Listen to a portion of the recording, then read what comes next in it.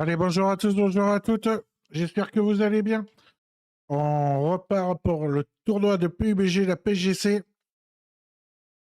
pour la 3e journée du groupe A.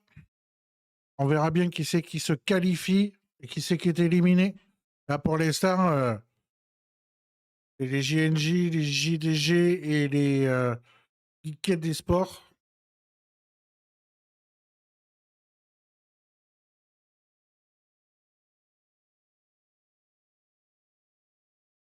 Et les autres équipes que vous voyez en blanc se retrouveront après-demain, pendant 3 jours, avec ceux du groupe B. Savoir qui se qualifiera pour le dernier week-end.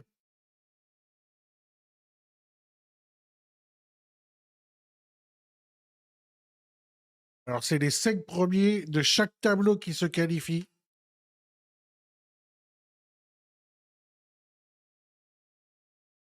Allez, on va passer un gros plan. So you're talking bubble time. Let's talk about those bubble teams. If the top 3 are pretty much advanced, let's look at the race. Team Freaks, Orchid, Arena, Furia, the ones closest to making that cutoff bubble. Do you think 4 and 5 are pretty comfortable? Absolutely not. No, Okay. I mean, they had days with 30 and 29 points. If they have a day with 30 or less points today, someone else will take them over. It could be Arena, could be Fury, it could be any of our mid-pack teams because it is so close. We're talking 20 points in between just 9 teams, right? Yeah. It is extremely tight. And with 6 games to go, we're looking at if you have 2 decent games in the first 1, 2, 3 games, you're into the top 4 immediately, right? And that's awesome. And as we look at this right now, you saw those 4, but the highlights, you're going to be like, that's a whole bunch of different teams. And as you brought up, Martin, it's because it is so blown wide open for teams that can make that big 5. And the difference for you at home, if you're just joining us, is those top 5 spots, they go straight to the grand final of PGC. No more stress. They're in the big show. Everyone else has to go to last stage to play 18 games yet again to prove they deserve to be in that grand final. And it has been a wild lobby here. From day one, a lot of chaos and a lot of surprises. For me, Sharper Esports has been one of the most pleasant surprises. Huge fan base and great play. Yeah, and in the studio today here, there's a huge support. I'm turning around and looking at it. I see at least 30 shirts of Sharper. Yep. Jedi's mom is here. Like, the support is overwhelming for them. So that would be awesome to see. And they're actually in that mid-pack that has a huge chance to go through here. And we're looking obviously at the top 5 going to the finals, but also the survival, like to stay out of that bottom 3 here. And for those teams in the middle that are already in the 60s to 70s points here, I'm not too worried about them. They need a few decent games and they'll be in there. Like, if you can end somewhere, I would say like in the 80 to 85 points, I think you're safe. You're safe from not having to take that trip to the saddest place on earth, which is the airport here in Bangkok. A couple great moments. We see Team Orchid boosting the 2nd highest damage dealer in the entire lobby over the course of 2 days, split evenly between DMRs and ARs. He seems to be finding fights no matter where they are. He's been doing extremely well. On top of that, the 2,700 damage that he had on just 1 day, but it was only with 5 kills, right? So it's been very impressive. It's been very effective here. The impact he has on people, forcing them to put down utility and breaking the armor is massive. But let's look at the bottom here, Toffees, and this is what we're talking about. There's a significant gap in between 13th and 14th. We're not even including JDG currently because it is so close. It is very, very close. So as you look at those numbers, JDG, so I will also say this. I was asking about the hot drops earlier today. Rumor is JDG doesn't care and they're going to keep doing it because they have nothing to lose. The coach from T1 said their goal now is just to make sure JDG is not in any more of this tournament because they don't want to have to deal with this again in the later stages. So JDG, I think at that 16th is very much in a very difficult situation. For me, I'm frustrated to see QAD sitting there in 13th. They had a strong day 1, and I need to see more. I talked to Roth, and you know, he said we had 1 good game. Potentially that could have been 2. We had a call for the Yasnaya game. We wanted to break into that building that the T1 was holding on and getting all the points from. And if that game turned our way, we're 5th. Like, those 15, 20 points difference that there's a 20-point gap up there to the 5th place. That's just 1 good game. And that's really the focus that I was talking to him about. It's like, okay, if you can execute your macro and your timing is good, and for me, most importantly, as I said in the beginning, if you can avoid the absolute chaos that entrails everything around Twisted Minds and Expendables today here, then you'll be good. The question is really, are they going to be on the edge or are they going to be the On va center? essayer That's de... what you want to do, and you want to adapt every single game to avoid that. And now if you can answer questions like that and you can figure out who is going to win PGC, you can go anytime you want into the client right now until December 12th, and you can vote for the champion, have a chance at massive esports points, and lots of good items in game. So who have you spent your tokens yet, your tickets yet? No, I'm holding on to them until I see who's in the finals. I don't want to spend too many. Yeah, the true strategist. Mirabert, Thiago, Rondo et Rangel et Rangel. This is that Comme you will see d'habitude. right out of the gate that JDG T1 hot drop will kick Non, c'est pas les off in formules game qui number gagnent. 1 and 2. And in another turn of events, when we get to Erangel, T1, I've heard, may also decide if 4 AM starts slow to eliminate them from the event as well, because they'd like Yasnaya all to themselves. Man, if they can get Yasnaya uncontested, that would be insane. We've seen what Type is able to do. The team is looking good here. One of those stronger Korean teams coming in. And it's always a pleasure to watch Type and the boys absolutely pop off. I mean, they've been feeding. If they're good. Yeah, and if they can hold on to the top 5 straight into the finals and also hold on to their drop spots uncontested, they could be one of those teams that could be grabbing hundreds of thousands of those dollars that are in our prize pool for the finals. That'd be nice. Also, I want to ask you about Geeke. DiffX is one of those players that a year ago were like, he is the future. This guy is so good.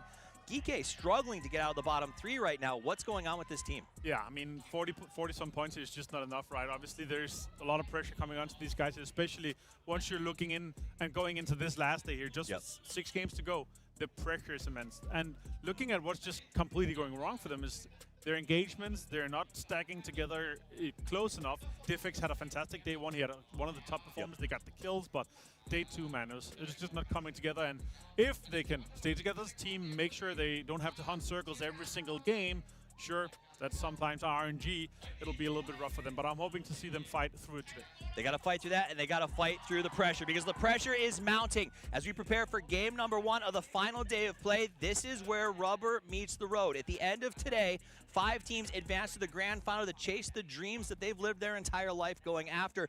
3 teams will be crushed, sent to the lobby, sent back to the airport. We find out who it is in just a moment. Game number 1 about to kick off, PGC 2025. Let's get into it!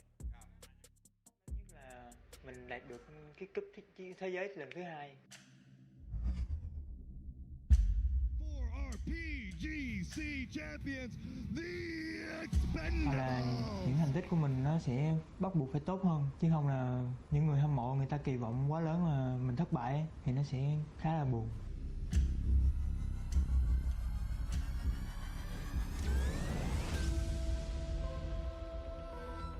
네, 이제 한번 세계대회 한번 꼭 나가보고 싶다라는 마음으로 팀이 결성됐거든요.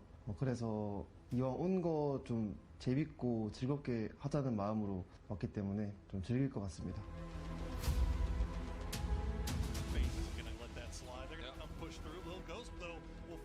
我觉得我自己心态方面就是还是相对以前稍微好了一点，差了。然后团队的话，偏向就是相对于以前心态肯定还是会有所好转。我们队伍对本次 PGC 目标就是全力以赴吧，争取拿到冠军。 We have good understanding between us, and I think we will try to do our best performance. 발전을 했다라고 느껴지는 그런 한 해였던 것 같고, 이제 PGC를 앞두고 좀 많이 기대되는 그런 부분인 것 같습니다. Like for me, I left my family when I was 19, and I feel like if I am not going to be taking care of my parents, if I'm not going to live with them and be around them, then I need to make them proud and I need to work hard. Я б хотів би, щоб нас запам'ятали як найсильнішу команду у файтах. แข่งในประเทศไทยรู้สึกมีกำลังใจครับรู้สึกดีครับที่พวกเขาได้เห็นความสามารถของเราจริงๆครับแล้วก็เห็นด้วยครับที่พวกเราเป็นทีมม้ามืดผมอยากได้winner chicken dinner ให้มากที่สุดครับเพราะว่าอยากจะเห็นทุกคนลุกขึ้นมาดีใจพร้อมกันกับพวกเราครับสังกัดใหม่ที่ได้ย้ายเข้ามาเป็นในประเทศเพราะว่าเราเชียร์มาตั้งแต่เด็กๆไม่มีแรงกดดันแล้วครับสนิทกันมากแล้วก็รู้จักเป็นพี่น้องกันก็อยากให้ผู้ชมได้เชียร์ทีมด้วยความสนุกครับ After PGS 7 and 8, before WCs, I would say we changed a lot since we got Corexy, the team structure, team roles, and I would say that is probably the biggest change that we've done this year. So yeah, I'm happy that we did it. If we win PGC, I would say it sounds like we passed the game, nothing left to win. For sure, we want to win this PGC hard, make us want to win this event even more.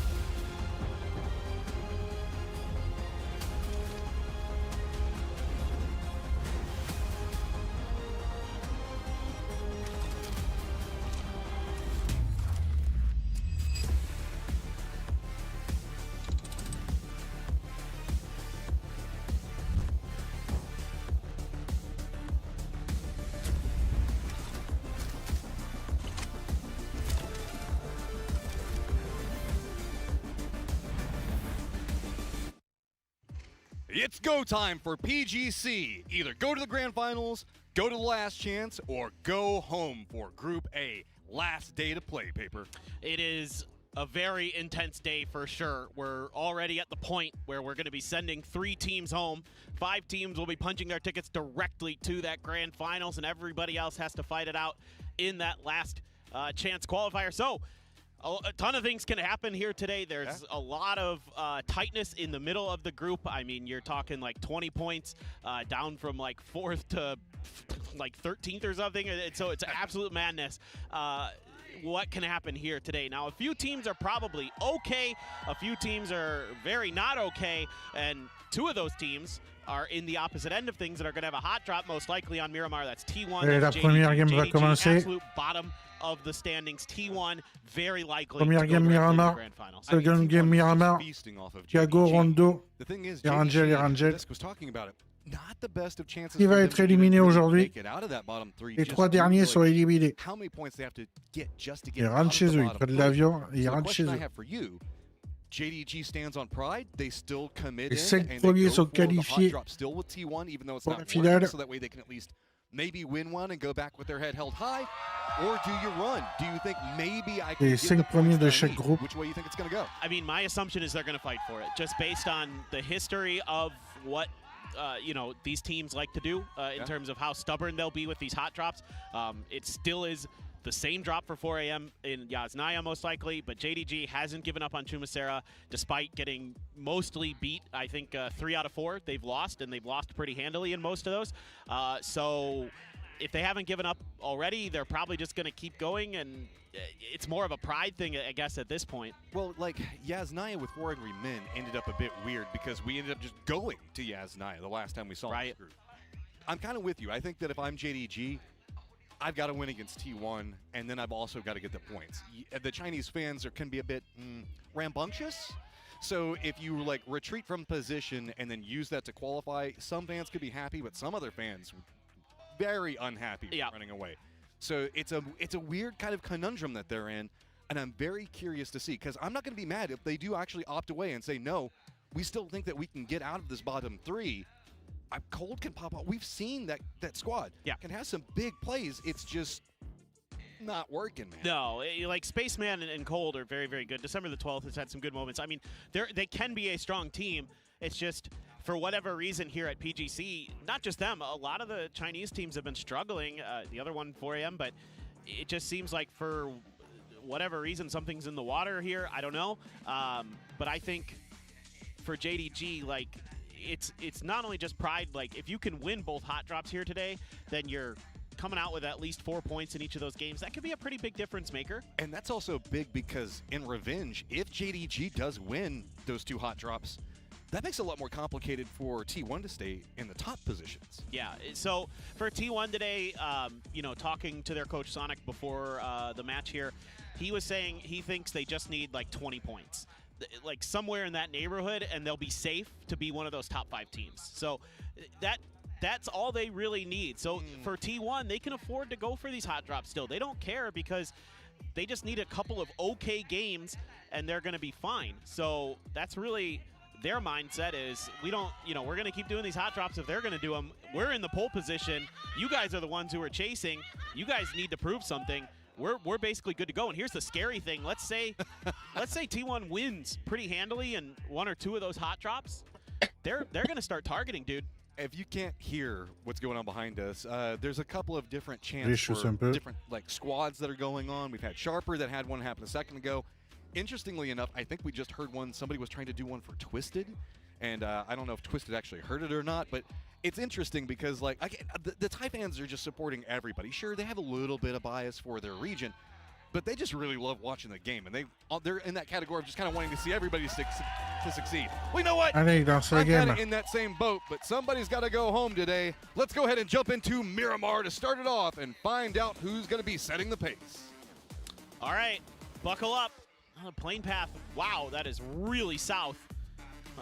Once you guys get a view of it after we take a look at our sick Porsches. But still on path for Chumacera. It's right on Chumacera. I mean, so this is, I love that our observers are showing this because it is very likely to be another brawl here. And still, you've got, look at the kills. I mean, because T1 is just dominating, not only in the hot drops, but then as the game goes on, they play pretty well.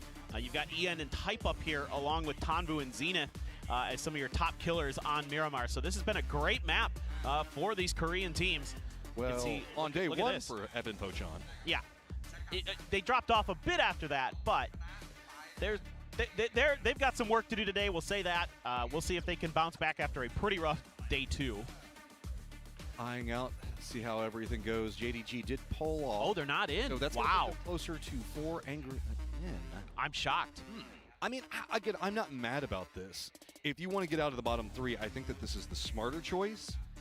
It does mean the fact that you're having to relinquish, and T1's going to be very content with that. But T1, how do they handle not fighting early? It's like they get a warm-up match before they get into the actual match every single game. Well, they're going to be not too disappointed with that circle to start. Yeah, I'm very surprised that JDG didn't continue to go for this. It just feels like at this point you're pot committed. Well, why not? But, you know, I get it. You still have a chance to get out. If you can have a 60-point day here today, you're guaranteeing yourself probably a way out of that bottom 3, but they're so far behind right now. They have to have an explosive final day here at PGC Groups. So we talk about the circle pretty regularly. We've got a lot of dead zone that's going to be in the very far west. Yes, we also still have prison on the island, our drumstick down to the south. Already inside of good positions, of course, T1, Chumacera, they're going to have easy access to the high ground just at the south positioning. Irena's running kind of a 2-1-1 split across it. Alcadzia, that's right on the cusp to hitting that bottom 3, but also has potentially the legs to stretch up, maybe even into the top 5, given how compacted this is. Inside of the circle, good start.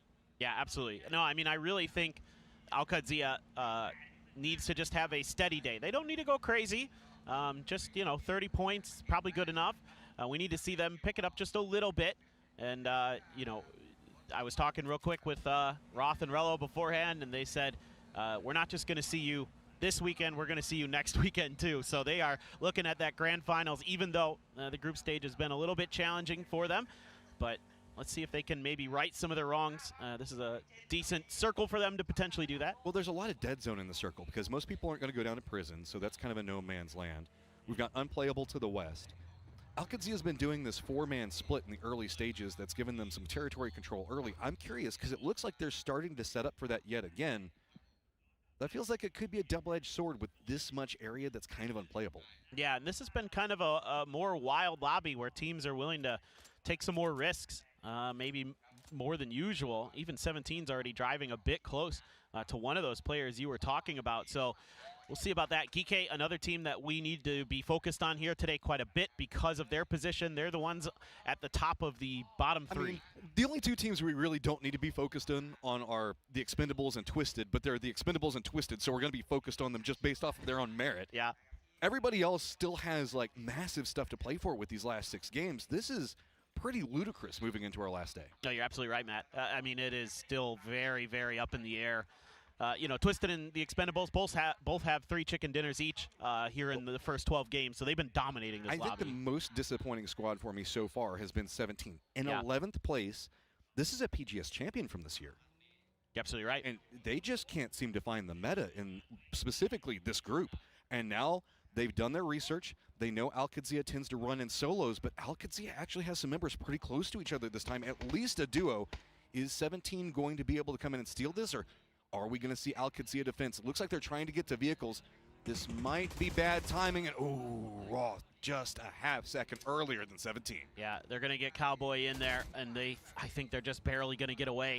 I think this is absolutely the right play here for Alcadzia. But there's a new problem. Sharper has actually gotten very close to the other set of solos whenever we look at kind of the ravine down into the road to the other side. So if they're not careful, they find themselves sandwiched between two squads very early. I think 17's chasing them a bit towards Brickyard. Brickyard's a really exposed position to be in. You know, the teams can get up on the hills around you and just rain fire down on you. Yes, there's that building in the middle. You can get some level of safety in, but it's still not comfortable. Well, there's only 1 point between these two different squads, and so just doing any damage, 17, being the aggressor coming in and at least forcing off a bit of game plan, anything that you can get when you're this close in a very hazardous position is massive for you. Exactly. I mean, I think I'll always say this, that, you know, I want to see teams come in and play with confidence. Yeah. You know, not recklessness, but confidence. Just, you know, make sure you know when you're in the advantageous position and take advantage of that. The more formulaic your game can go according to what you're planning to do, the better position you're in. So if you're forcing other teams to react to your presence, their game plan is now thrown off. You hear it every single interview, hey, what do you think about these other teams? Or do you have any rivals? And everybody's always like, no, we just play ourselves. Yep. That's the core component to PUBG is you have your plan where you're going second, third. You can see when we see the markers brought up where we see teams, they've got like 40 of them just kind of thrown around everywhere where they want to go. They already know and have the plans set up for how they're wanting to maneuver through every single stage with multiple variables. Exactly, and it's all about how you can execute, and you're spot on with that. That's why so many teams just focus on that kind of thing, as the Freaks did get a whiff of the fact that Twisted was up here. Now they're getting a little bit of bullets, but actually Perfectix, yeah, takes quite a bit of damage there. Salute hits some nice shots, and the Freaks are just going to move over towards El Pozo. It's day 3 of group stage. Day 1 is always slow for the Freaks. Day 3 is where it goes, every point around me is mine. So solid start, hitting some damage. They are kind of gate kept, not really. They can go more west out of Pozo and kind of go right up against the zone wall, but there's some they can go more west out of Pozo and kind of go right up against the zone wall, but there's some territory over there to work.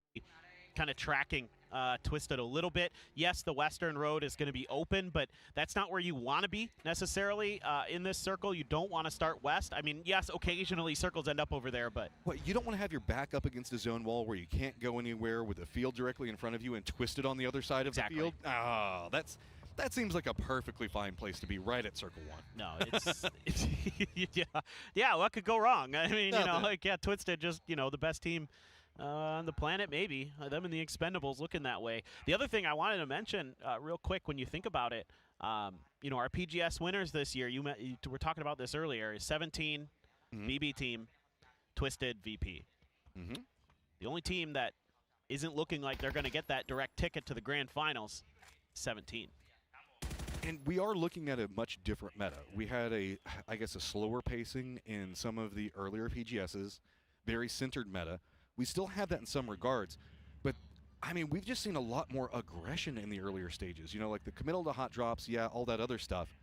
But when you get squads like the Expendables in play, T1, that's a lot more on their rampage firefighting style, it's made it a lot more chaotic, specifically in the midsections.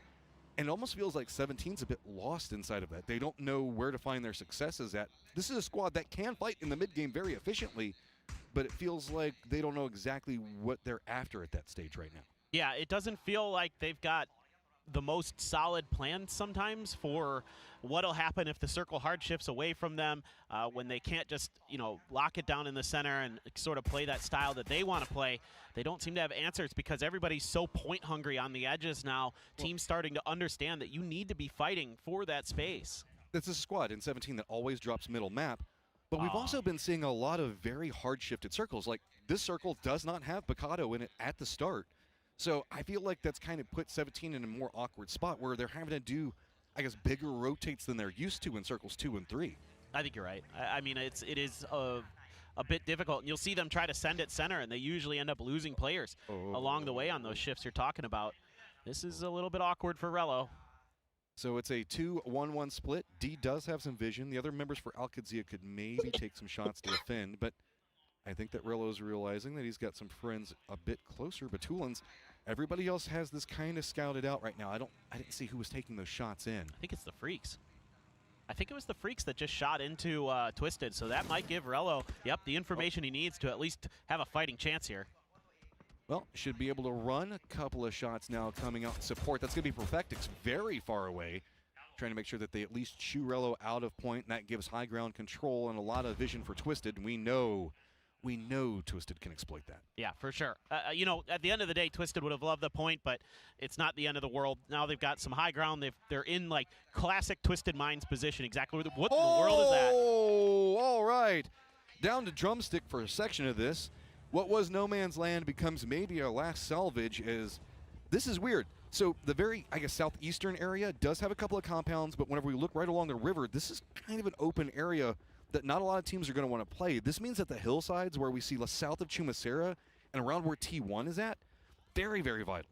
Absolutely. This is going to be difficult for a lot of these teams. And this is a pretty similar circle to what we saw on day one, actually, on Miramar. But it's going to be a little bit different because it didn't start as like far south, so it's a lot more difficult for these teams to figure out how they're going to make rotations around, because with those mountains around there and those compounds on the roads, it's so much more difficult to get your rotations into this circle. And look, JDG thought maybe they could steal a bit more down to the south. They can't do it. FN Pochan's already there, so JDG's kind of stuck next to Valdemar.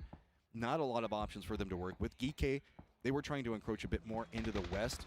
They still have some options to play from, but JDG is already firmly contained in Valdemar, and they know it now. They know that they can go west, and if this goes south, by some miracle, maybe they have bridge control, but that's about all JDG's got.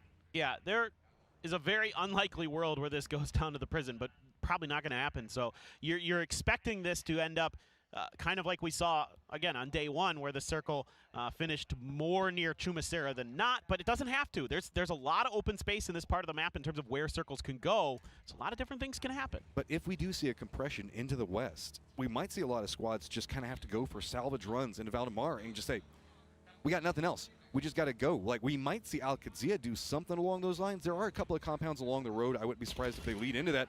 They spot out. Jedi going to go for easy pickup onto him. Should be able to get the flush as well. Yep, that's 1 point, and that puts him tied up with 17. Yeah, every point so valuable for Alcadzia. That gets them just further and further away from that cutoff line. That's a nice pickup. Find one out in the open. You're in the circle.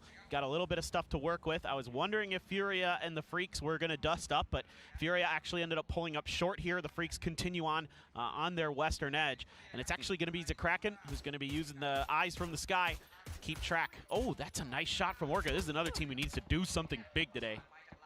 He's got the scouting capabilities, but 4 angry men in their point, it doesn't feel good. They've got Orca behind them, of course, taking shots. They've got Orchid to the east of them, so that's not going to be confusing. Keep in mind, Orca to the north, Orchid to the east, and then they still have Geeke as well as Namiga very close. So, interestingly enough, Gen G has got themselves kind of the remnants of Chumacera that since T1 opted into the opposing hillside to the west of this, Gen G actually has a very strong information gathering and control point to play from. Yeah, no, they do. This is looking okay for Gen G in terms of a lot of different things. But again, circle can go just about anywhere on the north side of the river.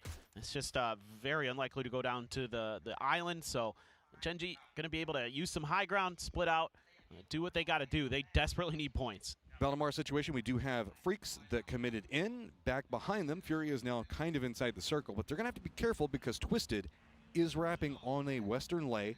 They could bump into them. Pose is very caught up in taking shots, I believe, over at either Alcadzia. Ooh, so we keep Valdemar in. We still keep some water in play as well, but this feels like this has got to lean more in that Namiga 4 angry men area, maybe into Geeke or the fields a bit to the south of it. Yeah, no, it's maybe going to end on that cliffside compound that's up there. And that's kind of where my eyes would be. But Namiga actually gets pushed out. They want to go a little bit down the hill. They're going to cede that territory over to 4AM. On the move, Alcadzia, but they're getting tagged up a bit. Early rotate past one section. JDG is going to follow. Sharper's also running down to the exact same area. So Couple of shots. Suze in some trouble and all by his lonesome. Going to toss out the nade, but this is going to be very hard to hit off of the curve on the hillside. Does get some damage, but the assistance going to come up from Escalucia on the other side of it. And full push. Suze does get the knock on Arello, and Alcadzia in some trouble. Yeah, they tried to crash. They felt the pressure, and there were a bunch of teams already in the vicinity. Oh, that's a late grenade, but he's still going to win. Roth couldn't get the shots to go. Oh, this has turned terrible. Finally, D manages to get it, but the cost is 3 members from his squad, and now he's just trapped in a very dangerous position. Well, he only has December the 12th here right now. JDG probably a little timid based on the shots that Sharper was taking in here, and as well, the Freaks are on the hunt. They need points of their own. They want to secure themselves in that top 5. JDG now being assaulted. Bon, les quads qui ont perdu déjà 3 to control. Spaceman holding personnes. one, takes some shots, but Human's just better. Human has a tough angle there, and he wins that. That is disgusting. What a grenade from Cold, though! Gets 2 with it. Longhouse brutality coming in full effect. Cold all by his lonesome. Gonna go for the flushes. Remember, December 12th was going on the hunt after the last member for Alcadzia. New contenders approaching in Sharper on one side of this. This has gotten very, very awkward for everybody right next to the east end of Valdemar. Oh, salute, yes. Got the information relayed over from DL that he had lit up Cold. So you should be able to get heaven at the very least. You only lose your IGL here as the Freaks. Not too bad. So now D and December 12th are kind of like, hey, we're cool, bro. We're cool. You just get the second story. I'll get the first. Everything's chill for now. We don't want to get too involved. Furia, T1, don't have too many options. About to have to get some level of involved as this has just turned very weird. Twisted. TG qui ont perdu 3 personnes. Les quads qui ont perdu 3 personnes. Ah, okay. I was curious about Twisted. I'm glad you pointed that out because I was thinking they might be able to third party this fight based on where they were rotating in the blue, but opted to go a little bit more towards Valdemar, playing safe, just knowing that there's a bunch of teams fighting on the other side of the city. Plenty of it left in the current circle. Kind of wait things out, plan out your next move. T1's E-end trying to find that flank angle, but he's being countered by Furia. Backed off a little bit. Is that a T1 just called an emergency pickup? I'm not mad about it because now with Furia in the position below them, this is kind of hard to get out of. So you could jump over, maybe leapfrog, but note to the south, we have the Expendables. Of course, this kind of went to the direction that we were expecting. But now, the focal point Hey, where Twisted, that ils ont pas de chance. a lot of these teams that are trapped in the city have to compress all on top of each other, and D does get the kill on December 12th. So in the end, JDG does go out, and the problems continue to mount. Compliqué pour eux. That's devastating for JDG. JDG qui sont 3 points is just not éliminés, good enough. pardon, It's not j'ai going to loqué. cut it at this phase, especially when you're down as far as they are on the leaderboard. T1 taking some damage there. A headshot connects, but they're going to try to drive off of this. Are they actually getting on that E-pickup is my question, because that seems dangerous. Oh, Freaks, you were just out in the open, and Perfectix couldn't quite manage to get the knock. But the information now is plenty to work with. Batulin's playing back near the bridge. Actually getting some information, feeding that over to the rest of his squad as well. Freaks now just forced to collapse in. They're very trapped in point with Sharper on one side, and this is just going to be a dust-up that nobody can really avoid. I like this maybe from Twisted. They're going to be under FN's gun sights, though, as they try to work the coast. I mean, there is a lot of rocks and other cliff faces to use as cover to hide with. To try to get into that next circle, or at the very least set yourself up for a bit of a gatekeep on all these teams that are fighting on this eastern side of Valdemar. So this isn't too bad. I like what Twisted's thinking here. Don't just try to bulldoze your way through the city proper. Find another avenue of attack. It could be awkward because FN Pochon does have some vision on that coastline. Problem for FN Pochon is this. We've got the Expendables roaming very close. They don't want to stay too close to this, though, so they're going to try to use the hill, get a break line away. This is where we're seeing the western edge of the circle, so you can see it's going to be multi-tiered over there. Not too many different ways they can play around it. Delwyn and Calori's are going to be playing right along the coast, and that's going to make this kind of a little bit more complicated for what Twisted was wanting to accomplish. They wanted to get here first. Yeah, and Calori's had to drop down off of this cliff face, which means he's stuck down here. There is not a lot of easy ways back up on this part of the map. You can see there's a little bit of a ledge on just to the left of your screen, but it's really tough to get up that rock side. There aren't many avenues to find ways through, as the Freaks are just holding, waiting. Going to have to figure out what they want to do if they're going to try to push a little bit further north, move away from Twisted and the Expendables, let them fight. Here goes T1. They're sending it down the hillside. They did not take the emergency pickup just due to where Fury was positioned down a moment ago. They didn't feel good about it, so instead, jump down, use the hills for some form of cover. E-Arena is going to be taking shots just to the east of them. That they do find a dip that is mildly comfortable. Issue is Nurens, the other side of E-Arena, knows that and could get in grenade range. All right, here we go. The res actually came through here. The revive for the Freaks. They get Guman back in the game.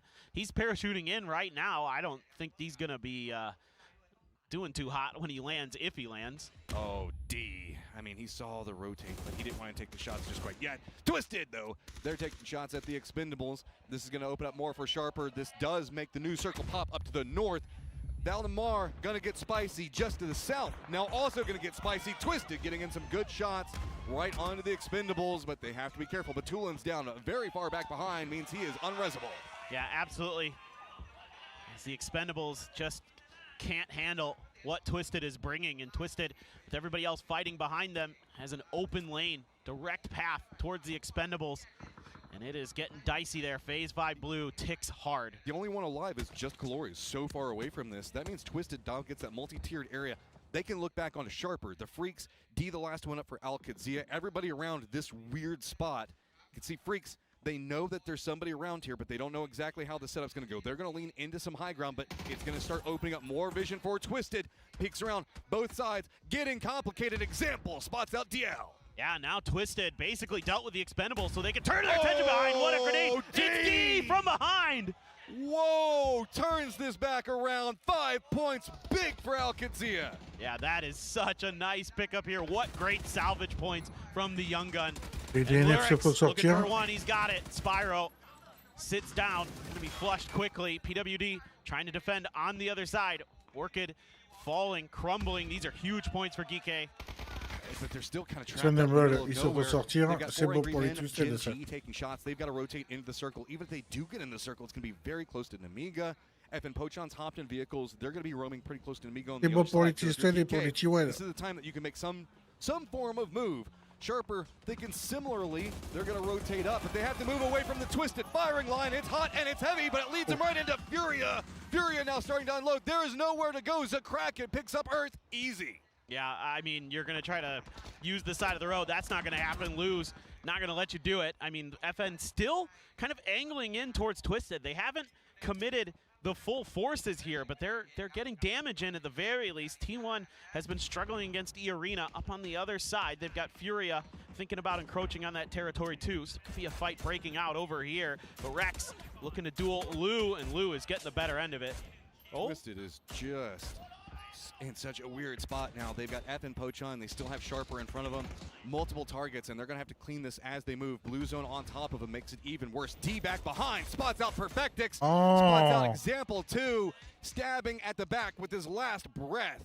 Revenge of dish. Best served cold, it feels like. Man, D is doing great. He does die there to pose his grenade, but what a fantastic little show he put on there for us. Star-Lord. Perfect, éliminé. Holding down the line here as he gets a couple big knocks. Il y a plus qu'un. Genji wrapping around Geeky right on the backside. Orca, I don't know if you actually have enough speed to do anything about that. Yeah, it's tough to get up there. Furia just got entirely annihilated right over next to T1, so now T1's position a lot more comfortable. This has just turned into a nade and explosion battle as PWD is just awkwardly holding point. Tosi drops a nade on top of PWD. That does mean that there was more damage over to that BRDM. Diffx, what do you got? Are you just going to kind of let that one go? Can't really do too much more. It's Quizzy just to the south of this, so this is a very awkward spot. Just trapped here, but Diffx at least takes down B. Oh, this is worst possible scenario here for Geeky, falling at the hands of Genji, the team right behind you. And okay. Star-Lord, though, just shows up, and he is done with Sharper. 2 kills there for the IGL of FN. Easy angle down into the lower Sharper. It's time for this to pop off. E-Arena realizes they've got to get into the zone, so pinch position, Lyrics close up on top. Looking down onto Raining, should be easy pickup. Smokes make it a bit more complicated, but E-Arena finding more and more kills in a good position in the circle. To the east, though, guess who's still alive? 17 Gaming. Yeah, 17, really quiet here so far. Les 4 premiers se sont fait sortir. Happened off screen set up for a real trying to dance around Rex's shots. Rex not able to get the knock to go. Breakers looking for some damage as well, but actually 4AM connects an him. He's got the MG3. Not a lot of ammo though. On the back of that machine gun, 7s need to be found there to kind of continue with that. So everybody's a bit nervous around 4 Angry Men and 17's position high ground. With the way that this road wraps, Gen G can kind of get underneath of it, and they're using the BRDM to do some scouting. Namiga is just going to be down below them, just to the west, using the hillside for some form of cover of their own, slammed up against it. But Namiga's got their own problem in FN Pochon. Across the circle, they've got vision. And right now, with FN Pochon very focused in on Namiga, the higher up this hillside that we see Gen G go, that's going to open up FN's vision as well. Yeah, I mean, this is kind of an awkward spot for both Gen G and Namiga. Like, if Gen G tries to peek over the hill, they might get shot by FN. Same thing goes for Namiga. They have to just hunker down and kind of wait this out. Meanwhile, FN needs to get active here on this northern edge. If they can clean out an extra player or two of E-Arena, that'd open up so much space for them. Well, just 2 members up for E-Arena right now, but there's just nobody around them. There's 3 squads below already out. This is a chance to start trying to get a climb back in, get a bit more comfortable in that 5th place position. But Jacob does cross the road, find some safety, but with just 2 members, this is going to be very, very complicated for them.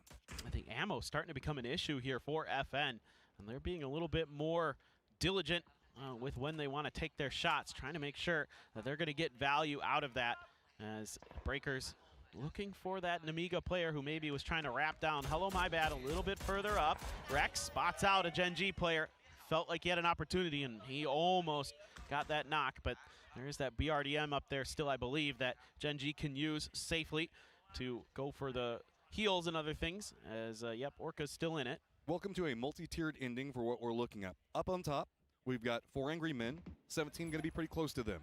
Then that little bit of a drop-off in the road leads to where Gen G is at. Then they've got a cliff facing that drops down into Namiga. Lower ground sections does mean that FN Pochon is really the only team that has to move, and they have to figure out which way they really want to go after this. They've sent Star-Lord over into the north, very far to the west, to see if he could spot out where maybe the E-Arena movement was happening at. They don't have it.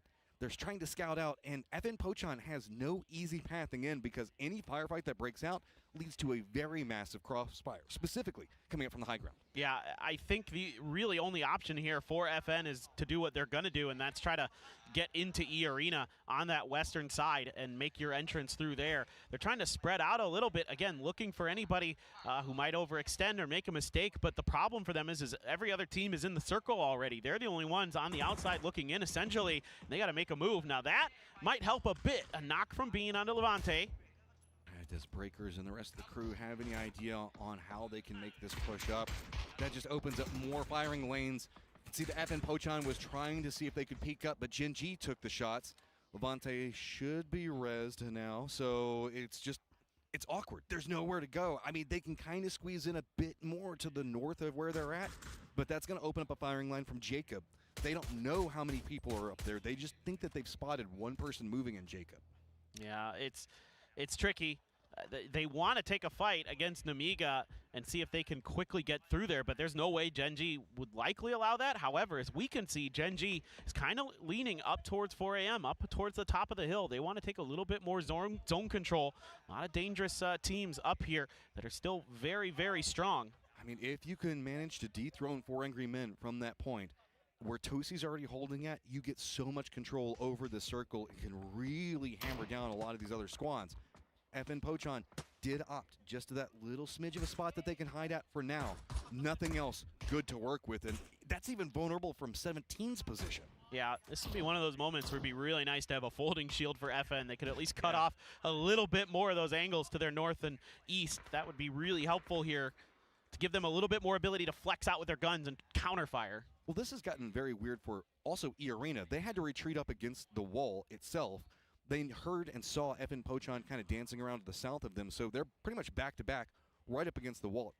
Up above them is going to be Diffex. Geek's still alive. He's still holding out, so that's not opened up a ton for Gen G, but that's going to open up a lot. Bean gets a good knock. Spots out 17 on the other side.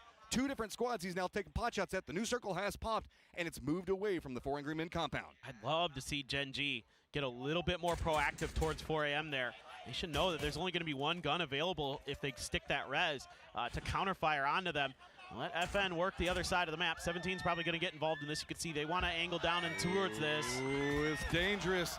Too many angles, not enough to work with. Evan Pochon wants to creep forward. Zenith is at least in the circle, but he's got to move right at Arena, and Lyrics reads it. Easy shots, but FN's got to go. They have nowhere that they can really go other than this, so they just have to run right into Arena. They've got to firefight it out while having 17 up above them to boot. Well, at least Diffix does something about 17. He got a kill. Jacob with a Groza. Very scary. A barrel there, too. So these are dangerous close guns here for Arena. There's another knock for Jacob. Jacob just feasting. Evan Pochon, no options, a good option, but Diffex is hearing this. He's now trying to see if he can get an angle down. That reveals him to 17. Zhao Bei takes him down. That means 17 gets more movement. Yeah, FN really wants to get this revive. A grenade there does some damage. No knocks, though. Lyrics very low. Doesn't matter. Jacob with the Groza. Just raining terror. FN Pochon out. On the side of this Arena, where do you go next? On top, 17 popping off. Finds themselves 4 angry men, all gone. This could be a huge game for Gen G. Potentially give themselves some hope, especially with 4 AM going down, to get out of that bottom 3 position. They're still a bit away, but if they can get through with the chicken dinner, they might get past 4 AM on the leaderboard. Still some work to do here uphill. Jacob continues to thrive. Just vibing in a terrible situation. Namiga backs up against the wall. They have the exact same situation that what we just saw going on with FN Pochon. Gen G on one side of it though. Little Ghost lines up. Does he know exactly where Flame is? This is a hard shot to hit through the smokes. Got to be careful. Molotov's on the other side, but Jacob, Lyrics doubled up. Continue. Just Jacob, the last one up for his squad now. Has to be careful. Orca, though, gonna throw in some assistance. Orca, nice job there. Finding that tight angle from above and connecting. Getting that knock onto Hello My Bad. Lil Ghost still hunting for a target. Would love to make it Gen G here. They're still 4 strong, but he's getting lit up, and Jacob still getting it done. He's got work to do. Up on top, Gen G getting more control. Zhao Bei's got to be careful. He's got a lot of Gen G members around him. Jacob on the other side. It is a 4v1v1. Jacob finally goes down, and everything leans into Zhao Bei. This is crazy good for Gen Allez, G. GNG gagnant. The win here for a team that had struggled through the first 2 days of PGC. And here on day number 3 in Group A, they start off with a big win. Don't count them out yet. Points galore in that big, big game for Gen G.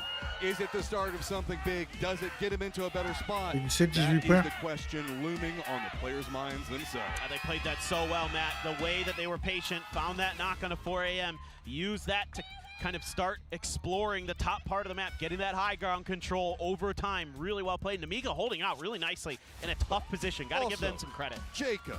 Jacob. Oh my God, Jacob. Just absolutely popping off. Big game for him as well. We are dicey. This leaderboard is gonna be spicy.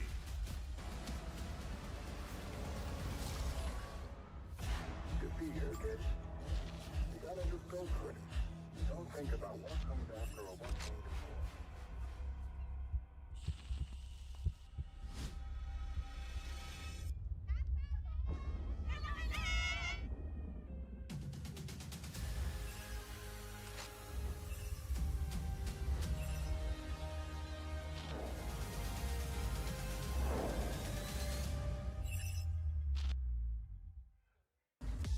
It's when your back is against the rope that you have to stand up and fight for every point. Gen G does it. They come away with a chicken dinner to start the last day of play.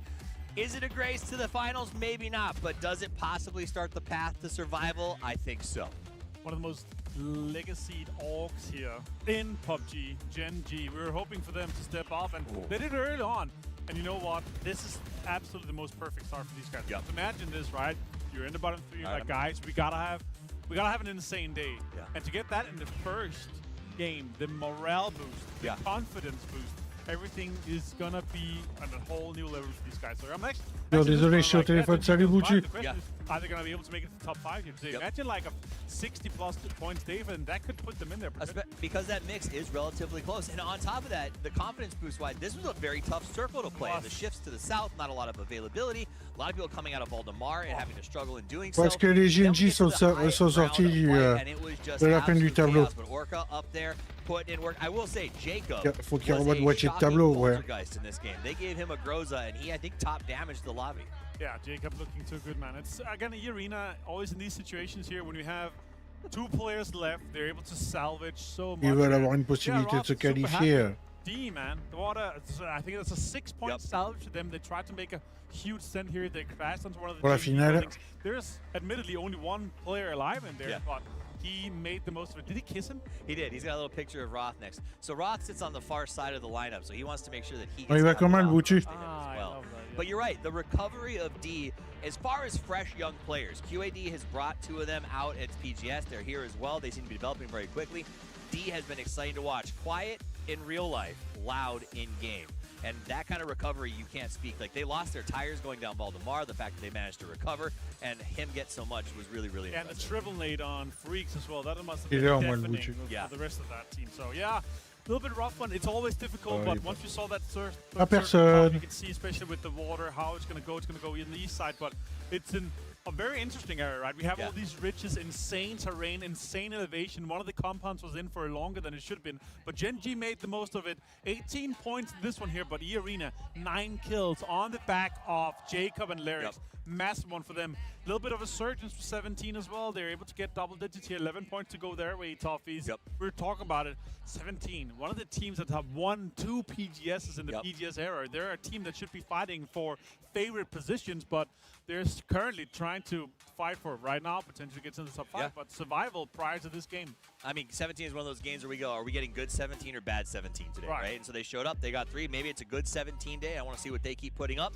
E-Arena, great game. Obviously, the hometown audience, very happy for them. But for me, it speaks to Gen G and just how popular they are, as you brought up, in terms of global appeal. Because when they won, the stadium here was dressed exclusively in Thai jerseys, cheered for them. Yeah, and E-Arena here now jumps up to 86 points. Again, we're talking about this hypothetical cutoff. That's going to be, again, it really comes down to Expendables, Twisted Minds. Are they able to also pop off? Are they able to get, Le Boutu, il vient, il pose son message, il se we know casse. they're capable of.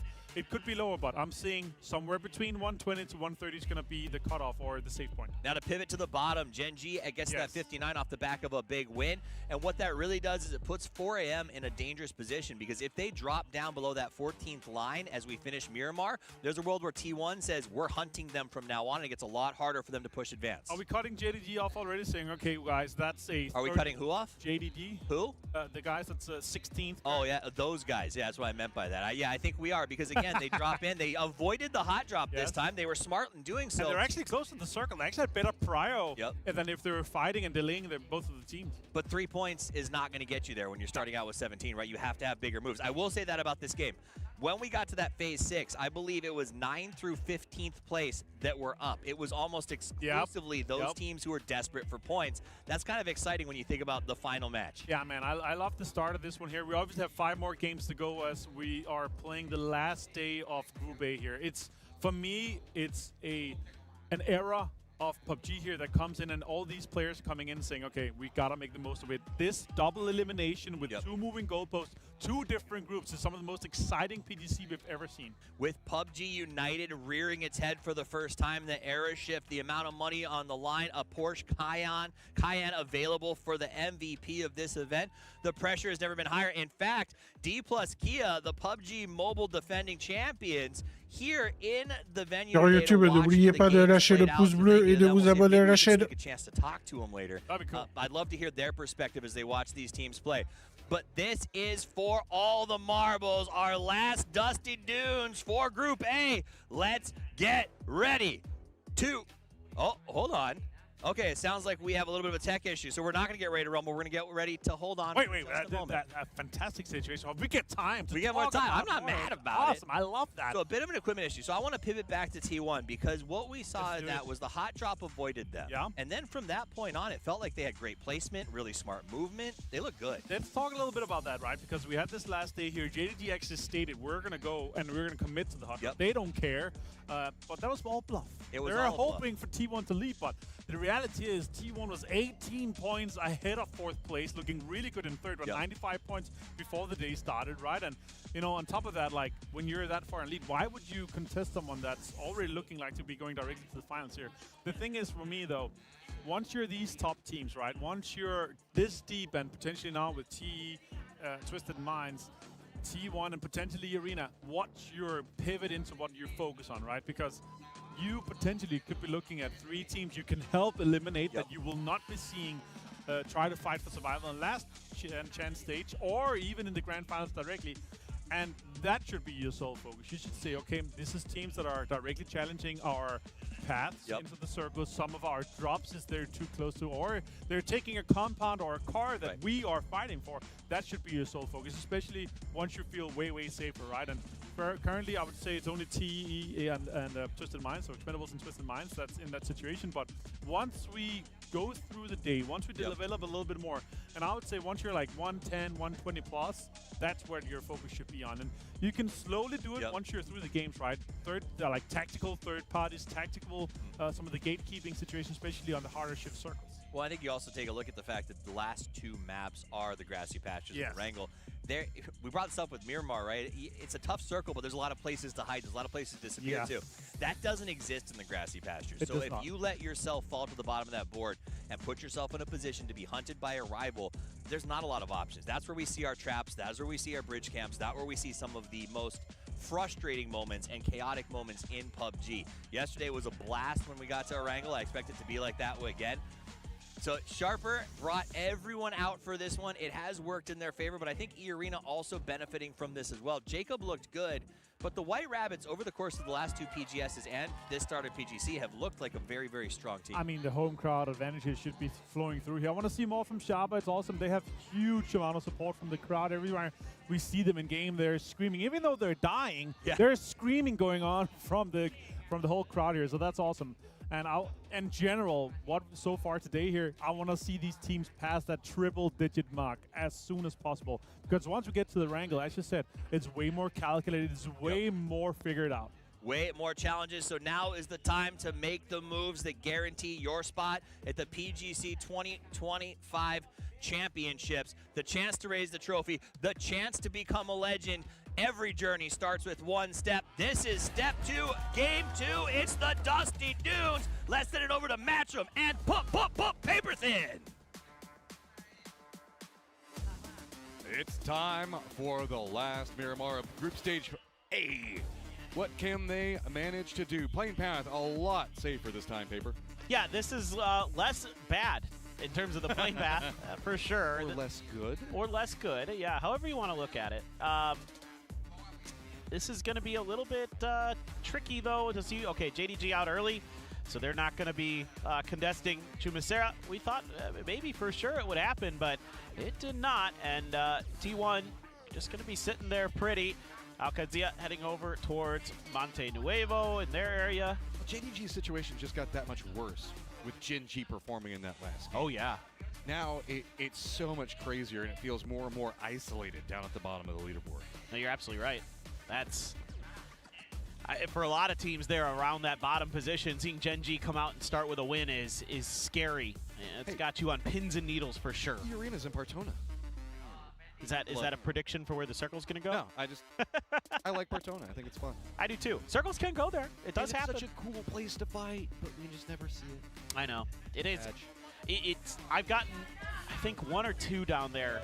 Well, I got one down there as well, like before it changed to Partona, before they redid the map a bit. But it's pretty unlikely, unfortunately for us. It's west again. Hey, did you like that circle? Same thing yet again. Actually, is this one a bit more south? Maybe? Just a smidge, and maybe a little bit more west.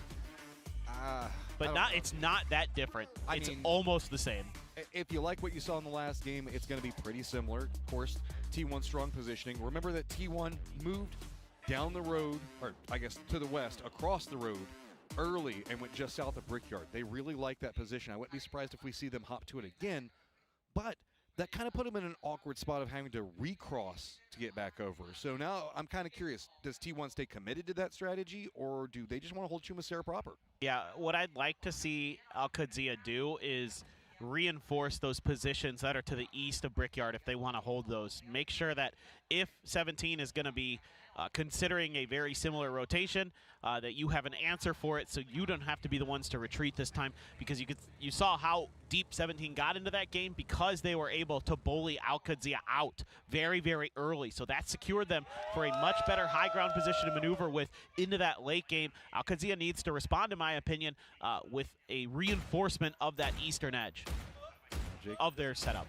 Jacob doesn't look like he's done yet. He's going to at least let T1 know, hey, we've got some control just to the south of you. T1 is being a bit greedy, but in a good way. They've got now the hillside. Looks like that's going to be where they stop at. So let's kind of get an idea on what's going on with type and the mindset of T1 now that they don't have these hot drops. PC 시작하기 전에 좀 게임 즐기면서 재밌게 하자 했는데 그거대로 좀 잘 된 것 같아가지고 좀 못했을 때 멘탈도 안 터지고 잘한 것 같습니다.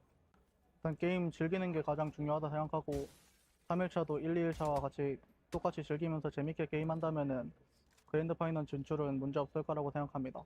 그리고 징동 게임이랑 포엠이 가장 견제되는 대상인데요. 그 두 팀만 견제하면은 어떻게든 좋은 성적 낼 수 있을 것 같습니다. Just have fun. Easy. That says a lot about the mindset. We talk about like how serious Sonic is and everything else like that, but on the other side of that, the T1 players are a very lively squad. Yeah, they are, and actually Sonic can be pretty funny. He looks serious, like when me laugh a lot. Oh, all the time. He's funny, but he's you know, when it comes to the game, he's dead serious. Like he is one of the you know, most intelligent coaches in our game. Obviously, he's a PGC champion with Danawa. Now here on T1, has flirted with a second one last year and continues to bring really good results for T1 overall.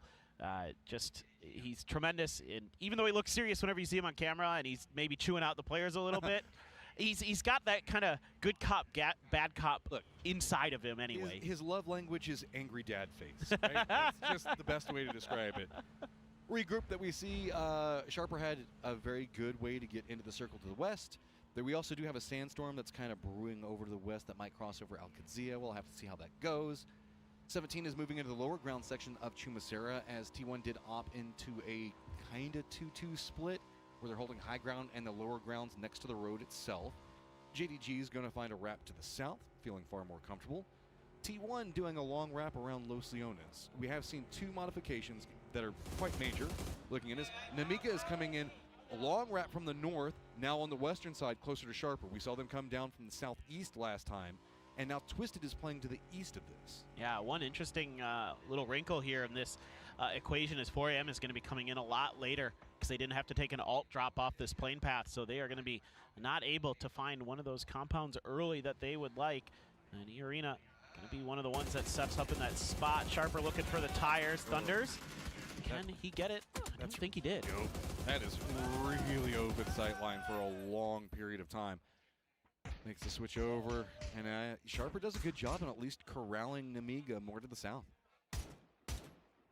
Yeah, I mean, Sharper is, you know, they're always active at the very least. Again, I appreciate the way this team just kind of wants to fight. They want to take some good moments. They're looking for opportunities, and they've been capitalizing at times. And 71 points, and yeah, that's a work of art. It is. It's screwed. And now 17 has to just send it and go right into T1's position. This has gotten really weird. Raining, holding the line on one side of it, but Heather's got to hold it close range, and he has a tool to do it. Oh, that's huge. This buys a lot of time here for these rotations to come in, get the little backup. Oh, Heather there. I was thinking about a grenade. Has to throw a little bit of util at that door. Would have much rather had the shotgun in hand. Could have maybe found a knock there, but at least going to back 17 off with that blue zone. There's a lot of ramifications. T1 had to move into the lower sections with multiple members. Good shots. See if they find the peek back. Oh, Type comes in. Reinforcements at the exact right time. All high ground, though, for T1 has been surrendered to go after this lower ground fight, and that's opened up the circle for a lot of these teams to rotate. Yeah, it's actually Roth there. Gets the flush onto EN. Gets knocked in an uncomfortable position. And so T1 will lose one player. Xiao Wu on his knees. Heather wants to try to prevent this. Can they make the cross, though, with Alcadzia on the outside of this? This has gotten pretty awkward. Twisted also has spotted this, and I wouldn't say make a commitment into taking shots, but Batulans will take them if they present themselves. It's going to be what you see on the mini-map over there coming from the northeast. So if anything, it's kind of containing the other members for T1 and still leaving a very isolated T1 member in Heather. Yeah, this is pretty awkward for both teams stuck inside of this compound because so many other teams around you are going to have sight lines into it. We lose a GK player early. That's heartbreaking. Don't want to see that with a team that's down in 15th and needs a ton of points. Pushing around, getting ready for the door. Heather's holding a very strong angle. Got some defense. Oh, peeks it back perfectly. Heather, clinical. Yep, he handled that so well. He knew he could hold that right there on the bathroom side. Able to dodge the stun and immediately repeat that and finish 17's round. But here's the thing. T1 moved from that high ground. Gen G has it again. That's perfect for them. That is big news for that squad. That's huge, dude. I mean, that's exactly where you want to be in a circle like this based on what's been going on. Seems like that's a popular area for the circles to want to drift towards. The Expendables made a small modification, and instead of everybody going along the coast, one on the other side of the water to look over, and it's still going about the same. The Expendables can't really find a path in here too easy, just due to the fact that JDG gets to this point so fast. Delwyn's like, I'm feeling a prison circle in my bones, guys. I'm getting over here. Get ready. 5 head plays right now. When it goes to prison, the Expendables will be laughing all the way to the bank. That'd be amazing. FN coming in pretty late to this circle this time. Again, without that heavily shifted southern plane path, a lot of teams are having to come at the circle from very different situations than they did in the previous game. I mean, this is just one of those things that happens that snowballs into you have to make a bad decision, and T1 is so stalwart in these close quarter battles. I mean, they do a great job. Type jumps out of the window, knows he needs to try and bail E-End out. And it's also how fast they got to this position, because the other members abandoned high ground and instantly reinforced their teammates. That's how come somebody was already sitting there waiting. Perfect moment. Look at this. Potential perfect moment for Delwyn as well, depending on where the Freaks opted to go. That's what I was just saying. There's a weird world where Delwyn and the Freaks end up bumping into each other. He's by himself. Does he take the shots? Because they might stop for him. I don't think he would. Oh, okay. Pretty similar circle last time. They can cut up to the north there and play the southeast edge if they wanted. The Freaks could. I'm kind of curious what they're going to do off the back of that. Well, we were talking about how good that high ground position was for Gen G. Do have a knock there, and I don't know that that's Rezible at this point. They're just driving right at it, our Orchid. Yeah, Orchid, well done. You get your knock, you run in quick, you try to usurp this position as fast as you can. Boostic doesn't want to walk into a no man's land, but spots out a crawling knock, so easily should be able to pick this one up. He just doesn't want to walk into the wrong angle. Oh, man. This is awful for Gen G. Great for Orchid. They're still in a spot where they could maybe get into that top 5, so absolutely a nice pickup for them. Boostic, so talented. Would love to see him just go right into that grand finals and see what he can continue to do. Twisted has high ground onto T1's position, more to their west. Mostly teams just kind of moving in a bit more and regrouping next to each other. Alcazia running a 2-2 split. Arena just to the south of them, pretty similar. Namiga has managed to take position on Valdemar. Up to the north, it's going to be Furia as well as 4 Angry Men. Squad's not yet in the circle. All right. Just waiting to see what'll happen after phase 2 here. That's going to dictate a lot of what goes on in this game. Everybody already angling for a very similar circle to what we saw in the last game in terms of where people are positioned currently on the map. But you never know here on Miramar. There's actually not much land ratio terrain down here anymore. So it's really just the river that matters for where the circle can't go. And FN is going to be driving right through Gen G. Well, I mean, if it works, it works. If it doesn't, it's going to be pretty bad. Tosi realizing he's maybe in the worst of the spots. Oh, that is so sneaky. Peeks it the perfect moment. Easy knock, but it's just too many members chasing after. FN Pochon, though, more vulnerable, has to go to the dip for their reses. Yeah, I mean, Twisted Minds from their position can fire on so many different teams, and Gen G, well, They're angry. If he gets his nade, that's a little cubby. If he reads this right and drops it on top of him, easy pickup with nades, but Zenith's gonna defend. Oh, Zenith, though, can't get any damage into Bean. That's to go right down. There's that grenade you're talking about. Oh, it goes just too far. How does the next one? A bit too far to one side. Follow-up gets stopped by the buggy. Big nade comes up, but issue is Boostic gets the knock onto Flame right as he gets the double knock. Yeah, and Rex is just trying to figure out what the heck's going on around him, and it makes it easy for Bean to come around on the side. And FN's going to lose 3 players. Star-Lord was trailing well behind this. Opportunistic from Gen G, but they had to be. Orchid wants more, realizing that there's vulnerabilities up here. They want this high ground, and they have an opportunity to maybe take it. Lurex is going to be the guy that's sneaking up here, realizing that whoever is here is in shambles.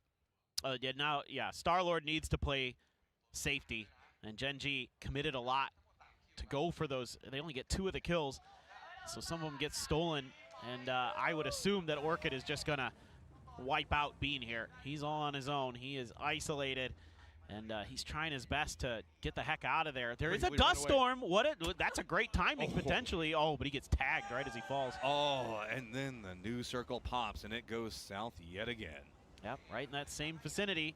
So this time the Freaks in a nice spot. We've seen them here, though, in this almost exact circle before, and they couldn't really do much with it. So I want to see what the Freaks are going to change previously compared to being in a very similar situation. JDG going to be 4 stacked in a compound there.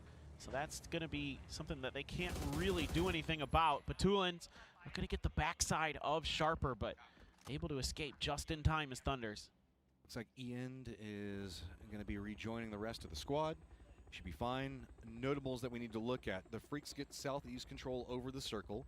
The Expendables, kind of southwest. They've got the canal that they're playing around, so that should be fine.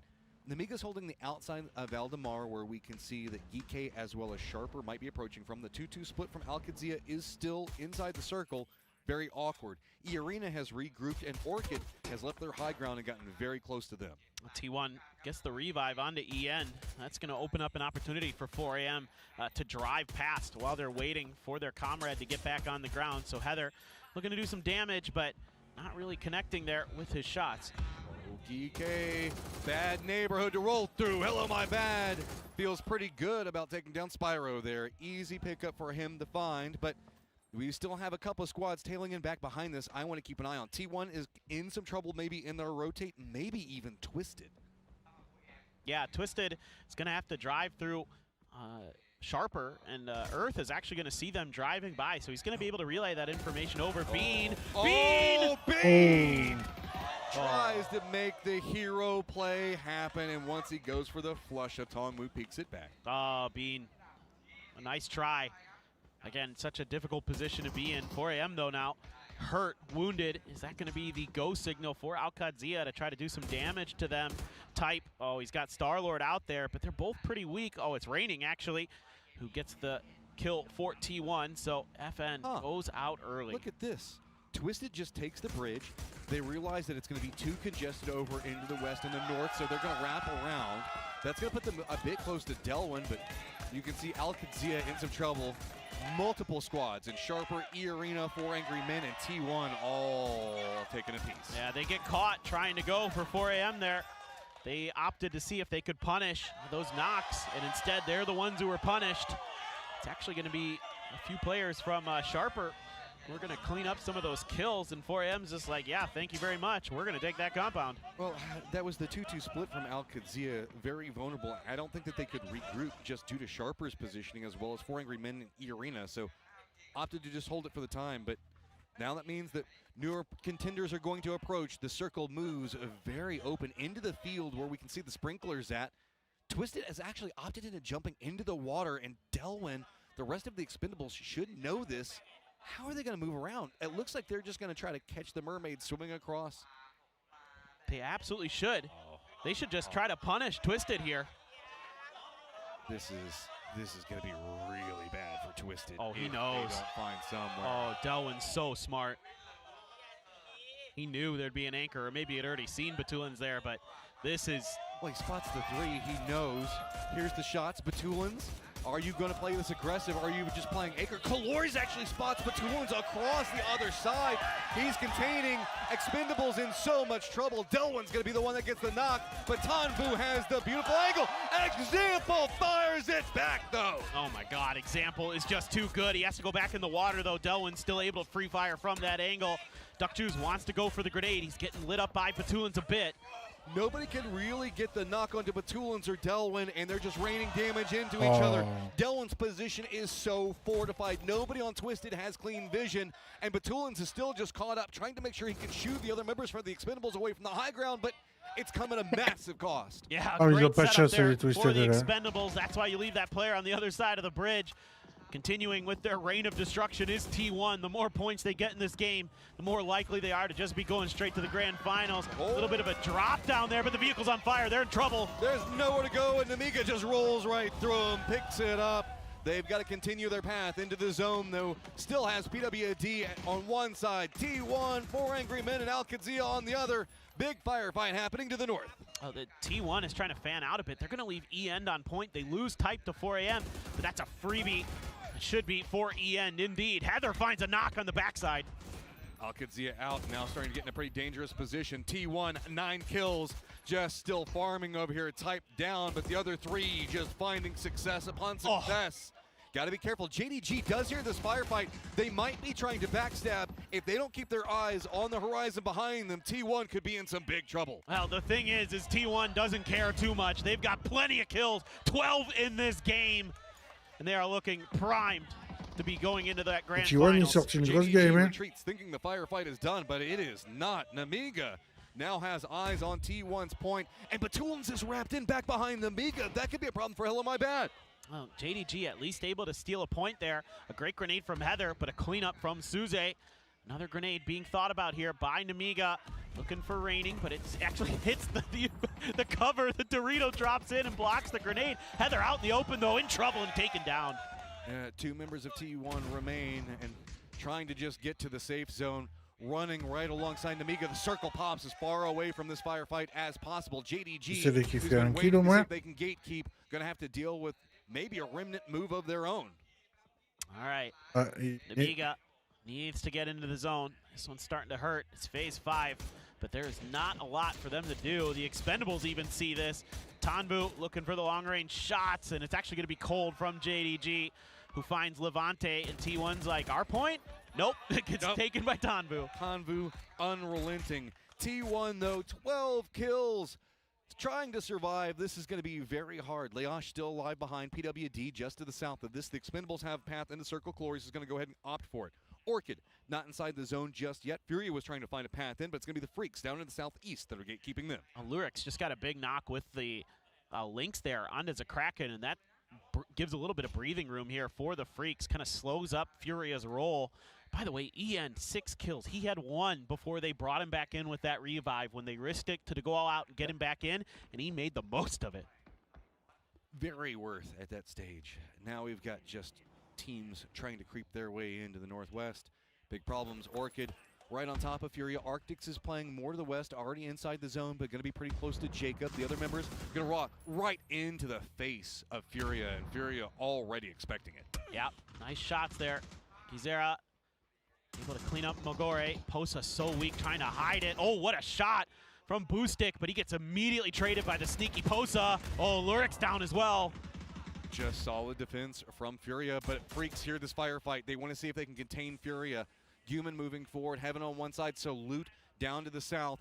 Jacob hears this as well, getting close to Arctics. High ground, it's going to be Arctics that gets the better of it. Oh, I love the M249. He's only on 9 bullets, 56 behind. Maybe able to get some level 3 gear here. The Freaks want to try to finish this. The problem for the Freaks is they've got DL trying to contain the Expendables on the other side of this. E-Arena also now having to contend firmly against JDG. JDG made their push into the circle. PWD is going to be back behind them. A lot of firefighting just to try to get a foot into the circle, and JDG in some trouble. E-Arena doing a good job in defense. Yeah, E-Arena so solid today with their rifling. They have just been smoking players in the lobbies. As JDG scrambling to get that valuable player up December the 12th, looking to be taken down here by Lyrics. Oh, so clean in that nade. Goes just a bit too far. Lyrics walks in, no fear. Brave goes for the fight. 1 HP, continue. Opons goes down. Just him and Nurens. Is he going to spot the other side? Yes, he is. Nurens just running amok right now. I love that from Nurens. Great awareness there. The veteran for E-Arena. Wise to where that player might be coming out of the smoke and was looking for the follow-up. Couldn't quite get Spaceman, but now they're going to find him anyway. Great plays here from E-Arena. Now they have to continue their path, but it's a problem as it's going to be the Expendables. They are active on this side. They're spotting out everybody that's trying to limp their way into the circle. Tanvu going to be the closest to Lyrics, just running down the hillside by himself. Arctic still alive over into the northeast of this position. Furia opted away from going for the Freaks, and that means that the Freaks have control of everything in the south. Yeah, both teams beat each other up there with Furia and the Freaks, and both stuck the reses and backed off. The Expendables were sniffing in that direction, but something happened. I assume it's the fighting up here, and they felt like this was the juicier target. Thought they could get a few more points coming up this direction. Lyrics trying to use a little bit of the shrubs here. The gold right now just kind of matching in with the grass, hoping it provides him enough camouflage as he's got 3 members. It's just a matter of who spots him first, and it's going to be Delwyn. So 1 solo down. Arctic's now caught directly in between Furia and the Expendables. This is fun. 4 players for 3 teams, 1 player on Orchid. That's Arctic's grabbed that level 3 stuff and went for the ghillie and still has that M249. Clories? Oh, Clories? Clories? Hello? Clories? Oh, you can't see him in the hills there. Yeah, well, I mean, he's right up next to the sprinkler as well, and that makes it really complicated. Arctic's clinging to life. Note the fact that we have 5th, 6th, and 7th all still alive. 84, 82, 81, and remember our cutoff to directly go into the grand finals is 5th place. Big firefight brewing for all of these squads. This is going to be easy for the Expendables to forget about that somebody could be here. This is a hard position to realize that you didn't check when you're running around because it's a field. You just assume you've seen everything. There's probably not anybody over here. That solo player, there's so much space behind you. Maybe they wrapped in back there or something like that. Or they're tucked in one of the shacks or some kind of little doodad on the map. Turns out that one is right in the middle of all of them. We see this one in Americas all the time across different regions. It's just such a little sneaky spot to hide in. And Arctic's is just waiting his time, especially the fact that he has the ghillie suit. That makes it so much more like stealthy in that point. It's because you walk by, you just see the grass, you think it's fine, continue on your way. But it looks like the Expendables and Furia are going to be closest to each other. But the Freaks have started wrapping in from the south on an eastern lay, and that means that Furia is going to be the pinched team. Yeah, they want to contain Furia, force them to fight the Expendables, or at least open up an opportunity for that the Expendables try to third party from above. A little bit of damage done by Salute. Doesn't want to re-aggress onto that. Yeah, and here go the Expendables. I mean, all it takes is just a couple of shots, and they're like, oh, that's where the targets are that we really wanted. Glorious pretty much got center control. Circle for the time being. We're only number phase 6, remember guys, so this could slow down a bit. There's no need to really bite off too much just yet, but the Expendables are part of the circle and they want to make it a lot more active. Actually, they're part of the entirety of this next circle. Arctic's not in it, so that means he's going to have to be sneaky and find a new home. Yeah, could very well be the Expendables' 4th chicken dinner here in the group stage. Furia has a decision to make. Do we try to roll south? Do we try to just fight the Expendables? I think fighting the Expendables is probably the better option. Going to fight the Freaks is just going to open you up to the Expendables' angles. So just take the team that's going to have the best opportunity to deal with you anyway, see what you can get done. No matter how you cut it, though, it is very difficult here for Furia. As you can see, the Expendables are keeping their eyes on him, but they're hitting some good shots. Look at the approach. I mean, Calories is already in a gatekeep position. High ground for the other members for the Expendables to work with. Delwyn's holding a new angle just to make sure that the Freaks don't wrap around anywhere crazy. Furia, they have to push this hillside, or they can kind of move a bit more to the south, but that puts them in a valley position that is really terrible and will be instant death. There's not a lot of good ways to get into this circle except for just brute force.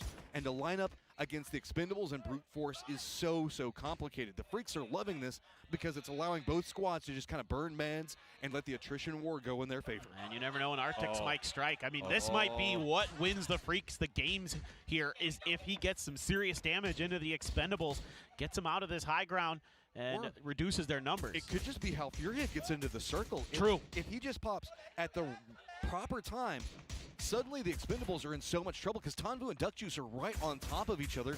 Blue zone right on top of the tail end of Furia. Gizera's playing right next to it. Got to be careful, and Tanvu's going to run down the hillside. This is going to make it even dangerous. Gawain down blue zone on top of him. Tons of blue zone nades. He's just cooking. He is out. Zakraken having to run in front of it. Finally getting very close to the safe zone, but you can see so much utility coming out. While this is going on, the Freaks actually pounce on the backside. They spot out Delwyn. That's huge for the Freaks. That opens up a lot of extra space to take some hill control here safely. Zakraken trying to do what he can, but Tanvu has gotten danger close and looking to press forward. Another res going to be attempted. That's a beautiful molly there right on top of him, and they're able to light him up. Ready for the adjustment of the position, and here comes Arctics. Sneaking out. Could pop up at the worst time. Tanvu caught up in the fight with Posa. Peeks between Zakraken, just sins to see if maybe he can get some type of explosion that'll turn it back around. Glorious Duck Juice having to line up against the Freaks. That's going to open them up to Posa. There's no clean angles for the Expendables to work with, and they've had to surrender so much in the circle. It's just on a Tanvu. He has to control the angle for Furia while he has Arctics just waiting to stab him in the back. Oh, Duck Juice got up just in time. Salute kind of did a double take there. Oh, Posa's down. The Expendables. They're holding it, both sides, finding the rally that they needed. Tanvu takes a ton of damage, though. This is going to open up so much more. Arctic's just waiting. Meds in front. He's paying it so slow. Is it going to be enough? Finally, Arctic's opens up. Tanvu down. Unbelievable. Arctics might be able to win this game. Human finally finishes off the Expendables, but it's just him in heaven. 2v1. Arctics charges the circle. Human Heaven have no idea where he's at. Arctics running right into Human's position. He heard the firefight. The nade goes a bit too far. That's going to give at least the Freaks something to work with. The Freaks here need to find a way that they can guarantee a trade, even if Arctics finds the knock. And Arctics going to reposition. They knew where he was at. Did they see him? Yes, they've got him spotted. He's in trouble now. Two different angles. He's outside the new safe zone. Freaks just surrender the angle, saying, no, we know how you have to approach this. We're just going to go try to see if we can set up a crossfire. Arctics trying to see if he can get some utility out. Not watching to the left could be a big problem as there's some dancing going over there from Heaven. Arctics creeps in. He is now inside the safe zone, just a foot in. Opts to go in the reload. Man, he's got near nothing to work with. Those smokes actually give him some opportunity to make this wrap down this hill. Maybe that's all according to plan for the Freaks. They'd rather fight from the position they're in and force him down into that spot. Maybe them trying to bait it a bit. I'm not too sure, but for Arctics, he'll take that. Human still watching the top of the hill. Heaven as well. Arctics trying to be as sneaky as possible. He is just full on espionage mode right now. This bit of a dip in the hillside does mean that there's a valley on the other side, and the other members for the Freak and Human can't really get good sight line on it. Instead, he's going to opt very wide to the east. This is a huge fight because look at their placements. 5th right now for the Freaks, 6th for Orchid. Whoever wins this is going to be sitting pretty for going to that grand finals. And the other one's going to be kicking themselves. Just what does Arctics even have to work with? 39 bullets is not a lot whenever you just pull the trigger on that gun. Goes for some type of shot that's going to reveal 2 different spots. At least some information on the other side. Can't connect down 27. Just trapped on point. No good peeks. And you can see now on the other side of it, Human has that tree to go for a more aggressive peek on Arctic. Still not done. Realizing maybe he can sneak that other angle. Wants to try to go for the hero play. Peeks the top. Gets a lot of damage out. Doesn't matter though. Heaven can still heal. He's at the edge of the blue, looking for some opportunity, but there's just not enough ammo for him, and he's done. I love the heart in the play, though. Tries to go for it until the very end, but it is going to be the Freaks that pick up a big victory for themselves. No, that is a huge breath of fresh air for the Freaks, who are just clinging to life at that 5th position and looking to get a much bigger lead. The bad news for them is it's the team right behind them that was in 2nd. And big shout to Arctics, man. He stole so many points for his squad in that game and kept it really competitive in just what has been a back and forth leaderboard that is just neck and neck the whole way through. Yeah, that was a hero play and so well thought out there to wait as long as he did, to not move a muscle, not give up anything. He had opportunities to get free points against the Expendables, but just kept waiting. Eyes on the prize all the way until the end.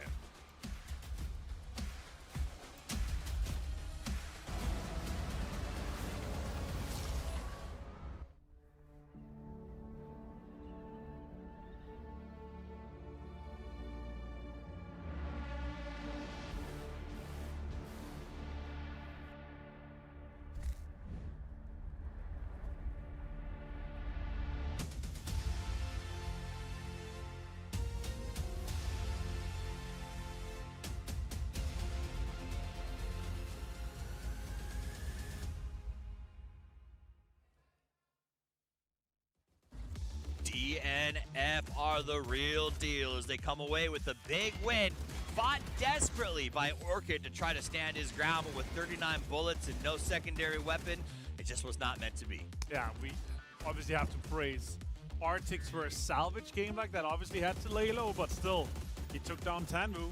Yep. He waited at the correct time to ensure that his team got a second place and a kill or two extra. That's fantastic for them. But yeah, Freaks jumping up. This is going to be huge for them. Jumping up into the high 90s here. This is going to ensure them a spot inside the top 5 currently. Yeah. But still, it's not done for them. It's not done for them, but I'll tell you who it might be done for. T1 had another great game. They look good, constantly finding points every single time.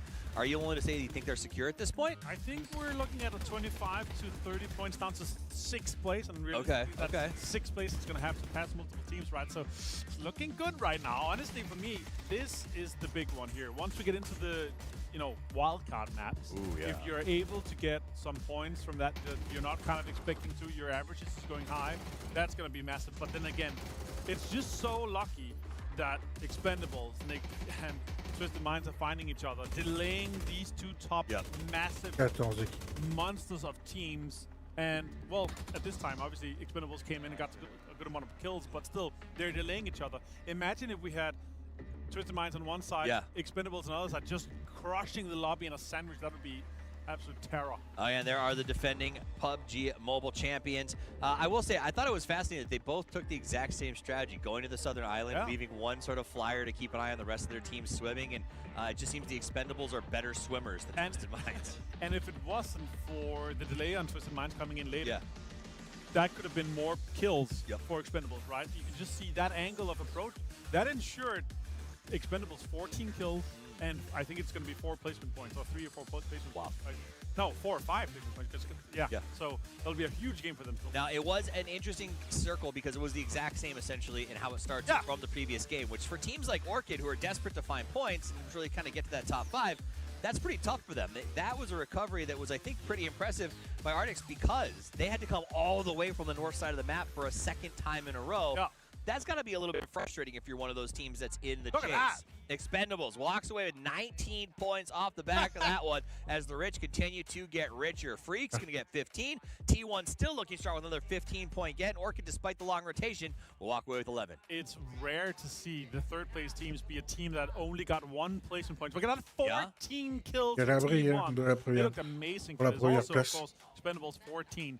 Those two teams together, 28 kills out of the kills available. Obviously, let's take those two teams away. That's only going to be 56. So they got half of the points available, not because you're not killing them. You're not killing each other. I mean, you did some fun math in there that I lost track of, but I think I agree completely with you. I will also say that I agree. Namika also picked up 5 with no placement points. Here's the overall standing. Expendables going to be in the front with no questions whatsoever. Defending PGC champions. Thank you very much. Looking beautiful at 141. Twisted Minds at 116. T1 feeling good at 112 as they continue to climb that board. Freaks firmly in 4 in the arena. Some incredible Jacob plays. Les premiers, ils sont un peu à l'abri, tranquille. Expendables scratch you into the finals here. Let's see who's are the teams that you're going to be destroying, because you have 4 more games to have fun and maybe focus on some of the teams that's going to be going on in the bottom. Now on the bottom, when we talk about that cutoff, 61 right now below goes home. 73 is the 9th place position. So there is just barely 12, 13 points. That's not even 1 game's differential between saving yourself a trip home and possibly risking getting knocked back into that spot. So those teams, Alcocia and 4 Angry Men in particular, I feel like it's affecting some of those rotations we're seeing from them. They're scared to take those risks because it is just so dangerous at this point. For sure, and for JDG, like we're looking at out of the 4 last games we're looking at 2 wins for them, otherwise we're going home. DK needs a big game. Genji needs a big game. The teams close to the bottom here, we're looking at 6, 7, or 8 teams that are trying to survive, trying to stay away from that bottom 3, which is a ticket home directly here after our group stage finish. It's funny to say Genji needs a big game after having gotten a chicken dinner already here today, but that is just how crazy it has been and will continue to be, because we have 4 games left before we decide which 5 teams go straight to the grand finals and which 3 go straight to the airport. We'll be back after this short break.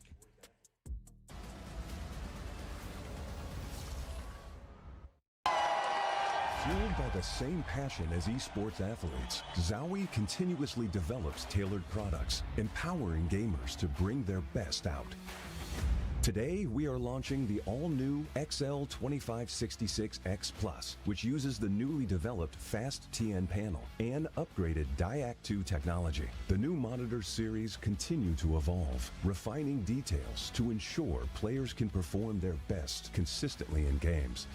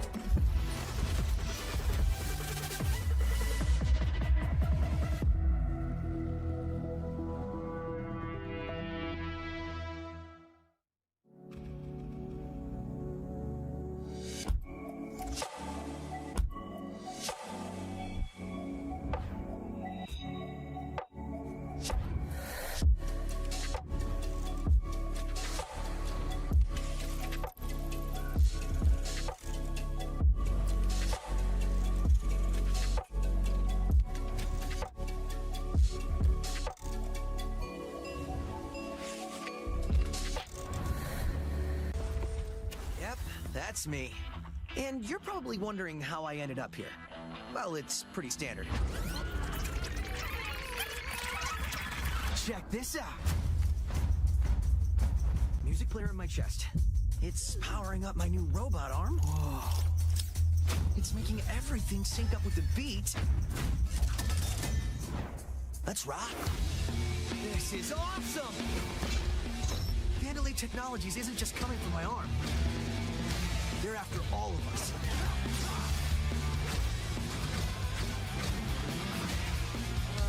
That's the defect!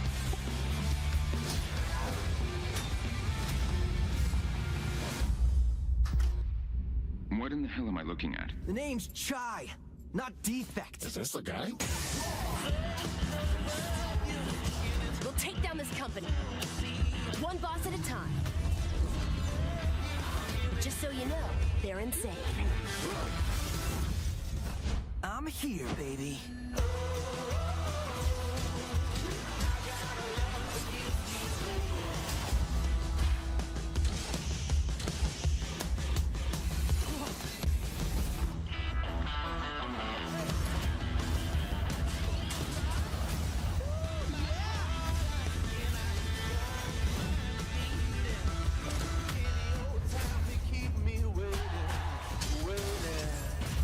Did you just feel that?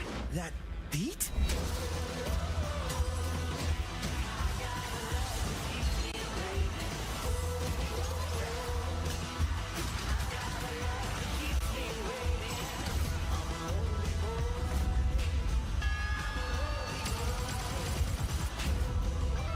Ready for more?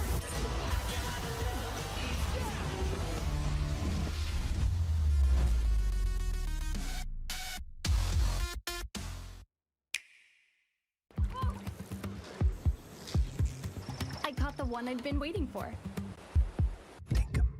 In Thinkum.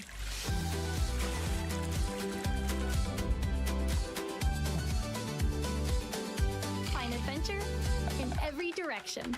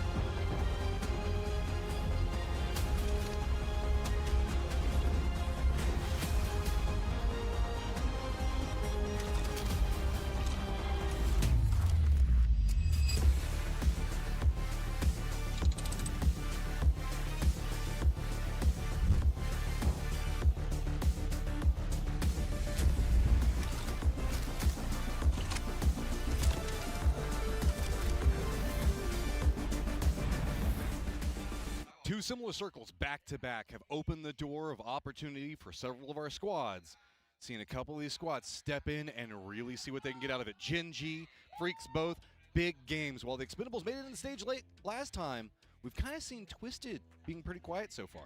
Yeah, Twisted's kind of been on the outside looking in of a lot of these circles, trying to find ways to figure things out. This time, they try a different approach. They get caught by the Expendables doing something a little bit uncouth. Oh, no. As that's pretty credible. But for our two teams that got the chicken dinners, they needed them desperately for very different reasons. For Gen G, it was to try to avoid elimination here at PGC. And for the Freaks, it's to maintain their spot to go directly to that grand finals. I get big respect to Arctics. That was some really important points that he managed to rally for his squad, just playing so sneaky, holding into a good point. And, I mean, the Expendables were playing from a winning position, and he popped up at the exact right moment to really spin this game on its head. No, you're right. He couldn't have read that situation better. I mean, the poor guy, just if he had a few more bullets. Like, look at how many teams that they're cheering for. There's no end to it, and that's why I love this audience so much. Oh, and when the players were coming back in as we get ready to go into Tago for our third game of the day, when the players are coming back in, the crowd's just going nuts. They're chanting for their different teams, like absolutely incredible.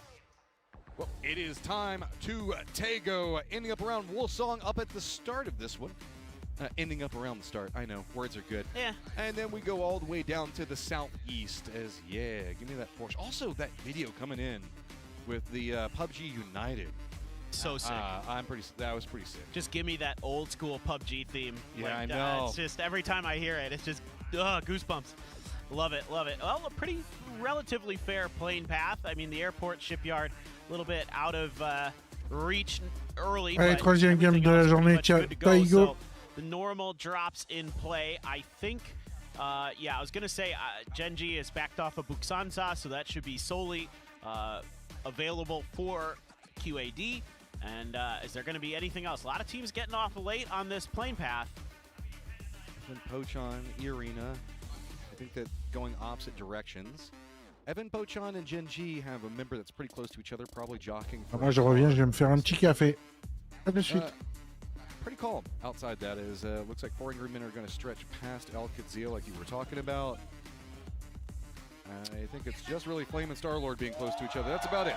Yeah, that's about the only thing that might result in some early skirmishes is the ones you've mentioned here, Matt, is Star-Lord and Flame being close to each other, but Flame pulled off. Star-Lord looked like he got the better drop, and 4AM being somewhat close to Al Qadzia early, which I assume 4AM wanted to go Kangnung. A pretty fair circle. Southern shifted, so going to be some parts of the map that you and I haven't gotten to see much of here. Yeah, okay, so center point of this circle, going to kind of be favorable for Al Qadzia, but that's got a high ground position. It's going to get a lot of vision down into the lower section, specifically into the south and to the west.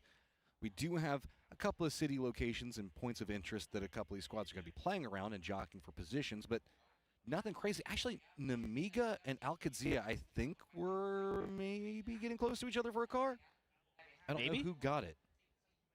I think Al Qadzia, maybe? Yeah. I didn't even see that. And that's going to leave Gedrox all by himself. But I don't think that he has any guns, so Cowboy's going to be running away while he's getting shot at, but Gedrox probably doesn't have too much ammo to work with. Yeah, I mean, usually if you're able to get that car early, you're pretty good to go. Heaven going to be the man of the match there. Just 3 kills, but was part of that duo that secured the win. Him and Gumin doing a good job. A lot of grenades being used here by Evan, not to decent effect, not quite 700 damage. So I got to call that great for 32 grenades. Look, sometimes you just throw nades to get somebody to move. That's true. Scare them. So I'll give you some respect on that one. That said, the throw to damage ratio, not the best. Yeah, that's okay though. You're still doing pretty well here as the Freaks. You're up into 4th. You're actually 2 points ahead of E-Arena now. So it's not comfortable at all for the Freaks. They have to continue to frag out. I think T1 probably getting pretty close to being okay. They're at 112 points. Let's hear from our Game 1 winners. Orca's got something to say. We're here with Orca from Denti. So congratulations on your first chicken dinner. But you guys were in such a really risky spot. But now things seems to getting better now. But I would like to ask about what change that you make. 일단 첫 번째 치킨 정말 축하드립니다.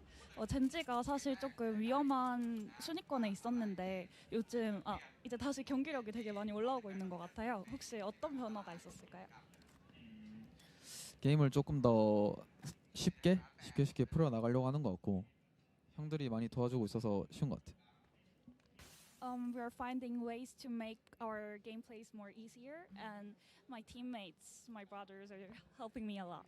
Wow. All right. So let's cheer them up, Genji. Easier? I mean, you know, there's that first game, looked pretty good. They're 3 points away from Al Qadsia. They got a lot of points, so anything to make it easier than where they were at, right?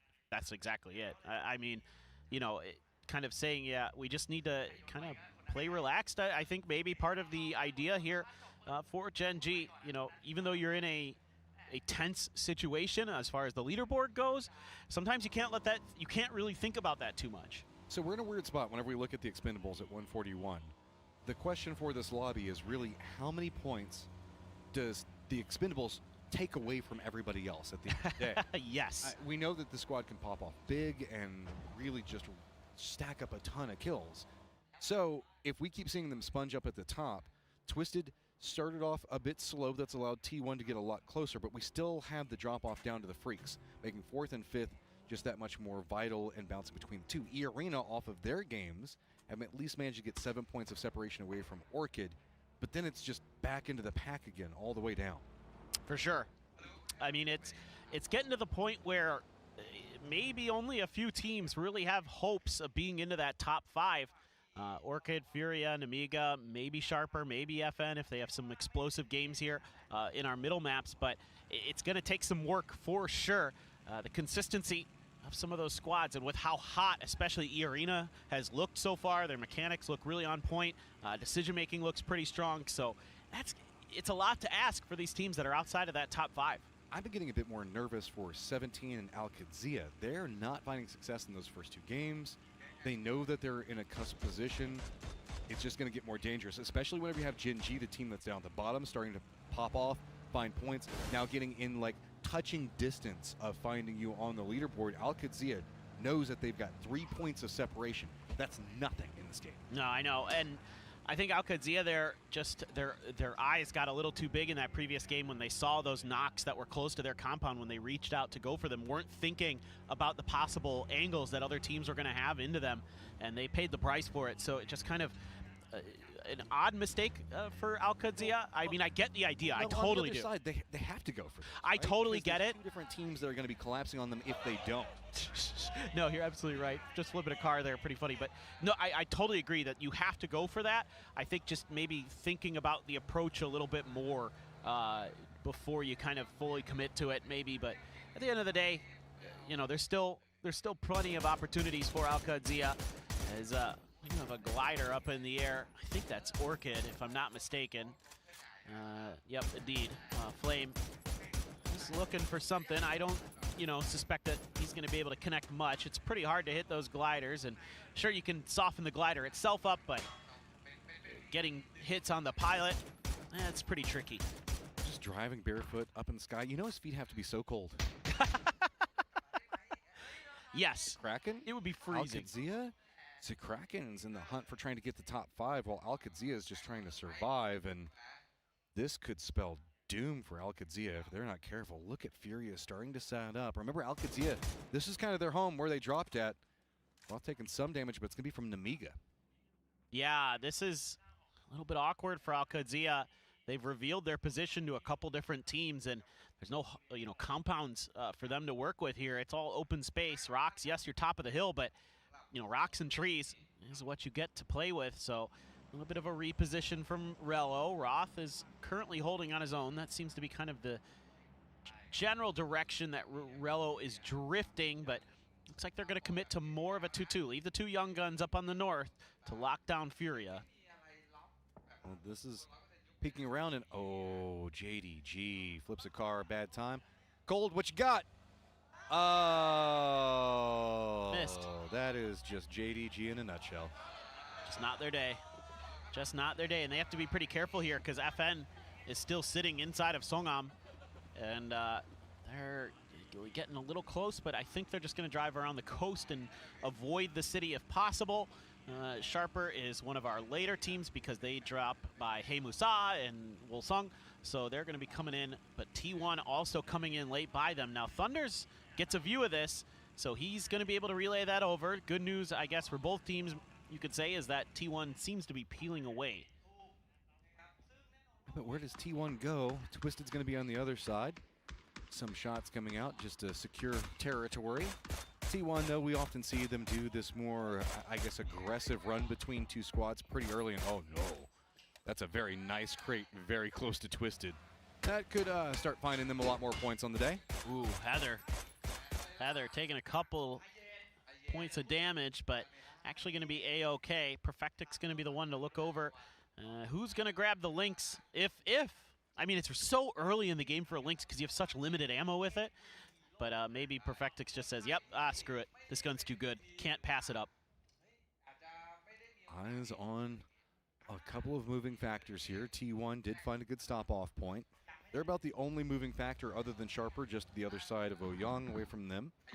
We do see 17 opted to emergency pickup. Circle does go south, and Roth rolls right next to Zakraken, who's been just in cover for so long. Now Zakraken out. Every one of these points so valuable, but the angle here is so good.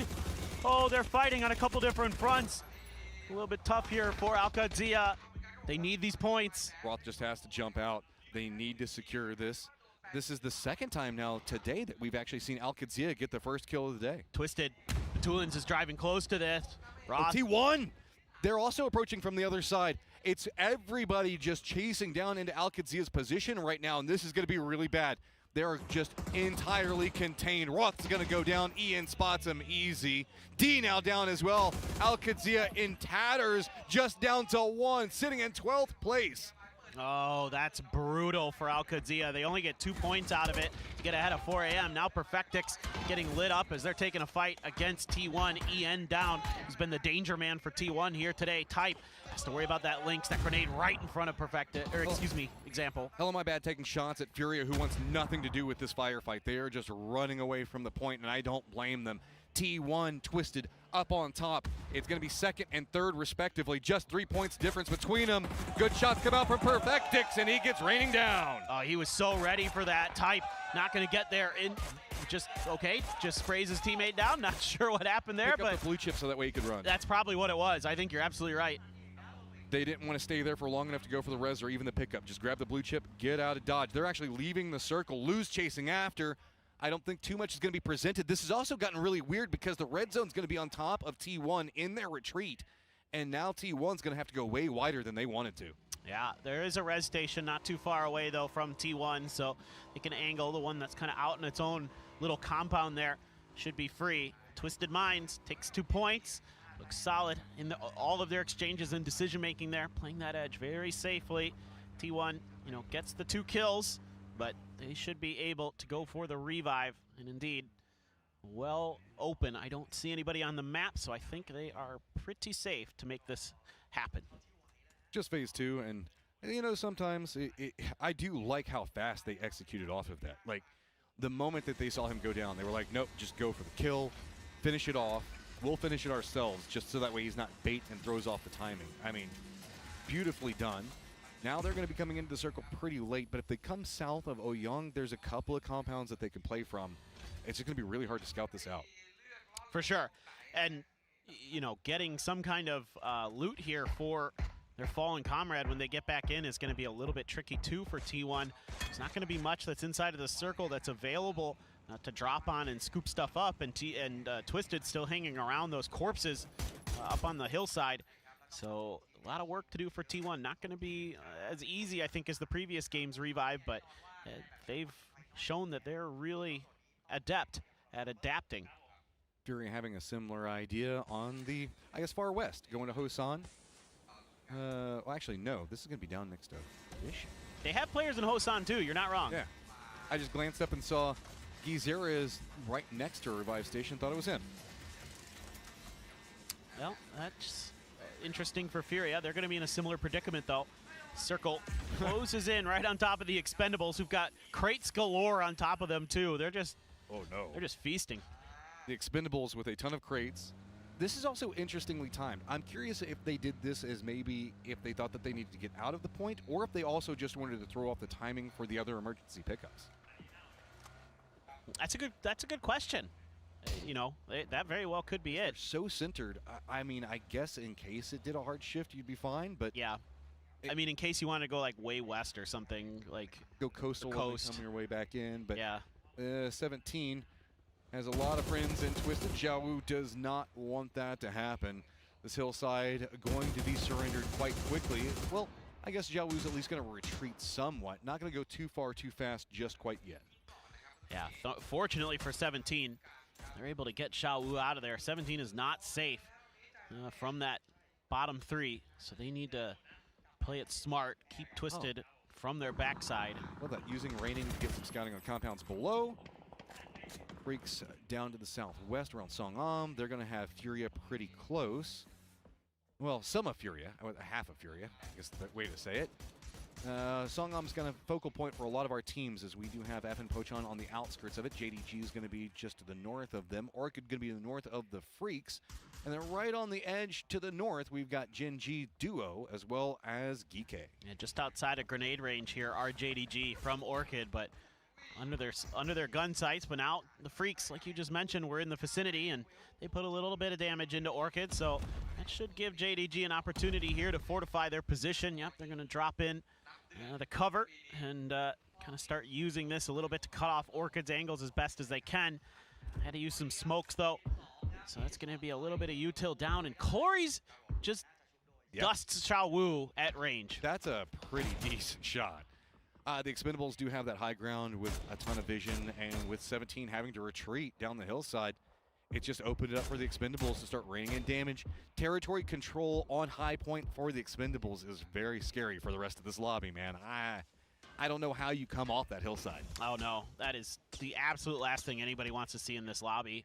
I was kind of curious if Twisted was going to maybe try to punish that knock, if they kind of suss out what had happened over there, but not going to happen. T1 has to make a move against Namiga. Oh, God, Clories. This is after 17, I'm assuming? Has to be. So they've got the duo down low. I think they're just trying to get out. That's going to be pretty close to where they were, but it's enough to now force them back to the north. T1 right up next to Namiga with the knocks between the two. It looks like Heather was trying to see if he could get a flanked angle, but Layosh on top of the building spots it. Yeah, this is a very difficult breach to make, and oh my God, that circle shift right towards FN. Namiga has to get off the top of the house. Took some grenade damage, nothing serious.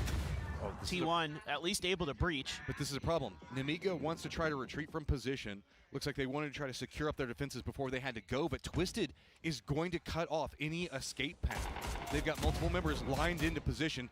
Ian continuing to rain in damage onto Namiga, but I don't think either one is expecting all of Twisted just to be waiting to pounce. Yeah, love this from Twisted. They can just do a little bit of oversight of this fight. They know it kind of has to happen, especially with the hard shift. Both teams are just going to be hungry for these points. T1. Is the angle. Good read by Layosh.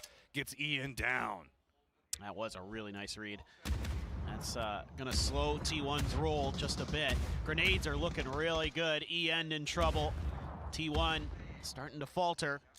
Type is wrapped around to the south. He hasn't gotten an angle into any of this yet, but look at Twisted just encroaching everywhere, funneling everybody into the points that they want to go for, waiting for the moment. Type tries to line in. Perfectix! Gets some good damage on one side of it. Type just can't get the damage he wants to protect his teammates. Now the last one up. Other side of this, you can see it's going to be Geekay and Furia in a firefight. This is huge. This has a ton of implications for both of these teams. Furia still in the hunt, maybe. Type down, T1 gone. Not able to fully recover there. Namiga being pounced on by Twisted. Geekay and Furia both need these. It's a Panzer there that hits Spyro. 17 did an emergency pickup. They're going to be landing right on the other side of this if they opt into playing it aggressive. Already getting some vision. 7-7 managed to get the knock onto Zakraken. Yeah, Furia down to their last couple of players here. PWD, the only one alive. He's got a shotgun. Thinking about sticking the res there. As Molly's going to the house, they do connect on a Quizzy, so he'll be flushed. You can see on the north, we've got 4 Angry Men going for the Expendables high ground position on one side, Gen.G on the other. Expendables having to make sure that they defend over into the east. That's opening up a new path for Twisted to run in right back behind 4 Angry Men. Yeah, 4 Angry Men taking such a good fight here against the top team in the lobby. They've already got one down, one on their knees, looking for more. They're just going to keep pressing forward. They have to with Twisted on their backside. 8 goes out, wasn't underhanded, so just going for a peek around the smokes. Can we see at range Delwyn provide the support that he needs to? At least some utility. Duck Juice just peeking around the smokes. He's going to go down. Delwyn the last one up and on the hunt. Twisted back behind this. Longs has to defend. Takes a nade. He's going to go down. 4 Angry Men managed to take down the Expendables, but now are just getting piecemeal from behind. I love this from Twisted. Just ruin everybody's round. They are equal opportunity offenders. Shen will find Clories. That's big points for 4AM. Puts them one ahead of Alcad Zia. 17 losing players to shotguns. PWD looking for more. Xiaobei doesn't want to go for the peek against that. Now he's just holding this angle, waiting for reinforcement, seeing if maybe 7-7 on the other side can reinforce something to work from. Xiaobei's just kind of trapped here. The circle has left this point, and the Freaks are already rallying to gatekeep. Yeah, this is, no matter what happens here, probably death for either 17 or GK. Diffix still not fully out of this. They're looking for a res. Delwyn, hello? He's just joining the party. He wants more points. Nurens is actually going to be the one that gets knocked onto Shin. Finally, we do see Delwyn go down, but it is just everybody stacking bodies in that spot. And Amiga goes down. The Expendables go down.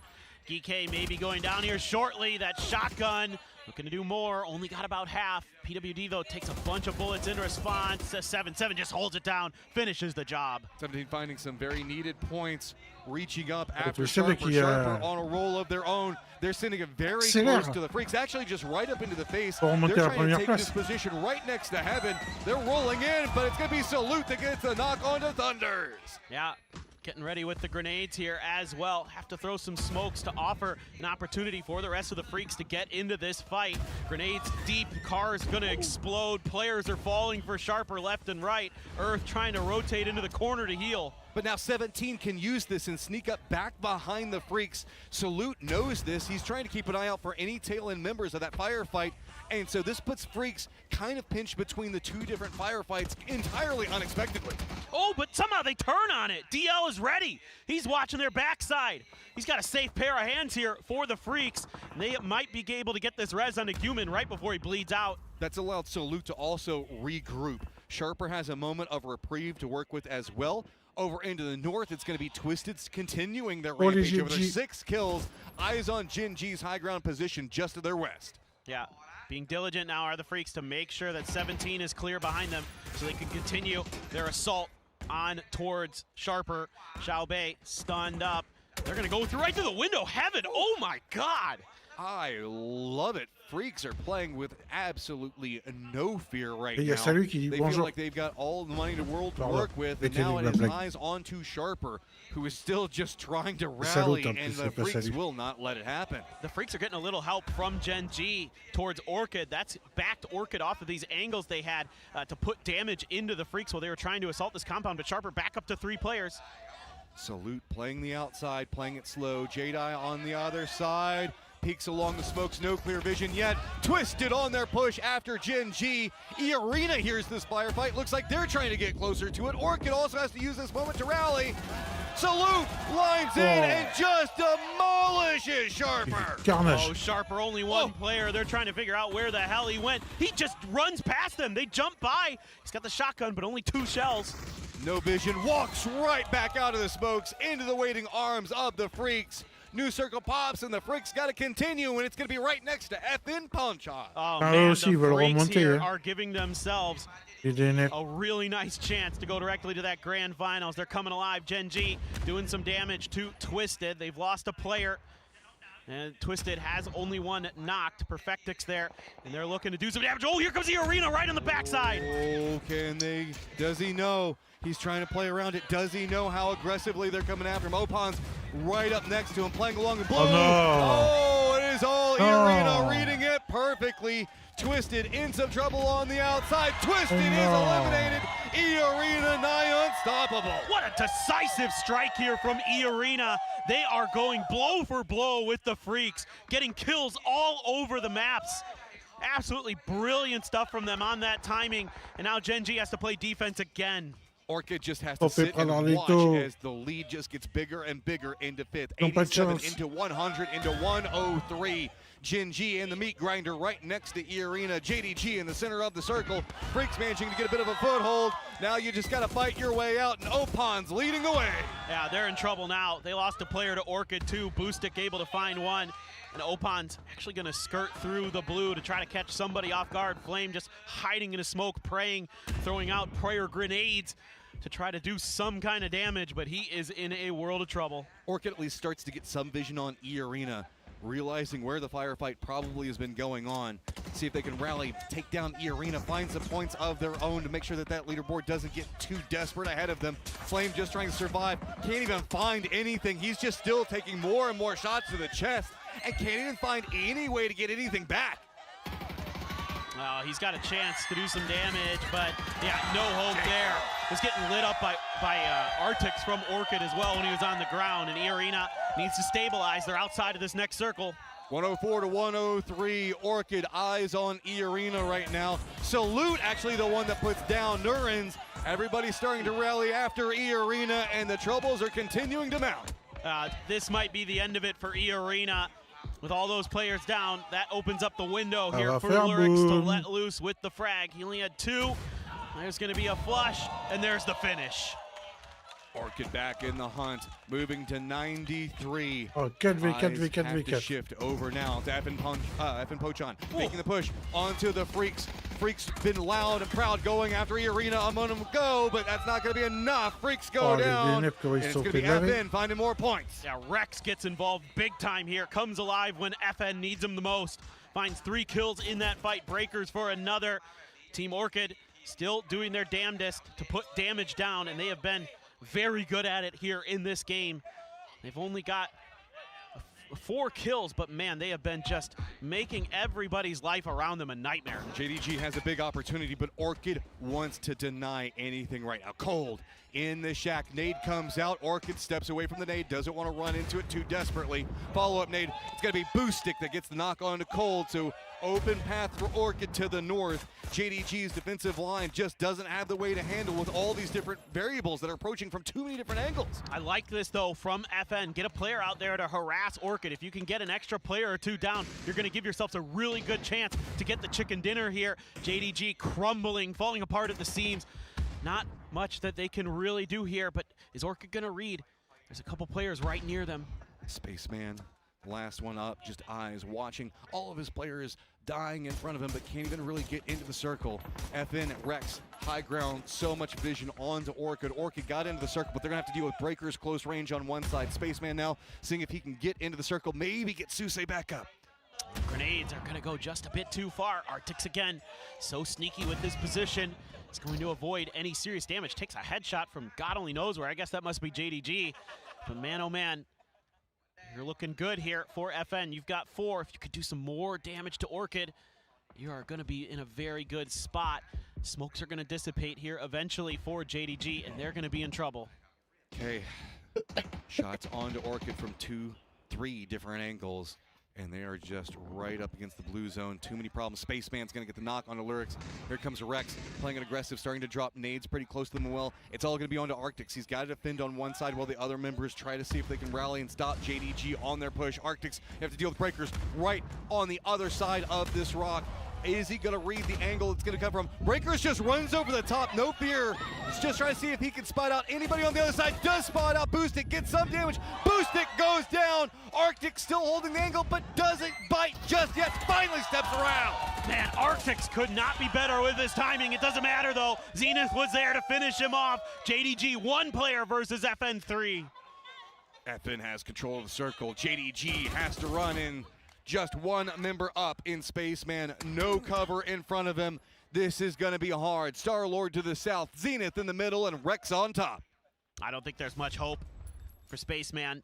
I don't know, he doesn't have any smokes. He's got a bunch of stuns, but there's nobody that he can even use them against, really. A little bit of smoke coverage for Star-Lord. Zenith tries to make a wrap. Got to get prone there, get behind that little hill. That's just a distraction, so Star-Lord can move forward along the smoke wall and get closer. Spaceman does get the knock onto Zenith. Is the cost going to be big enough? Spaceman takes a lot of damage now, just down to a 2v1. Throwables raining so close to Spaceman, but doesn't connect just yet. Couple of peaks, Star-Lord taking some damage. Spaceman trying to rally this together, but it's so hard.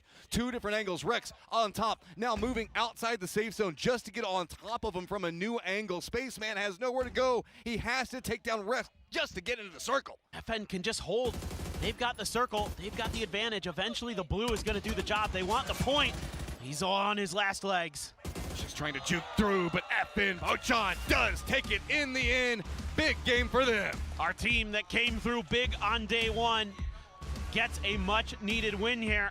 And it's been all Korea all day. JDG made it into the later stages, found some points. That's big for them. Is it going to give them enough? As you can see, they know so close, but so far. The stress has to be mounting. I mean, they are a team that won the PCL in the last stage of the season, and now they are on the precipice of being eliminated here today. Only 3 more games to find a way out of that bottom spot. This is just continuing to be bigger and bigger problems. Orchid managing to outsurvive the guys that were on top of them. Still has a bit of a jump just so that way they can try to be more comfortable, get into that top 5, try to get into the grand finals, get some more space. It's just so back and forth, and there's so many variables on this leaderboard. Top 5, bottom 3, everybody looking at last chance. This is just nuts. Every fight matters. Yeah, every fight matters. Everything just continues to come to a head over and over, and we still have 3 more to go.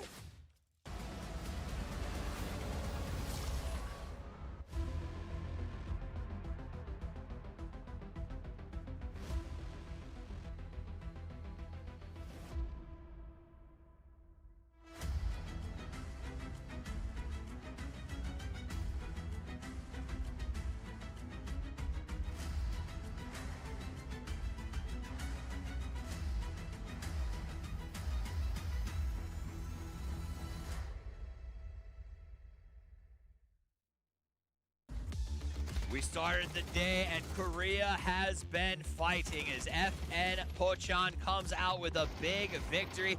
Maybe it's because D plus Kia, the defending PGMC champions, are here watching and their countrymen are fired up because 3 games played, 3 Korean winners. Yeah, huge step up here for them, obviously. And on top of that, too, you know, T1, they have had a fantastic day, too, man. It's been looking good for them. That's true. Difficult games, though. I will say this one here, that southern shift, it makes it super hard for the teams fighting in the north. There's so many third parties. Twisted came in here to third party, Mimiga, too, and T1 got completely demolished. Type, though, has had his time. Ian has had his time. They had that 14-kill game as well, the previous one, so it's been looking good, but difficult game so far. We are halfway through the day, though. 3 more games. Secure your survival or secure your ticket to the grand final. 3 games to get out of that bottom 3 to make a move. And honestly, if I'm a northern team, I maybe consider dropping in the south in the next game because these circles seem to be layered up right on top of each other as we head to the south of the map every time. Then we get FN versus Orchid versus JDG. JDG survives as long as they possibly can, get to second place, but only with 2 kills. And I worry that's not going to be enough to get them out of that 16th place spot. I doubt it, man. They are so far from 13th place that it's unbelievable, right? And again, I said it, you need 2 wins to get on par with where your survival line is, right? And even though second place with a few kills here, still not enough. You need to have massive games. We're talking double-digit games every single next game. You've got to get aggressive. In fact, I would argue that in that moment where you saw Orchid sort of with their backs turned, dealing with the push on the other side, that's just Zeus, go for it. Just push out there and see if you can't kill them, because sitting behind the hay bale for 1 placement point is not going to make a major difference in the long run. So I do think JDG is showing more signs of life. They're getting to end games more consistently today, but when there's that word too little too late, it's starting to feel that way. Now, on the opposite side of that, Korea showed up and has been playing out of their minds. Now, it's not unexpected. DNF is one of those teams that usually we say they don't show up on day 1, they show up on day 2. 18-game series really work well for them, and it's looking like that right now as these teams have been absolutely dominant. Yeah, and you know what? Even for Freaks, it could be good for them to go into the last chance just to get some more reps. I agree. That'd be insane for the final. But here, FN Pocheon, 18 points go their way. Orchid, another double-digit game for them, mostly with the 8 kills off the back of the 5 that Boosted got. Another fantastic game for him. That's going to put him really high up in the individual performances we've seen. As we pointed out, he's been 2,700 damage, the second most damage done in this lobby here. 2,700 in just one day was insane, and that's gonna keep putting his numbers up there. Freaks with the 11 here off the points they got there too. Another E-Arena situation where it's like, okay, these guys have been pushing. They've been playing well. Larix, Jacob been really farming today. Twisted Minds with 8 kills too here, Steve. It's been looking fantastic. All right, let's talk overall leaderboard. As a reminder for you at home, if you are in gold, you advance straight to the grand finals of PGC 2025. If you are in blue, you advance straight to the airport, and your dreams of PGC Championship are over, and that is where the battle is beginning to really develop. Team Orchid, Pochon still looking to make that push up onto the left side, but over on the right, it's becoming very stressful for me, Martin. Genji has climbed. One more good game. Ils ont 29 points de a team retard. that I did not expect to be battling to stay out of the third in a very tough situation, as nothing seems to be going their way. It looked good in the game with the Miramar, especially with D It getting 6 points in the salvage game here. But we can't keep having the salvage game. No. We need to see some games in the double digits to put some distance between them and the bottom 3 here, especially with this one. I'll say this, though. It's still quite open for the top 5 spots. We've got currently 3-4 teams potentially trying to get close. With one more good game for them, they could get in there. We need to break the triple digit though, and that needs to happen in the next game for Orchid. Fury as well, they want to have a chance of just not surviving for the last chance, but get into the direct. Yeah, it feels like Orchid and Furia both have been sort of just waiting for their moment. Well, it's time for that moment to kick off. We have 3 games left. We're halfway through the final day of play. 18 to determine who goes to PGC. Most of those are done, and if you left it for the last minute, that last minute is now. As we get ready to go to our 4th map of the day, there's no more chances for mistakes. It's time to answer the questions. Do you have what it takes to set a path to the championship? It is very exciting, and it is time for us to send it over to our casters. Paper Thin, Matchup, take us in Toronto. Let's get ready to rondo as everything is up for grabs. Great job on Toffee's getting everything hyped moving into this game, because he is right. This is one of those situations. We have so many things that are variables moving around. Just 5 points here, 2 points here. Squads that are just trying to fight for survival at the bottom. You cannot wait until the last game. Something has to rally now. You're absolutely right, Matt. There is so much on the line, and it's just so exciting here. We're only in the group stage, Matt, and these games are crazy intense. I love it. I mean, we're seeing squads run up against what we're considering best in the world, no fear, just because they need whatever they can get. And that's how you have to play this game. Yes. I think that's what I hope a lot of these teams are learning from watching this or from playing this, is that it doesn't matter if it's Twisted Minds, doesn't matter if it's the Expendables. When you need to make the right play, when you need to make that aggressive play, you got to take your opportunities and you got to capitalize. Something Mom Spaghetti, it's that time. And to the north, we have a lot of squads dropping over there. Furia, E-Arena, DK. Circle goes pretty far down to the south, not looking test track this time. All right, okay. So while we're here, let's also always talk about it. When we see this circle, we've got that river that's kind of cutting in. Makes the hook around where we can see Orchid playing from. That's kind of water that we need to keep eyes on for later. Lampao also has that little lake that's pretty close to it, so often the circle tends to push more in the Al-Qadsia T1 direction. Yeah, for sure. It just... which is an open circle. It is. It is very. It all just kind of depends, but yeah, I mean, there's actually quite a bit inside of this circle that is where circles can end up.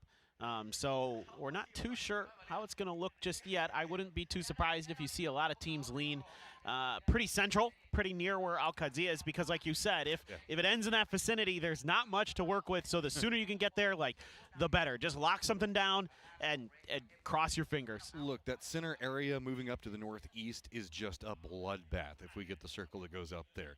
There's a couple of contained areas that teams can play from, most notably T1's compound position that they're playing next to Yulin. There's some strength to be had over there.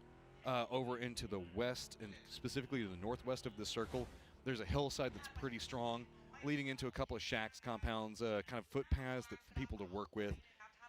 It just is very wide out in contained arenas.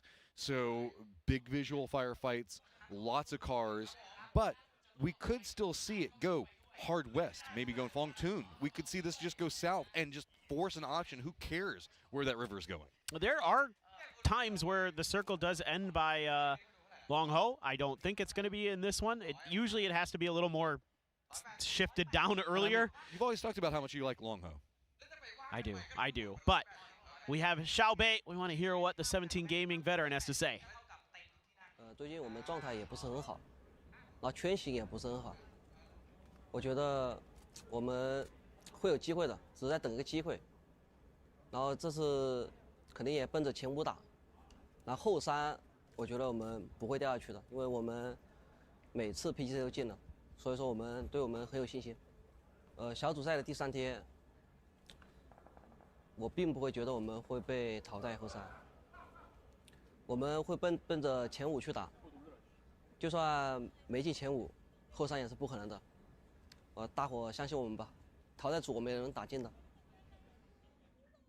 Xiao Bei mentally manifesting not bottom 3 different times inside that interview. Hey, maybe top 5 for us, but definitely not bottom 3. Hey, definitely not bottom 3. Yeah. Definitely not bottom 3. It certainly won't happen. We won't get bottom 3, but I don't think he's necessarily wrong. I think the team is just too solid. Like he said, they've made every PGC, so like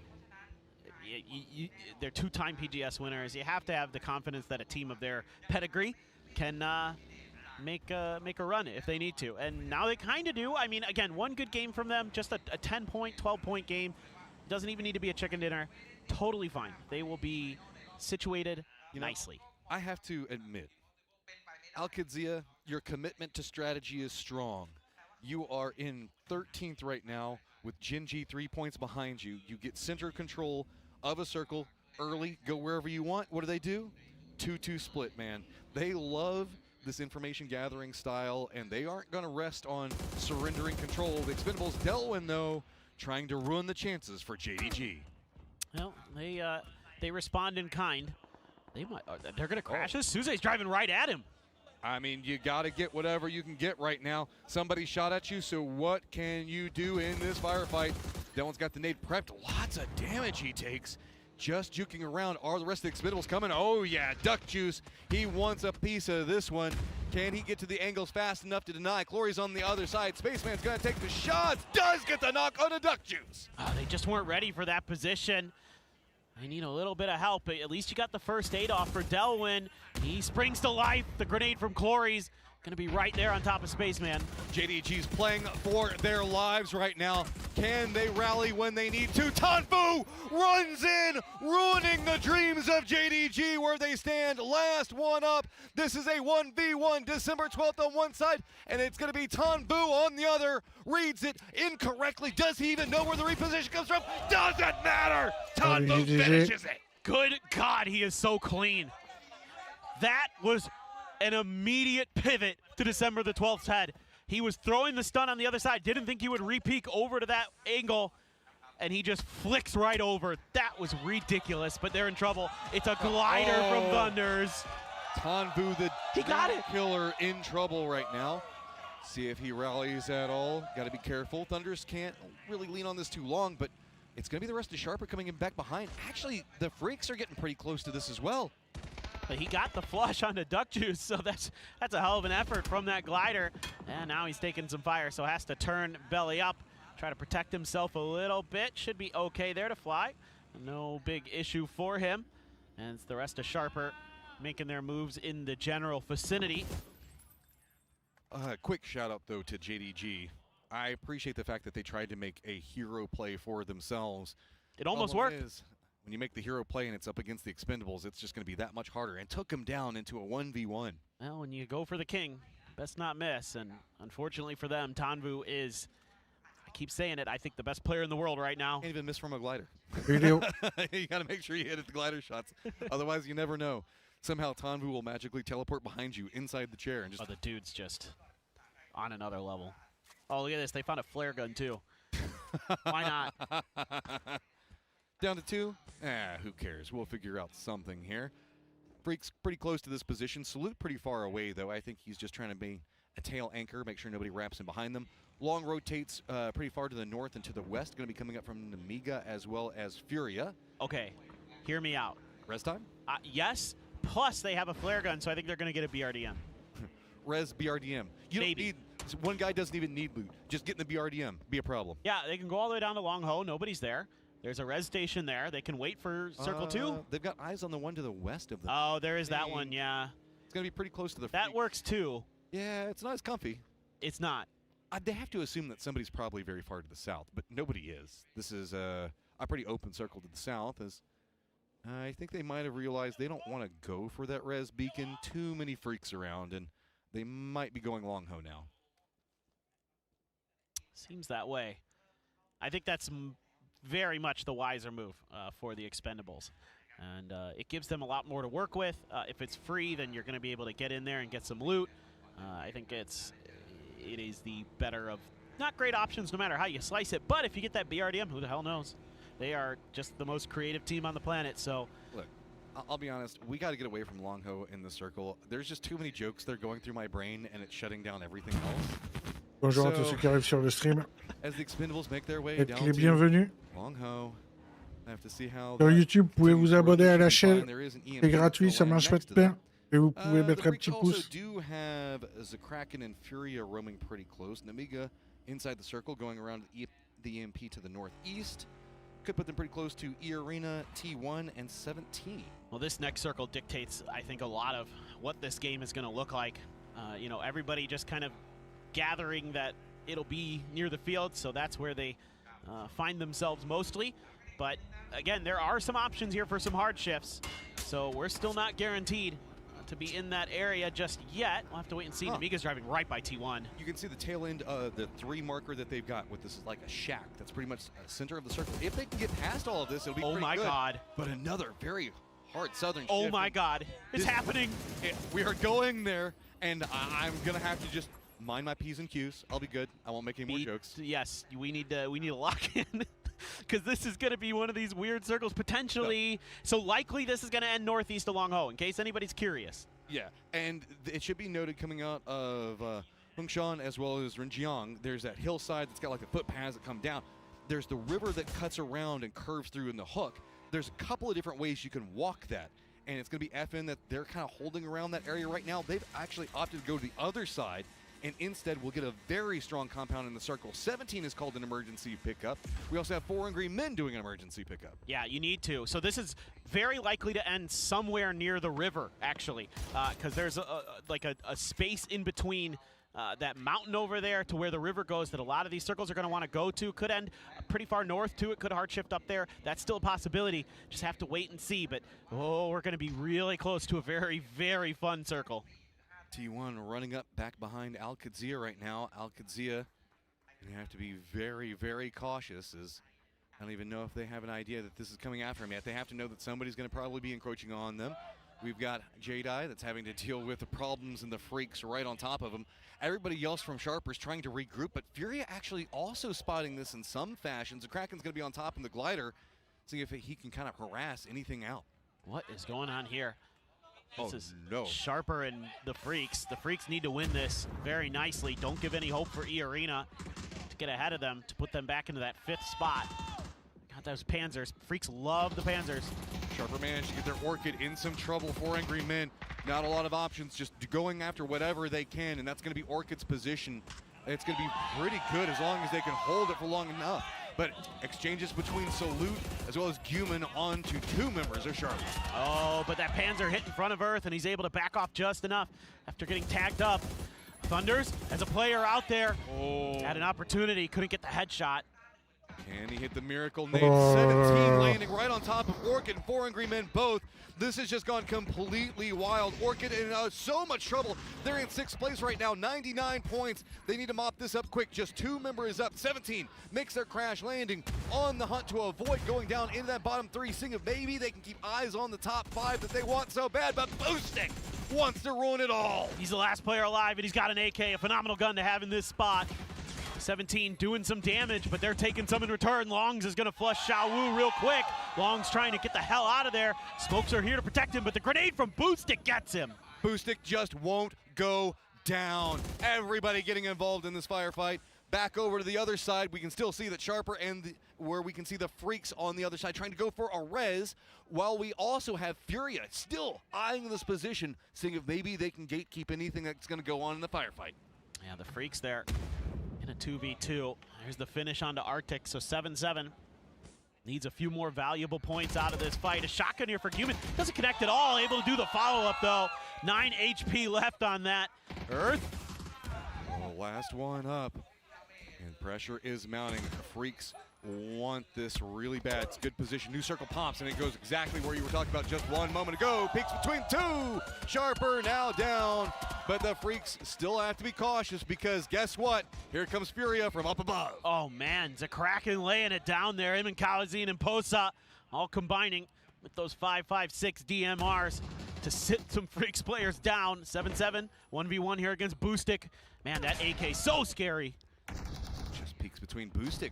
Very little fear, just continuing to go for the shots boldly into the face of 7-7. 7-7 just having to surrender point after the aggressive play coming up from Boostic. He's not giving him time to, he knows he's got the meds favorable right now, and he wanted to try to chase, and he just couldn't get it. Exactly. He just trying to suss out where 7-7 went to hide to try to heal. Here's the problem, though. Furia needs to get in the circle. They have eyes on this compound. We also have DL. I guess might be eyeing a similar position. This is still going to be very hot. Yeah, DL is kind of in a tough position to think about. Does he go for reses, revives? Does he just try to snake it out? Just runs in with the shotty, but 7-7 shotty comes up faster. Boostic out. Orchid is eliminated at 102 to E-Arena's 103. Oh my God. It is just neck and neck there around that 5th position. Man, if Boostic had won that, I think we'd be looking at a very different scenario here. Twisted back in the water. Didn't learn their lesson the first time. Hey, look, it's going to work this time. Everything's fine. Don't worry about the fact that FN has like a Panzerfaust just waiting for whoever's coming out of the water. Could go wrong. Everything's going to be good, and Freaks, light at the end of the tunnel, getting some reses. Yeah, what are you going to do with these Oh, revives, though? Where are you going to land? Anywhere. I guess just anything can try to make the dream happen, right? Yep. Just summon your inner Batulans. There you go. That's about actually one of your hopes there. This is just such a bizarre circle that teams might just be fighting enough that you find something while everybody's mixing it up. As still trying to get underneath FN's nose are Twisted. T1 slides in close to Alcadzia, but across the street. So vehicle's going to take some damage here. Raining going to want to reposition that if possible. A bolt for Heather. Note Alcadzia still in their 2-2 split, so the other members for Alcadzia are trying to support, and that is stalling out T1. Make it very hard to cross this road, but also has made it pretty awkward up into the north because Ian is separated away from the rest of his squad, and he's being pinned down by the other 2 members from Alcadzia. I'm not sure T1 has a great spot to park those cars. It feels like they're struggling to really figure that out. Batulins close to Rex. Over on the rocks. I mean, I have to assume Twisted knows somewhat that FN is here because they were looking at him from across the way. Glad we got the map. Look where Jinji and Oh Kiki là both là, are at ils ont right pas now. de chance, Orca's les- trying to keep les anybody Twisted. from coming up from back behind them. But these are 2 squads that need some big points, and they do have a path into the circle. Jinji, of course, already inside of it, but DK is going to be the one that has to fight Jinji to get in. Does Rex know? Batulins has gotten oh so close, but it might just be a timing thing here for Batu. Not sure if he's going to see Rex in time. Rex might see him first. Rex did. Yeah. He's trying to hide himself now. Doesn't want to give it away. Then he knows that Batulins has gotten close. And Lou isn't over here. He's actually still on the other coast watching what's going on. Here come the Freaks. I guess you get a rock? Yep, he's going to prone there. That's all he can do. Yeah.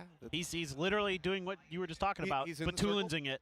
The other 2 members, I guess, can maybe go to the compound just to the north. Batulins finally goes down. That was only a matter of time. Zenith on the other side of it. Perfectix down. Poor example by himself. Yeah, and Lou trying to provide some kind of cover, but I don't know if there's really much he can do here. Oh my God, clean from FN. That just made it look easy. information was just so strong coming in from FN. This does put them a little bit behind getting into the circle, though. Lou's still alive for Twisted, but FN, you've got some issues. It's not as big as the issues that 7-7 is facing, though. T'auras même pas He's got marqué a un point. shotgun into Dream, but the Dream ends as Furia making it work, getting some big points there on the edge. Yep, you're chilling, and that is not a great place to be. That's for sure. Just looking up that hillside. Please, no one peek the hill. Please, no one peek the hill.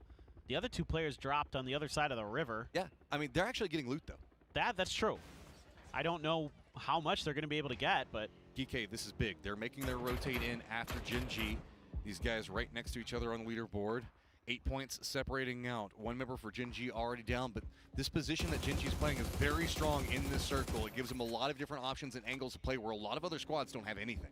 yeah, there's some mountains in here, some pretty decent cover for Gen G to utilize. Tosi, a 2x bolt. Give the man at least a 3. 2's a little tricky to utilize there. And he's trying to keep DK pinned, but yeah, they're just like, okay, you've got a bolt, we've got the DMRs, so, and we've got numbers on you there, buddy. The other two members of the Freaks are in the water. And guess who they're going to be rolling right up next to? Salute doesn't even have a helmet. Of course, it's FN, who still eyes on the river after the weird stuff that just happened with Twisted. Why not? But I don't know where the other two members for the Freaks can even like make landfall. GK had to come south, so they're going to spot them from the north, and FN's going to spot them if they opt into the south. Yeah, they're in trouble. I mean, you would have loved it if GK had gotten a little more aggressive on Gen G or something, or if they gotten a knock. But you have no armor, you have no helmet, you're dead. So Salute doesn't need a helmet. He just needs to headshot first. Well, you're not wrong. Just shoot them first before they shoot you. No. Oh my God, Heaven has This is 5 bandages. Yeah, and here it comes. There it goes. I mean, FN just easy kills, take them. GK, did you manage to steal? Oh, does manage to steal one of them away at least. Oh, T1 though, trying to get close to Gen G, and they're not having any of it. I think EN there might be flushed pretty quick. He's going to take a little bit of damage from that grenade, but he's still holding on. Teams that need to get in this circle are going to be pretty weird. Alcadzia let T1 get ahead of them. Furia still needs to get in the circle. Delwyn's going to be back behind for the Expendables. E-Arena from the west, just kind of southwest of where we see Alcadzia at. This works. Whoa, he hit the car. Oh, that was pretty damn close. That was great shot. That was really well judged. That was, Respect. I mean, yeah. I'm they had not to gonna move. be mad about that. No, they had to move to dodge it. Oh, Furia, you're in some trouble. Running right in front of the Expendables. Lost one of their members early.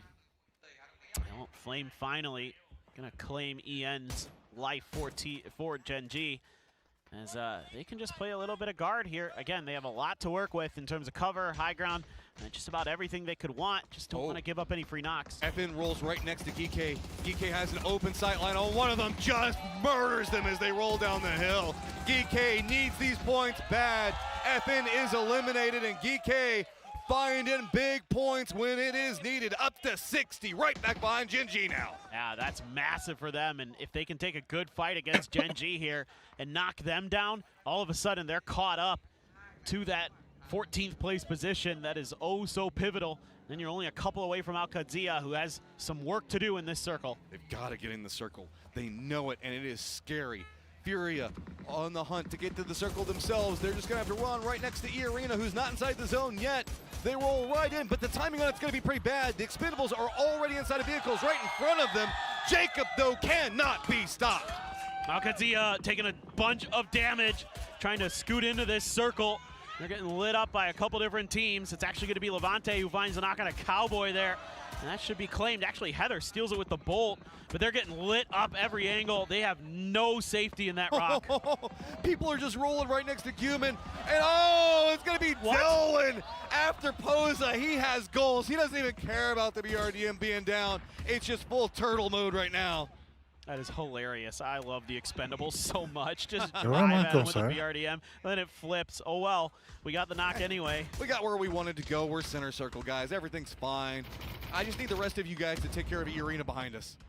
All right, Namiga sitting in a nice compound, but yeah, Furia's like, we can at least be safe in it. It's something, man.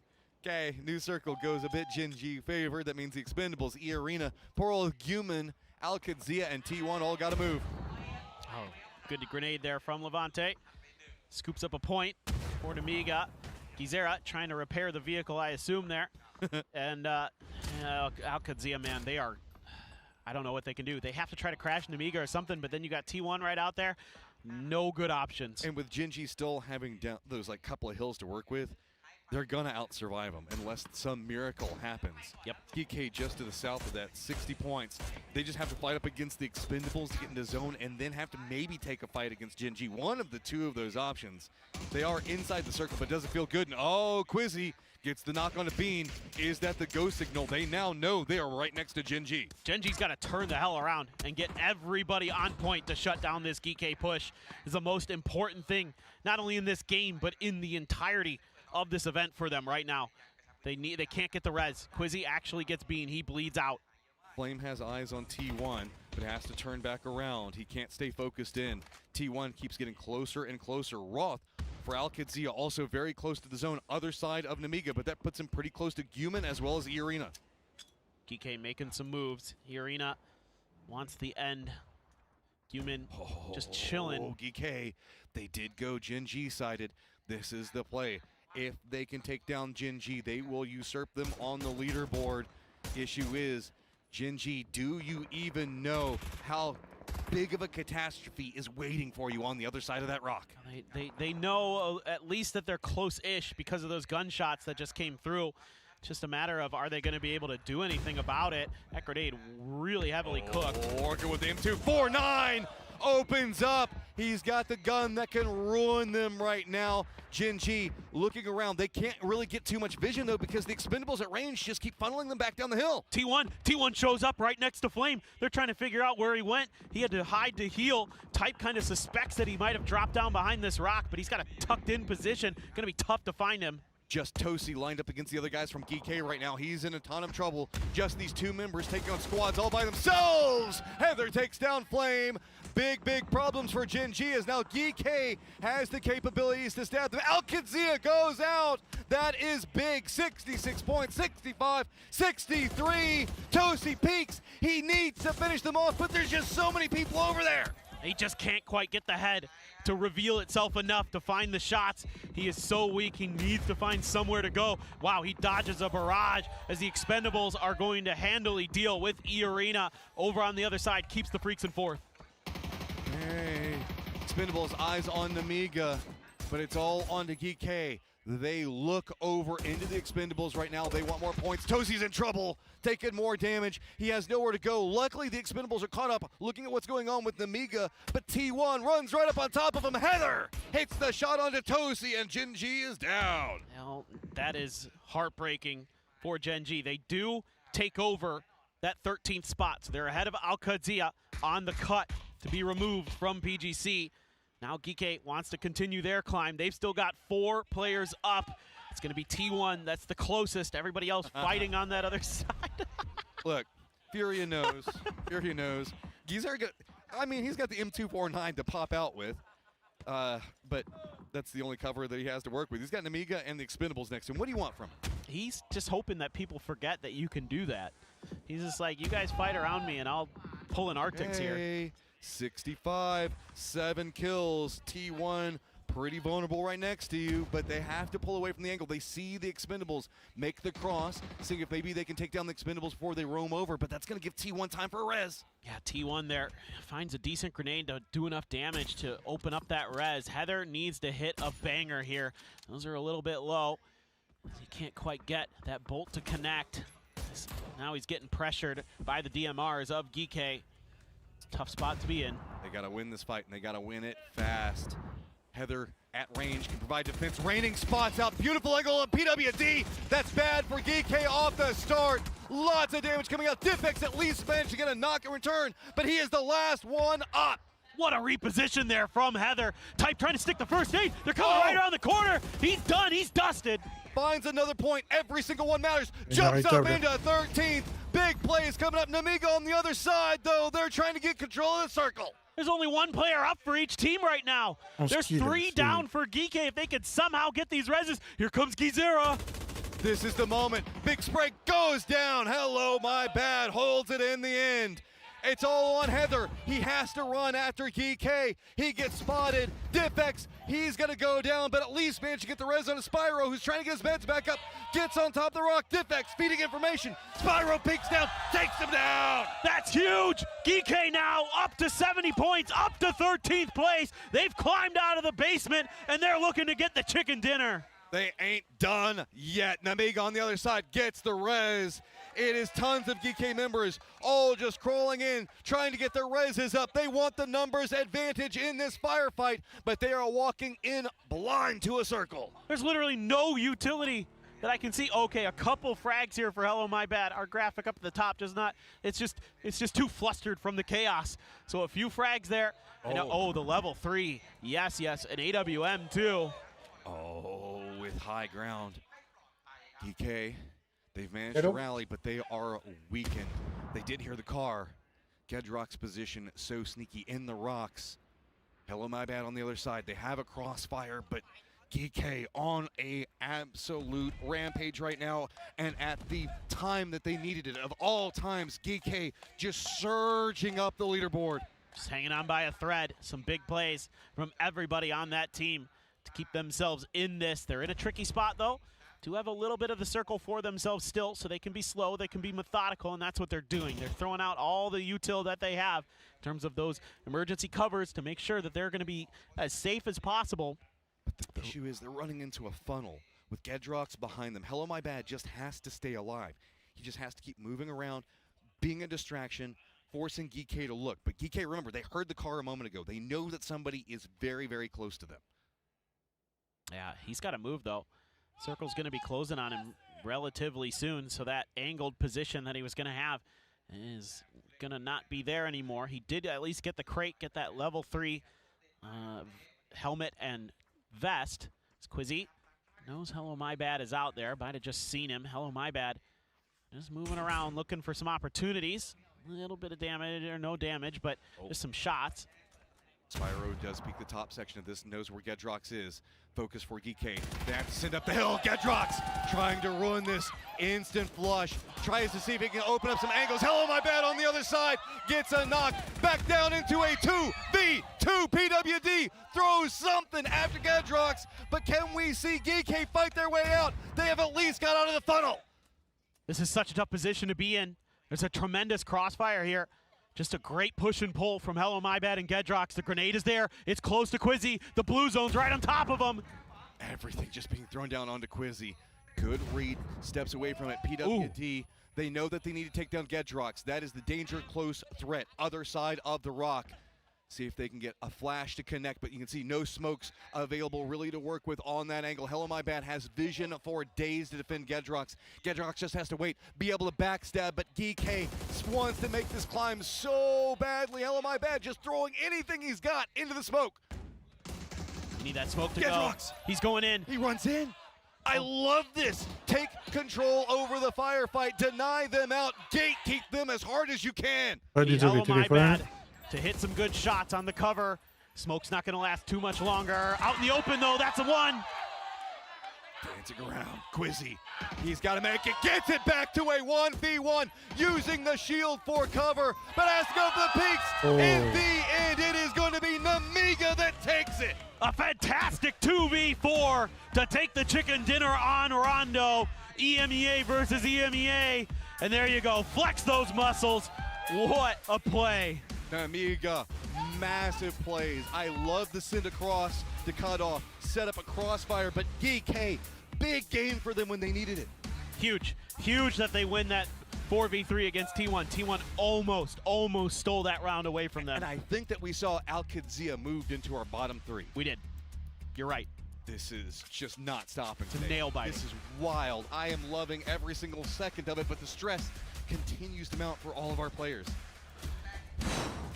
I mean, I'm loving this format. Just absolutely loving it. The games that we're getting here today are just so spectacular. What do we have left in store for Erangel? It has been back and forth. Top 5 go on to the grand finals. Bottom 3 go home. Everybody else, last chance. Erangel to decide it all.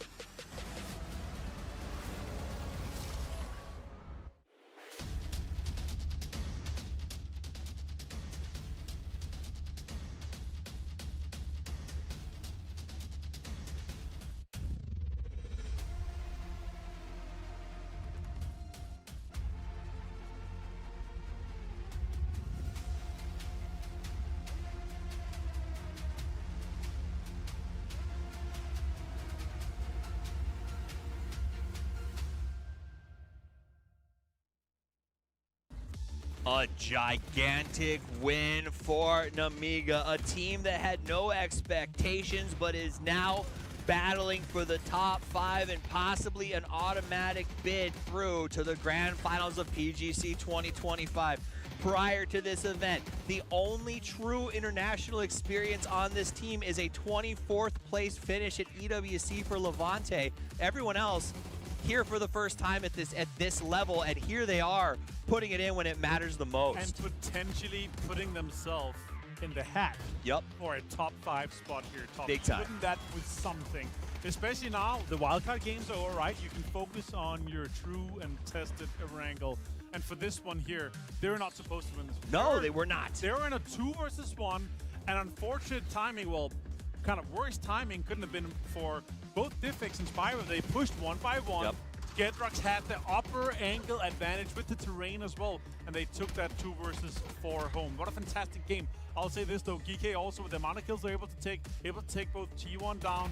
They got 16 points this one here. That's huge. But look at this is what I'm talking about. Gedrox, Spyro getting the push first, then Hello My Bad is able to help on Diffix too. So, and then that headshot right there with Hello My Bad getting a 1K clopper here at PGC 2025 for them to put themselves even closer to the top 5 and a direct bid into the grand finals. Big moves for Namiga, huge game, but again, this also felt like when Geeke got back up to 4 there, this should have been their game, and if nothing, it shows a symptom of what we've been seeing coming from them this entire event. When they get to that moment where the communication and the perfection is necessary, they're executing as a single-person team, or they're making these sort of rush mistakes, and it's just not working out for them. So they get knocked down the 2v2, and it ends up being a very fun endgame. But another difficult, challenging match for a lot of our teams out there. Heartbreaking for me to see QAD go out in a rough spot again, and because of this climb by Geeke, possibly out of the bottom 3, this puts QAD in a really dangerous situation. It does. I mean, they're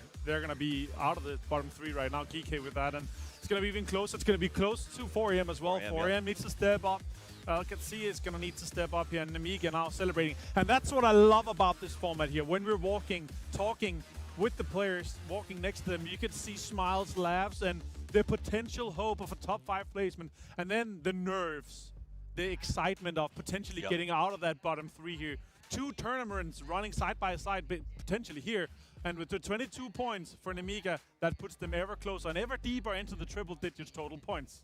They have to be very, very excited about that. Again, it's one of those things when you come in as a team that's sort of, I think, written off by a lot of people and unexpected to do so well, to have this appearance in the very first group stage is huge. And remember this.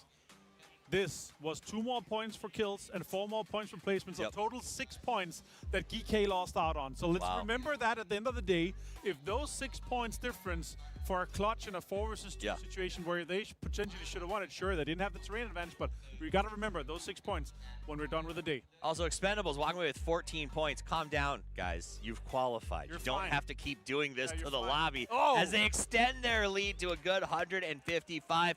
Now let's take a look at the bubbles, though, because that's what matters most. E-Arena, DN Freaks at 105-110. Orchid and now Namiga at 1-0-2. So 2 teams both barking at E-Arena, looking to get that takeover. All right, question here for you, Steve. Freaks, 110. E-Arena, 1-5. Orchid and Namiga, 1-2-1.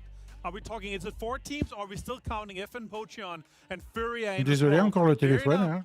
It's 14 okay, so points I'll answer your question. Only. Furia, no. FN Pocheon, yes. Here's why. Furia is a consistent team that gets average numbers per game. I don't think they hit that big one. If FN Pocheon catches a good circle grouping and Rex is feeling good, they could have a massive pop-off here on Erangel and make that push-up. The bottom is my big worry right now. Genji at 66. Alcatzee at 66. JDG, I'm sorry, you're pretty much done unless something crazy happens.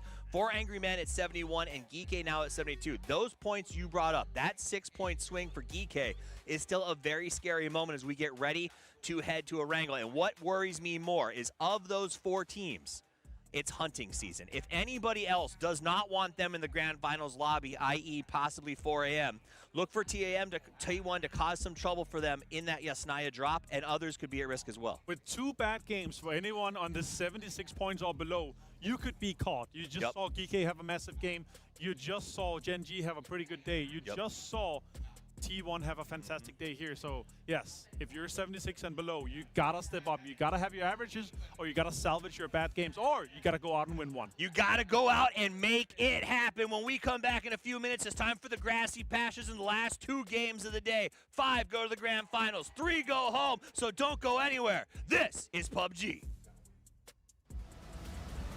Je crois que là, il va y avoir une pause de 4 ou 5 minutes.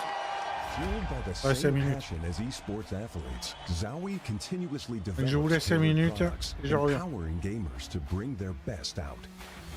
Today, we are launching the all-new XL2566X Plus, which uses the newly developed Fast TN panel and upgraded Diac 2 technology. The new monitor series continue to evolve, refining details to ensure players can perform their best consistently in games.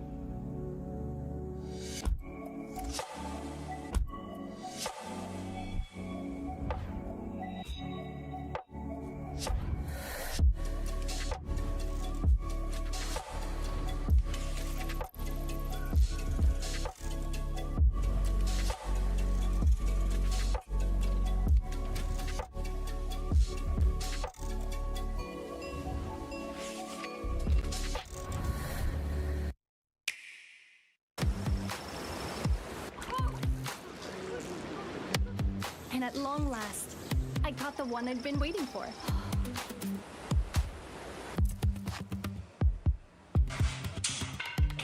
With steady hands, I crafted amazing furniture in no time.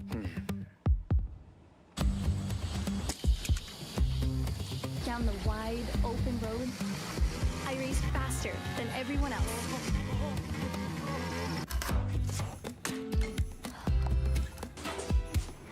For the very first time, I baked the perfect pie.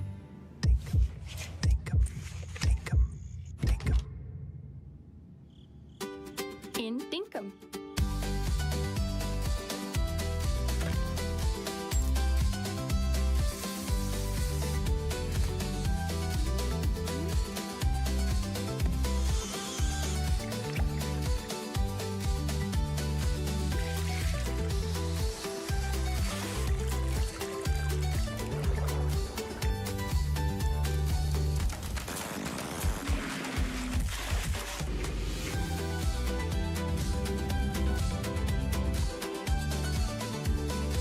Find adventure in every direction.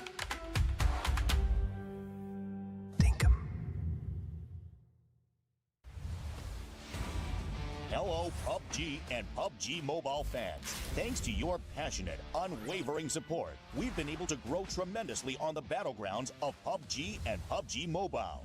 To give back to our fans, even in a small way, and to present you with a brand new experience of the #1 Battle Royale, we are bringing together PUBG and PUBG Mobile and uniting them under one stage, PUBG United, launching in 2025.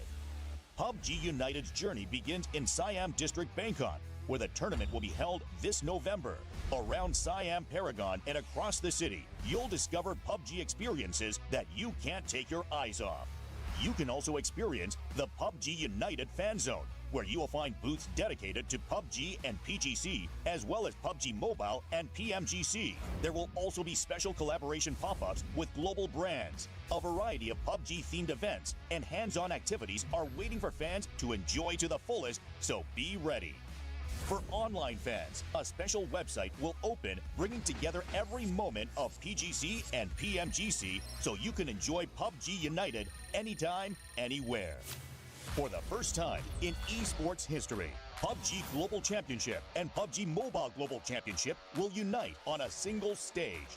Starting with a grand opening ceremony on a massive scale, each day brings new and exciting moments. With that energy building up, the intense grand finals of PGC and PMGC will come together for the first time in history on one united stage. On this one-of-a-kind stage, the world's top players will battle in back-to-back grand finals, offering an experience like never before. One world, two champions coming together in a truly historic moment. November 24th to December 14th in Bangkok, Thailand. Come and experience PUBG United to the fullest. We will continue striving to be a PUBG and PUBG Mobile that never stops working hard for our fans. Thank you.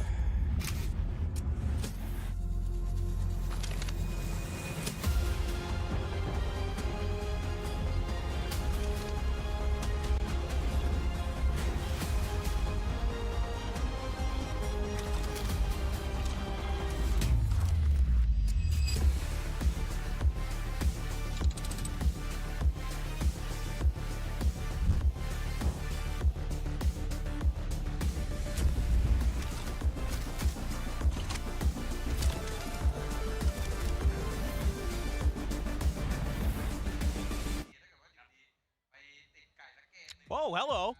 We're here. Are you ready, my friend? Because, man, oh, man, this is going to be crazy. Everything's still on the table. This is Battle Royale at its peak. People playing for survival and also playing for that beautiful chicken dinner. It's crazy. I mean, there are so many different worlds that are going to be unfolding in front of us on these next two maps on Erangel to close out Group A.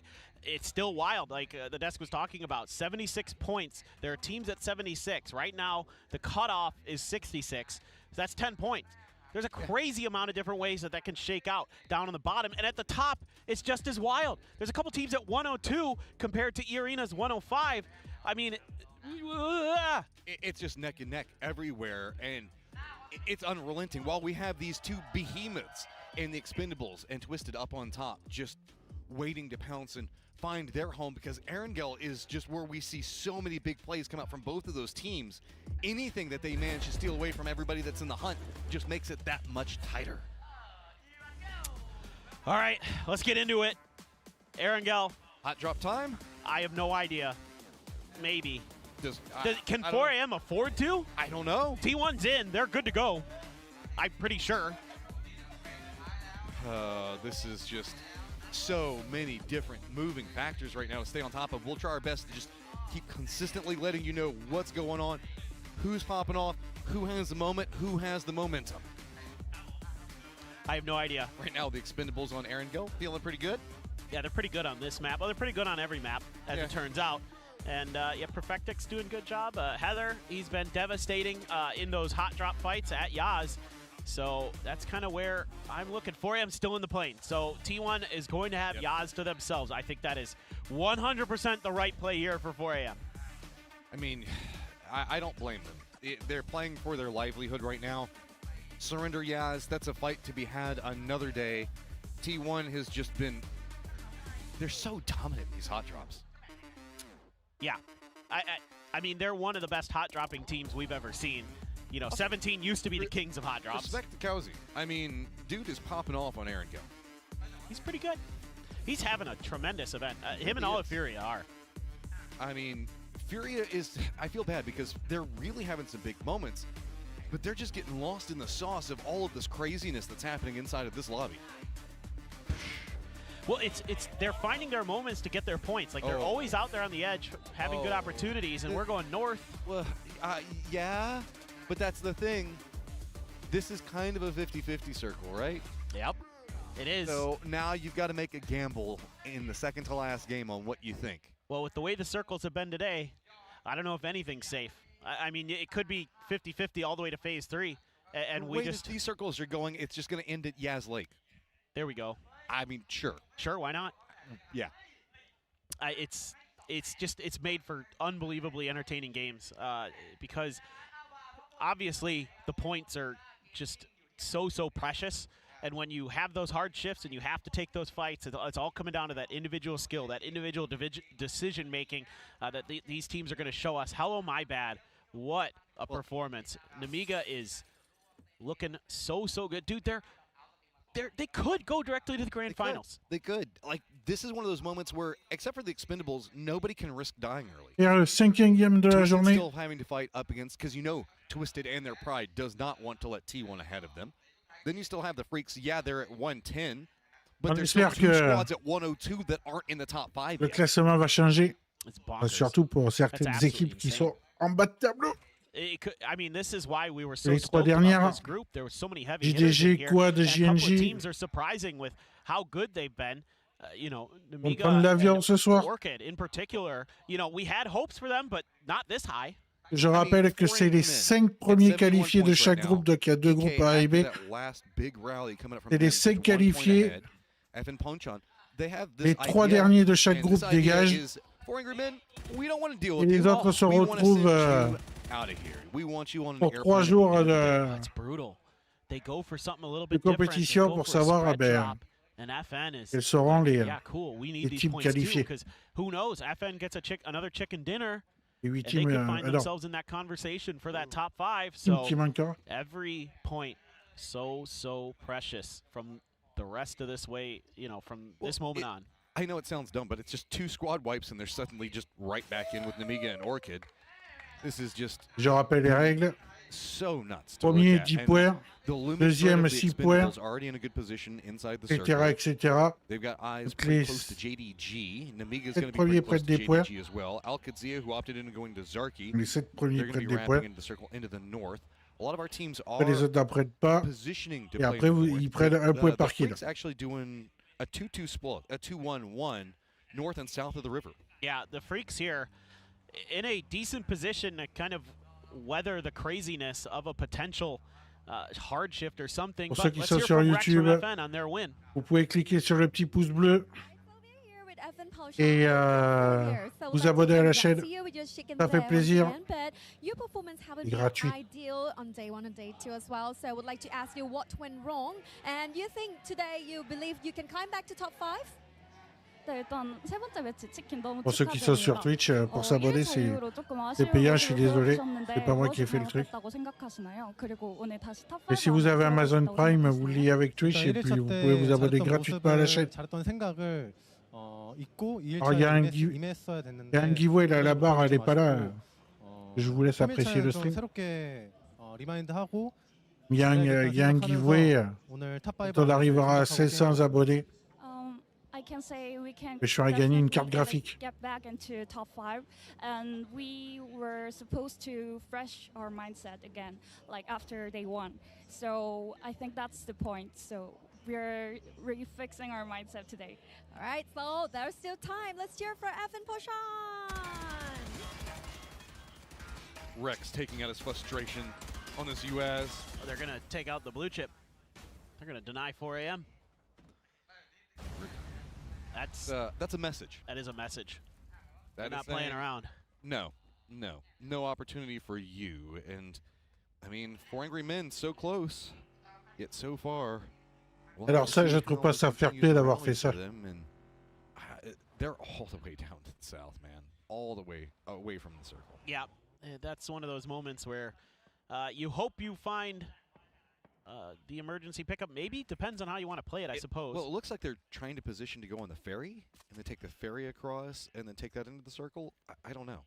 They should have plenty of vehicles. I think that would be the Faut qu'il le règle thought. ce My assumption is that they're just going to wait, and they're going to loot, and then make a late maneuver. Speaking of emergency pickups, T1 has an extra, but they are going to grab a P90 here for Ian, who has been just unbelievable for T1 throughout this group stage. He's the biggest part in terms of their kills, of why they're here. He's got a P90 to back it up. But oh, by the way, he's the IGL. Oh, yeah. No big deal. Yeah. Just calling all the shots. Well, hey, look, it's easy to get kills when you make everybody else set you up for the kills, right? That's what it is, yeah. Gen G and a glider. Do not see that every day. Orca likes to be the scout for Gen G. When you're in that spot, whatever. I don't necessarily fault anybody for doing some change-ups to try to find something to work at this stage, because this is scary, scary business for Gen G. Tied with Alcadzia right now. Alcadzia more comfortable in the circle for now, but again, this could go so many different ways. Yeah, I like this for Gen G because they know that they're going to be in a position where there's going to be a lot of teams clustered around the river, and if they need to make a move to get north, if there is that shift up in that direction, they need to know where their opportunities are going to be. They're going to need to keep track of when the other teams are moving in front of them so they can make their moves. So I really like the glider in this scenario for them. You're going to wide wrap around Yasnaya, pretty open the whole way. Even if they end up in the Stalber foothills, no leans open, all the warehouses just to the north of that, A-OK. Orchid feeling pretty good. Got themselves some toys to play with. Is maybe 5th might not be so far away with the BRDM. Yeah, that's a huge early pickup. I mean, this is absolutely one of those things that could make a difference. You have to be very careful with how you use the BRDM, as we've seen. Like, teams are starting to figure things out. One of the other adjustments you have, obviously, you have the Panzers, but M249s are actually pretty good about dealing with BRDMs, and normally you think you can drive around a bit and you can expose yourself briefly and they dump a clip into you, but an M249 is like 3 clips of a gun. In competitive, most of our teams are using them in the mid circles to kind of scout, right? That means that they're pretty much done by the time we get into the later stages of the game. If you can keep a BRDM healthy and manage to make it in those last couple of circles, oh boy, yeah, it's super oppressive there, because most of the Panzerfaust, the nades, all that other stuff's gone. People don't have really the ammo even with the M249. The issue is getting it to that stage, because I've never seen a lobby turn as fast as whenever a BRDM shows up, because everybody is suddenly friends to take it out.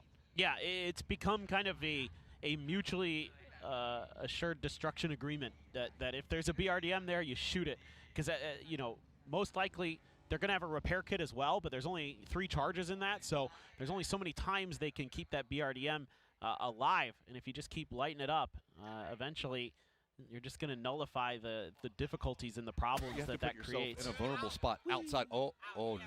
He's okay. He can pull the chute. Okay. No problem. It's fine. It's fine. It looks dangerous, as it always does when you're dropping from the air, but no problems at all here for Gen G, but it sucks a bit that they're going to lose that glider, I think, right now, because Phase 1 hasn't even collapsed, so they're not going to have that ability, like I was talking about earlier, to figure out what's going on if there is hard shifts. I don't necessarily fault that, right? They're not necessarily glider squad. Used it early to get an idea of what's going on around them. Now they're going to go ahead and go back to their tried and true style of rotation, so... It's still right on the river. Buckle up. I guess this is the way we're looking at it. These little mini bridges could be a catalyst for a couple of firefights, but not at this stage. The Expendables thinks it's going north, so they're going to wrap closer to Everest. They were playing that a moment ago. FN making their rotate pretty close to Furia. This is going to be outside in the blue zone, so FN should be fine. They'll probably go for a northern wrap as well. T1's holding the bridge coming out of Yasnaya. Sharper has gotten closer to Twisted. Twisted's going to go for a regroup closer to Rajat. I really like what Alcadzia did there. Just put one up in their emergency pickup to see what was going on. Find something a little bit closer to the edge, or away from the edge, I should say, that they can move towards. This circle's still very likely to end up going north. Doesn't have to, but that seems to be the direction it wants to go. 4 Angry Men is taking a ferry of their own, as FN had opted for vehicles, but as Alcadzia, the one team you don't want to see roaming around your flanks. This is hard to push into, though, even for the Expendables, right? Whenever we look at the wreckage from the plane, there's so many sneaky little angles that people can be at. The Expendables have multiple people that have jumped out of the vehicle, so they're thinking about going for it, but this feels not good on either side. I mean, they're playing with house money here, Matt. Like, yeah. They're into the grand finals. They can do whatever the heck they want. If they just want to go for fights, just kind of practice some things. Maybe, this isn't a situation that they have a ton of experience with, is, going for fights onto this crashed airplane because of what you're talking about. It can be tough. Delwyn did go further north, so it looks like he's trying to see what's going on around shooting range. I think that this might be a temporary stop-off. Yeah, see, Glory's going to hop in vehicles. This was just if nothing else is better, we'll go this route. If you find the opportunity. Yeah, and they didn't necessarily like that. They're going to wrap shooting range side. That's going to put them pretty close to, of all teams, another one in the hunt, Geekay. Geekay, they are into 12th. They're 2 spots above, but they're only 1 point ahead of 4 a.m. Geekay 6 taking points. shots at the Expendables. Yeah. That doesn't always work out the best for you because now they are going to want something back for it. Geekay looks like they're going to go up the hillside to just try to get away from it. E-Arena is making the wrap on the other side of Geekay down in the south. It's going to be T1 that's taking the pot shots at them. E-Arena doesn't have any good stop-off points. Are they going to really. crash Nemiga? Maybe. That's about maybe the only thing that's in the area in terms of hard cover. Otherwise, you got to take some open space on the hills. The top of the hill is okay. Yeah, it's not the end of the world for sure. The hill above shooting range is definitely playable, but you're always kind of worried. You always have to have those eyes in the back of your head. Kind of, it's not the most comfortable spot in this circle, I'll say that. I mean, vehicle fortification, hope it goes north. Wing and a prayer and a dream for E-Arena on this point. The Expendables have managed to bully away Geekay on the shooting range, so it is going to be Spyro that's taking some shots at them, but hasn't gotten a knock or anything else like that just quite yet. E-Arena does have those friends close in Nemiga that we were talking about a moment ago. Orchid's also going to be regrouping probably around Ruins, I'm assuming. Where's this new circle going to go, Paper? Oh and my it is God. going Rozhawk. Oh my goodness. This Oh, is madness. PWD. That's big. He did Rex dirty there. I mean, every point they can get right now is big. And is he going to go on the hunt for it? The rest of Geekay actually just surging in back behind this. They know that the rest of FN's probably going to rally, and they want to make sure that their support. Geekay is a bit behind this. Expendables are hopping in vehicles at roughly the same time. They might opt into third party. That could be bad for Geekay because that will put the Expendables right on their flank behind them. All right, let's see what FN can do. It's been slowed up enough here that you get Spyro, you get Diffix in. They're going to let loose with the grenade barrage. They need to get as many as they can. Rex is going to be flushed. Expendables pass merrily on their way. Breakers looks like he's moving to the outside. Oh no, that is red. So many nades laying next to him, but he's managed to survive for now. New nade follows up. Spyro gets the knock. This is disaster for FN and just great for Geekay. They're just going to go for these flushes as quickly as they can. Though. Yeah, Star-Lord. Oh, the aim was not there. Geekay finding more and more points. They want separation away from that bottom three bad, and they are taking it to FN. This is huge. Should be into that last stage. And that is going to be FN out very, very early. But 4 a.m. Oh, they're spinning. Here's the problem. Geekay is late to the circle. Like, real late to this. No, you're absolutely correct. But that might actually work in their favor because everyone else is already making these rotates. 4 a.m. is just, this game is just going from bad to worse for them. They try to dive in towards the hills in between Boatyard and Rozhawk, and they're getting sliced and diced. Yeah, JDG is trying to go along Boatyard. This is bad. E-Arena going for an emergency pickup. I have no idea where they're going to opt into going. Nobody's playing north, so that's kind of a no man's land, except for an Amiga right now. Geekay's called their emergency pickup. It's just going to be bold dropping. Do you go Rozhawk? Do you go Boatyard? I mean, you can kind of go Badlands. None of that's going to feel too good. Al-Qadsiya is not even in the circle right now. They're just roaming around down to the south. That could put them close to Gen.G and Orchid. The Expendables roaming in. They're going to be pretty close to Sharper, but I think that they're going to be sending it right into Rozhawk. T1 as well as Twisted, and maybe even the Freaks can take shots. But no, the Expendables actually go south, the other side of it. Okay. There was a Panzer ready for Lil Ghost, but Xiao Bei's got an angle on the other side of the street. People are falling here for the Expendables. EA gonna lose a player. Things going crazy there. Jacob doing a lot of the heavy lifting again for EA. And the Expendables are in a hard to rally point because if you pop up, there's just so many vulnerabilities and angles high. They're gonna go down. The Expendables, the monster looming at the top of the leaderboard is out early. So now everything's on the table. For sure.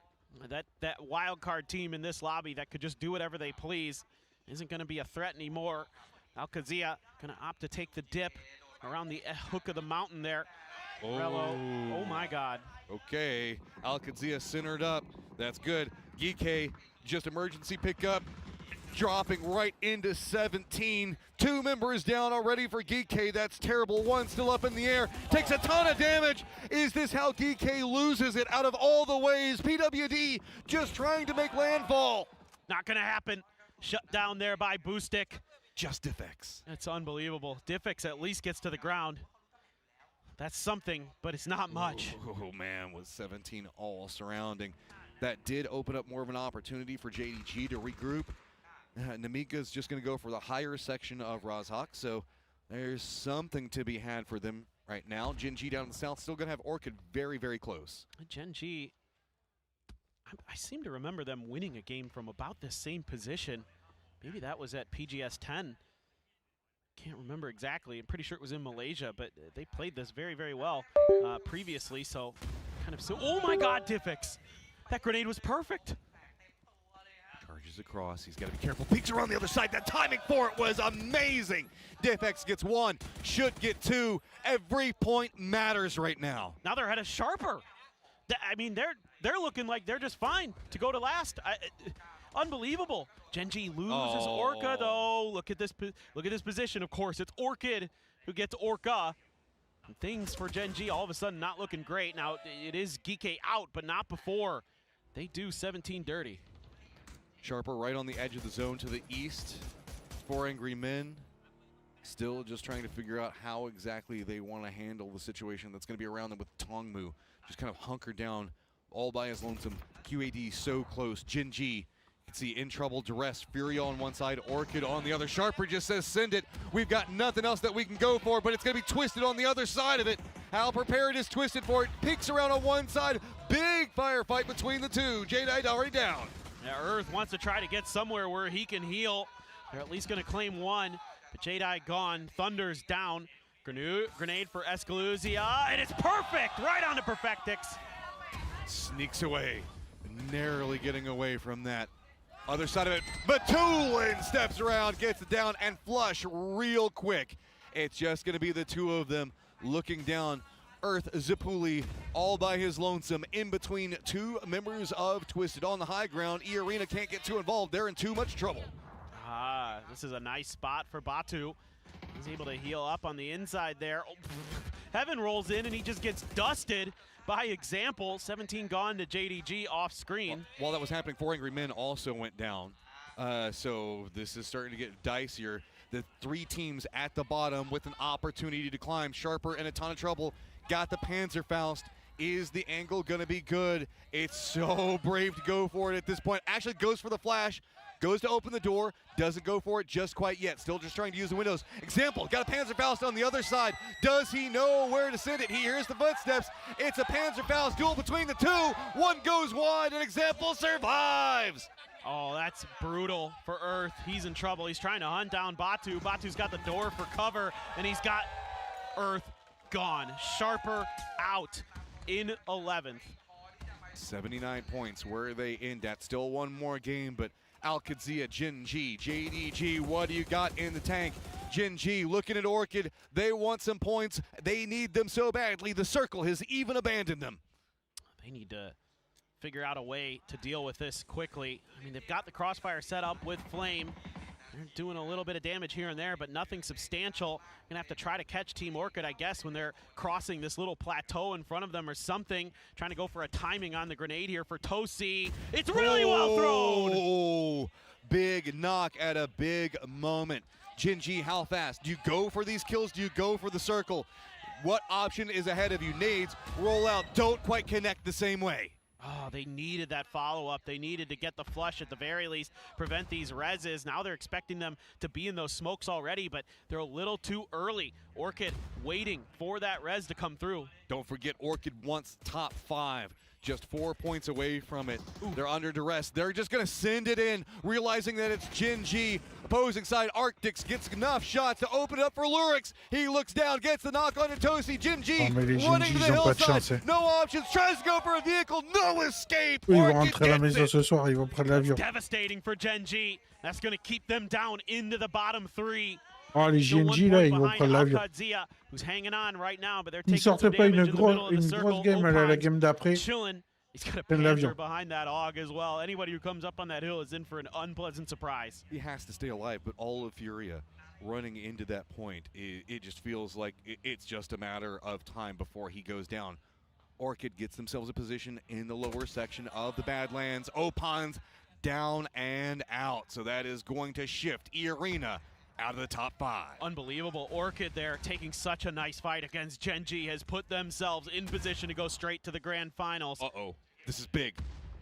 We got Al-Qadzia in that dip that they've been holding down. JDG wants a piece of it. These two guys in the bottom 3 right now. Whoever can survive it will be in so much better of a position, but it's just going to be on JDG to roll the nades down right on top of Al-Qadzia. Al-Qadzia needs some kind of response.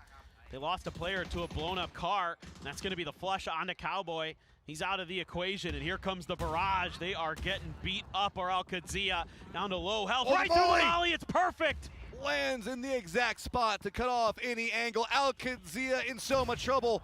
Just one member up, and everybody from JDG keeps speaking at the top, but it's going to be Nemiga taking shots, seeing if they can contain anything at range, and JDG keeps having to step away from the angle. Oh, and there's a P90 here as well. By the way, off screen, Furia crashed into Orchid, dropped them down to just one player alive, but only 2 for Furia. Up on top, done is Roth, done are Al-Qadzia, and they remain on the cut.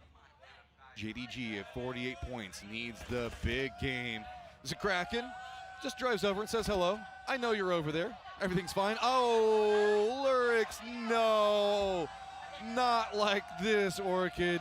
Now Kraken has a new idea. He's like, oh, there's just one of you left? Oh, but What? jumps out. Lyrics steals it. What has he done? He's just ruined Furia's day is what he's done. He got out too soon. Oh, Lyrics. Okay, can you even get in the zone? JDG is now taking shots down into Furia. Lyrics finally goes down. Oh, example right there to collect Furia bodies. And he's going to do just that. Kawazine gone. Furia went for the big play. They knew that if they could knock out Orchid, they'd give themselves an even better chance of maybe getting into that top 5. I respect the heck out of it. Just a little bit of a mistake there to get out of that vehicle cost them. Big opportunity for Nemiga, sitting in 7th, but it is not far. Orchid down, E-Arena down, 105. They only need one squad wipe, and then they're there. They're in the top 5. They've got control over the north right now.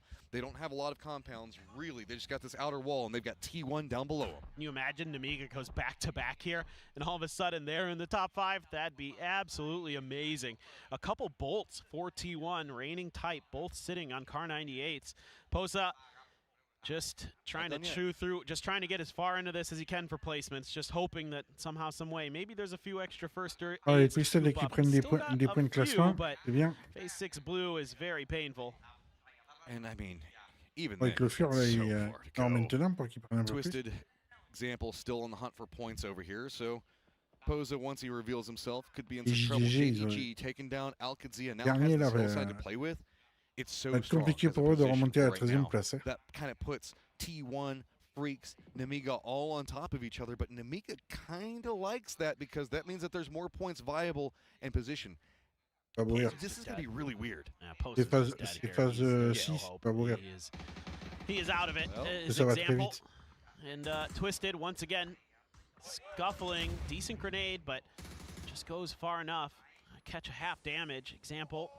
Switches to the 3X. Circle moves to the no man's land. Example up the hillside. Posa finally goes down. The duo for Twisted trying to keep back the trio from JDG. Spaceman still across the road. So this is an open circle with a road running right in the middle of it. Not a lot of cover. So the squads that have been in Rozhok itself probably feeling much better because they have some smokes, things that can maybe get them into the next stage. It's going to come down to maybe if JDG can get out of this fight with Twisted unscathed, and who comes out of Rozhok with the best situation in terms of number of players left. Example, still continuing to kind of be not aggressive, but, you know, keeping JDG at arm's length. They're scared of this, our JDG. They don't want to overcommit. They know that they need this chicken dinner badly. Okay, Nemiga, you've got to make the cross. They take the shots into Twisted.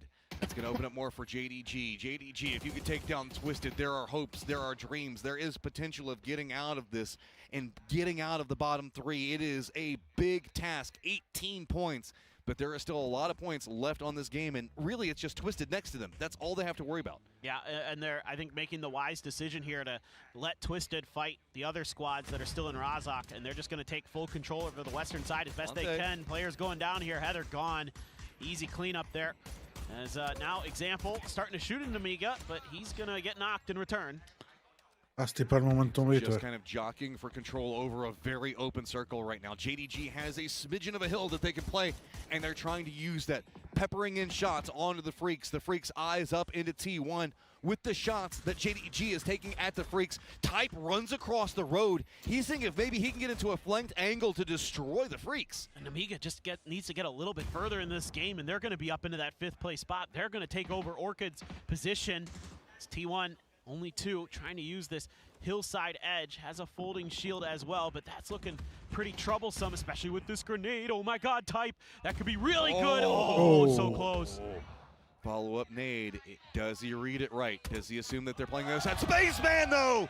Spaceman hits the shot on the Type at the biggest moment possible. That's going to force Raining to figure out if he wants to cross or not. Namiga, playing in the north, now has open sight lines onto JDG. That was a gift for the Freaks, because Type was about to really do some serious damage to them. Mike got a couple of different knocks. Guman wants him dead, but can't. It's Leosh with a mutant from afar. Actually going to get him, and that's going to be a cleanup there for Spaceman. It looks like, oh, he ran out of bullets. And the Freaks keep trying to go for this peak, but they can't. Every single time they go for it, it gets punished on the other side by JDG and Namiga both. Somehow the Freaks are clinging to life, but JDG wants all of these points. The climb continues at 55 now. But it was Leosh who got 2 of them with a mutant again.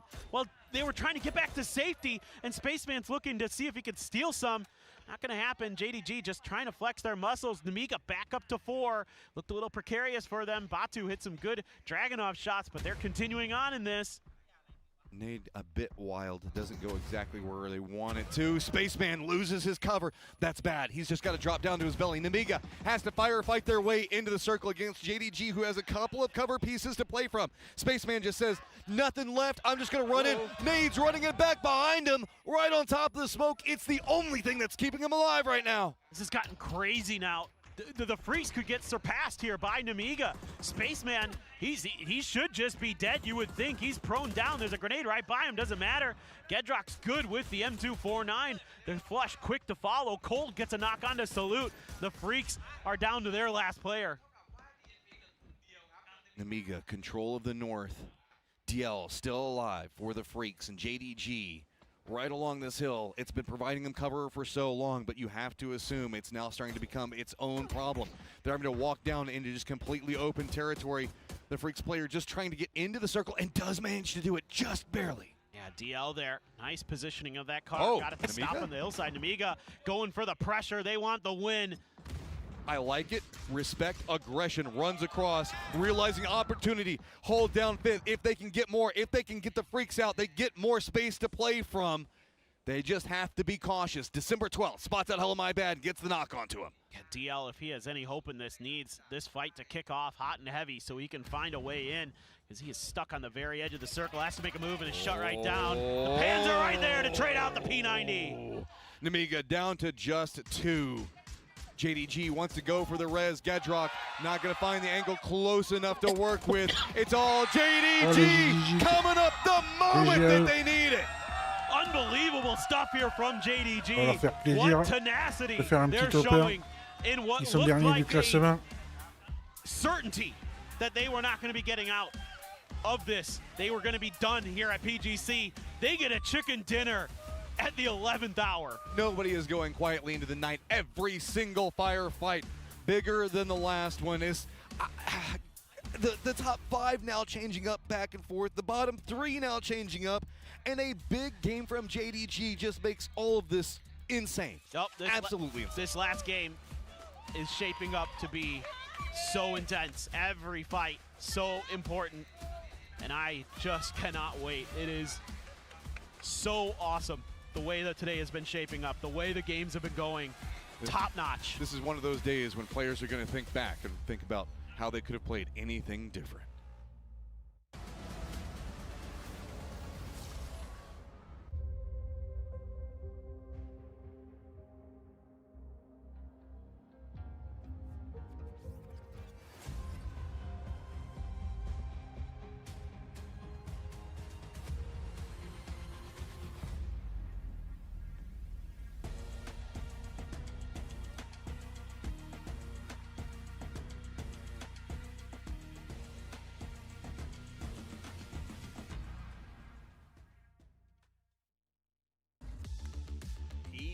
see every year is defined by unexpected results and big consequences, and it's no different in the group stages. As a JDG, a team that we essentially had written off with so many, as headed home to China at the end of today, may no longer be so. That is probably one of the most important victories in terms of survival that we may have ever seen. I said they needed 2 miraculous wins. Here's one of them, yes. And we got one more game to go. Can they do it? It could be possible.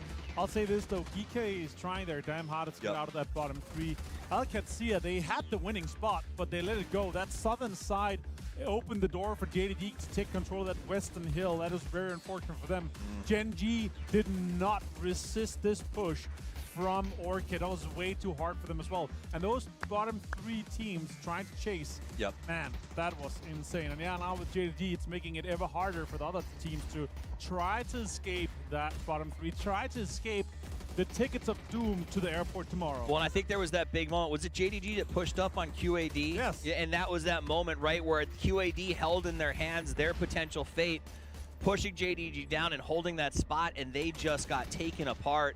JDG, take nothing away from them at this point. They've proven that they just needed time to awaken. The question is, and it is a very big question, was it too little, too late? Because there is only one game left to play, and when we finish, 3 teams will head to the airport, 5 teams will head to the grand final, and it is a lot closer on that bubble for some of these teams than I expected it to be, Martin. Yeah. It is very, very close. Yeah, it's been some insane games here today, and I don't know what the most exciting for me is that we have these 2 moving goalposts. Yes. The top 5 and the bottom 3 at the same time, and you can see, again, the players' excitement of already being there, potential excitement of getting into that top 5, and the worry, the heartbreak, and the heartbreak on the faces of teams. And Al-Qadsiya here, they're realizing, you know what, this could have been our game. This could have been our double-digit game win. You know, it's one of those things where you dream of having family come out and watch you play in the grand finals. You dream of getting to that position, and to see it slipping away 1 point at a time is absolutely soul-crushing. But all you can say is everyone has a chance. JDG came in here with almost no chance of pushing forward, and here they are. 25 points, one of the biggest wins of the entire group stages at a moment when it had to be massive. But it's not just them. Namiga, another team with almost no expectations coming into this event, is absolutely playing out of their mind. They put 12 more points on the board and should now be in that top 5. Yeah, what a great spot for them. And honestly, I didn't expect them to be able to get out of the city and have that much control. They had their Doritos, they had their cars, they had plenty of smokes to play with. I was actually expecting them to take the win away from JDG here. I really love the push onto this hill. All right, let's get into the meat and potatoes. If it's in gold, they advance to the grand final. If it's in blue, they advance to the airport. Expendables winning, that is cool for you. Namiga at 114 points. Orchid now at 109. And E-Arena right behind that at 107 on the chase. Those are the teams to keep an eye on when we get back into the match, because those top 5 are very important spots. Now, on the bottom, Martin, Al-Qadsiya and Gen G, and now JDG, all within striking distance of 4 angry men. Tell me, do you think GK is safe, or should they be okay? I think GK with 10 points here, they're gonna get their kills this game here, so I'm not too worried about them. The big worry for me is 4 angry men. If they do not step up, they're going to get taken over by either Al-Qadsiya or Gen G. All with this one here, JDG. Imagine the morale boost you're going to have, the confidence you're going to have after a 25-point game. They only had 40 points prior to this. Also, the interesting part for me is Orchid. 5 more points up to Namiga. 7 more points for E-Arena to get up to Namiga as well. Everything is in play, but you have Expendables, Twisted Minds, T1, even potentially Freaks here that could just mess with the rest of the lobby, because they're already going to the finals. Especially when you're talking about 4AM, right? Because 4AM has a very difficult onus. Everyone else is chasing them. There are now 3 teams. If 4AM makes one mistake, if they get hunted one time, if they make one bad rotation, any of those teams can pass them and ruin their dreams. And look at that. There's a tie on the placement for 4 angry men, Gen G, and JDG Esports. So whoever gets the most placement points, if there's a tie in this game here, that's going to push them up and put them ahead here. We're going to follow that throughout the game, obviously, on the live lead up on the left side. But what an insane set of games here. I think at this point here, I'll say 17 Gaming safe. I don't see 3 teams passing them. Even Sharp, I don't see 3 teams passing them either, man. Geek, Yeah. I think so too. Like, they're going to know the same that we know. 1, 2, 3 points is going to be enough. All right, this is the moment, the final game of Group A. The top 5 teams go straight to the grand final. The bottom 3 teams will see the end of their journey happen right now. It's that moment where we say never leave it to the final. Well, this is the final. It's time for the grassy pastures with your casting duo, Matchup and Paper Thin. PUBG is all about surviving until the end, and we've got 3 squads that will not quit. It comes down to this last game. Who gets in our top 5? Who goes home on a plane tonight? We've got 3 squads that will not go yet. Unbelievable. I mean, this is so crazy. This can shake out so many different ways, and this plane path is so tricky for these teams to deal with coming into this final game. It has thrown a wrench into the works already. The circles have not been kind. The plane paths have not been kind. It's time for some of these teams to put up or shut up. And we're going to find out which 3 are going home and which 5 are going directly to that grand finals. Squads at the bottom have all had their big moment coming into this, except for Al-Qadsia. It's just been a slow, steady slide. Can they summon the mental fortitude to find something to jump into that position? JDG, they've got to have the mental. They've got the momentum. They had such a big game, but they can't let it slip through their fingers now. You're absolutely right. Oh, take a breath. Take a breath. Freak's a little close there because they're going to vie for vehicles, but you know, everybody's going to get one, and they're going to honk and say, yeah, okay. Plane path, 4 Angry Men. They're long dropping Diaz Naya. That's pretty funny. T1 went for their alt drop. Over on the east, over towards Al-Qadsia. Arena as well. Another team that's in a position to maybe make a difference, to maybe sit themselves right into that grand finals in front of the home crowd here, who has been behind them the whole way today. I got to tell you, when we came out of the break, the crowd has been chanting EA, EA. And Jacob came up and gave him the old cup behind the ear, like, let me hear it, let me hear it. I loved it. Oh, 4 Angry Men, no! Runs right into Sharper. These guys, they're putting the nail in the coffin for 4 Angry Men if they're not careful. That can't happen. It can't keep happening to 4 a.m. You've opened the door again for Al-Qadsia, Gen G, and even JDG now, who are all within 3 points of each other in that bottom 3. Man of the match was cold. What a showing, what a gutsy performance from JDG in that previous game. Keep hope alive. So in the circle, Al-Qadsia gets early to go pretty much wherever they want. They did opt in sending somebody to Lumberyard. Feeling pretty good. 4 Angry Men went to Yasnaya. Just to the west of the circle itself is where Gen G is going to be at. They have the hardest path to get into the circle. Looking in, Orchid just 5 points away. They have themselves an opportunity to jump into Namiga. It's been back and forth between them, but Namiga, man, Namiga coming out and having a performance like this is just absolutely incredible. They moved the blue chip. They grabbed it and moved it. Sharper being really cagey. I mean, this is... Left it next to me. Yeah, come and get it. Yeah, exactly. That's if you want it, come and claim it. Unbelievable, and it just keeps looking so dire for 4 a.m. But who knows? They're clinging to life, man. You got to give respect. Those guys are scrappy. They are. They are. I mean, look, you never know. It's a hope and a dream, a chip and a chair, as you say in poker. And remember, we're just looking at the top 5. Qualifying to grand finals. Uh-oh, Heather. It's fine. The fence is there. Yeah. You might go for a tire? Okay. Any other cars coming up back? He's waiting. That? Yeah, he's waiting for the rest of the tail end. Did they see him, though, is the real question. Maybe they did, because End is taking a different path. So that's making it a lot harder for Cloris.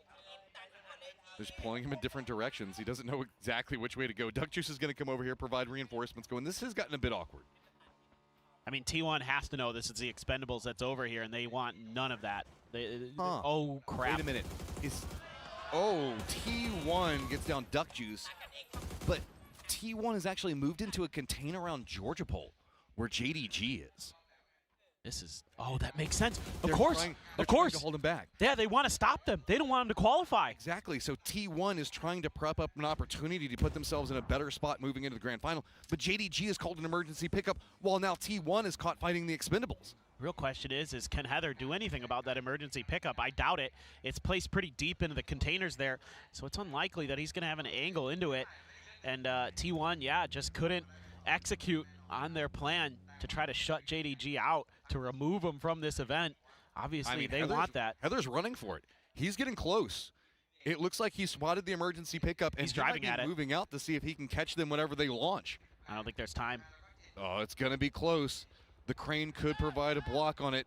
The crate's all problematic. Timing, just not quite there. Can he get the spray he wants? No, narrowly missing him. Doing some damage, but the higher they go, the faster they go, and the harder it is to hit those shots. They're lighting them up, but nobody's been knocked, and I think they're making their great escape. Well, now you're jumping blind into the circle that you need to perform the best in, that you've probably performed in a while. You got to double up that last game somehow, some way, while landing in no cars, no information. It's just so intense every moment. Sharper's just over here like essentially playing Pokemon, throwing down the blue chip, trading it between themselves. Like, who wants to hold on to it? Yeah, who wants the Pikachu this time? It's shiny. It's shiny. Ooh, is it? I hear those are important. Sharper is now looking like they're defending to the north, expecting 4 angry men to come after it. I mean, they're throwing the bait around. Tough situation for FN. Not that they're, I mean, they're okay. It's not very likely that they can get up to that 5th place spot. Trying to cross that bridge over towards Gen G, who's in a position that they need all the points they can get to feel comfortable to make sure they're still alive in this event. Now we're finally going to deal with it. Yeah, we're going to go ahead and finish it out. That's frustrating. That's got to be so frustrating for 4 AM. And on top of that, 4 angry men have a red zone on top of them, so it's just salt in the wound. Sure. Yeah, why not? It's just everything that can go wrong. Welcome back, Duck Juice. Hey. He's, what's he going to do? Just drop in school or something and just be like, I don't know. Nobody's probably here. Pachinki, nobody's there. 17 left ages ago. Should be fine. JDG. They drop far side. They're going Lumberyard. Oh, no. Of all places to land, it's going to be right next to Al-Qadsia. Well, Al-Qadsia, though, very fanned out, so they don't really have an opportunity to get in and punish this directly. There's a bolt in the hands of a JDG player, so you got to be a little careful. But if one knock happens between either one of these squads, yeah, it's just lighting a fire, right? That's true. That's very, very true. I mean, that could be one of the most important fights of the tournament right there to find out who's actually maybe going to get out. You know, because 4 AM is in a spot where unless they can get some points, they probably are going to get bumped out of that bubble position by one of the other teams that's in that bottom 3. If anything kind of happens with them, it's just all up to fate. Do note, Geekay is not encircled yet either, as we can see them dancing around the crossroads south of Pachinki. The Expendables are going to be just to the north of them. Gen G keeps trying to sneak further and further in. This is a good position to play, provided the circle stays near it. If they have to move again to the north, it is the whole lobby ahead of them, and it is going to be really hard to get out of here. For sure. And you still have FN waiting to cross the bridge behind you to make matters worse. Yeah. All of that combined definitely puts Gen G in a scary position, to say the least. Geekay cutting right ahead of TE off screen. T1, the Freaks, late coming in. The Freaks still have some work to do, by the way. We haven't talked about them much, but they are not comfortable in that 4th place position. And they've gone all the way to the coastline next to Lippo and puts them next to who? Of course, 4 AM. Yeah. This is, it's a powder keg. Nobody is shooting. It is dead silent in the game, in the arena. No, like, one breath feels like it is just going to cause this whole game to explode. Yeah, powder keg is the right way to put it. You know, everybody's got those matches, and it's just who's going to let it loose first. Geekay going to get shot at in the back a little bit there. I don't think much will come of that. You know, the Expendables are doing what they normally do, which is kind of circle the wagons around the teams once they get the eyes on them, see if they can find that moment, see if they can find that knock, make a play off the back of that, but not really given the opportunity. And Geeky pretty dug in up there, so not really going to, seemingly for now, make any moves. T1 is wrapping in north of Yasnaya after leaving Georgia Pole. That's going to put them pretty close to the Freaks. Dernière Right game de la behind them, journée. actually, given the fact that the Freaks are running On va savoir les 5 qualifiés there could be something brewing there. pour la phase finale. Men, they're just going to play the road Et les 3 éliminés. Milta Power, so Définitivement. rewarded for that. Oh là là, la We go zone. Milta Power and Lumberyard both. I haven't seen a mini Milta ending in that vicinity in quite some time.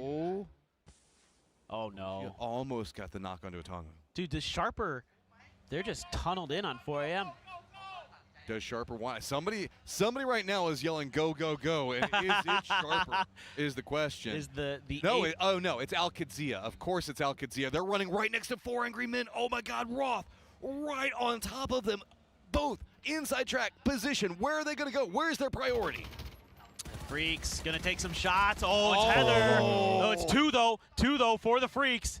Raining just going to be rolling right in top, but takes so much damage. He goes down.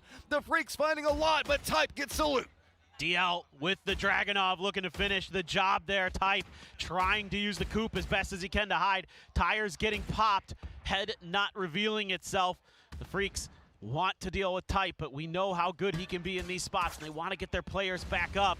Vehicle explodes in front of the downed player. That's going to open up salute. It will be a finish for DL. The Freaks do lose a player. Are they going to go for the revive?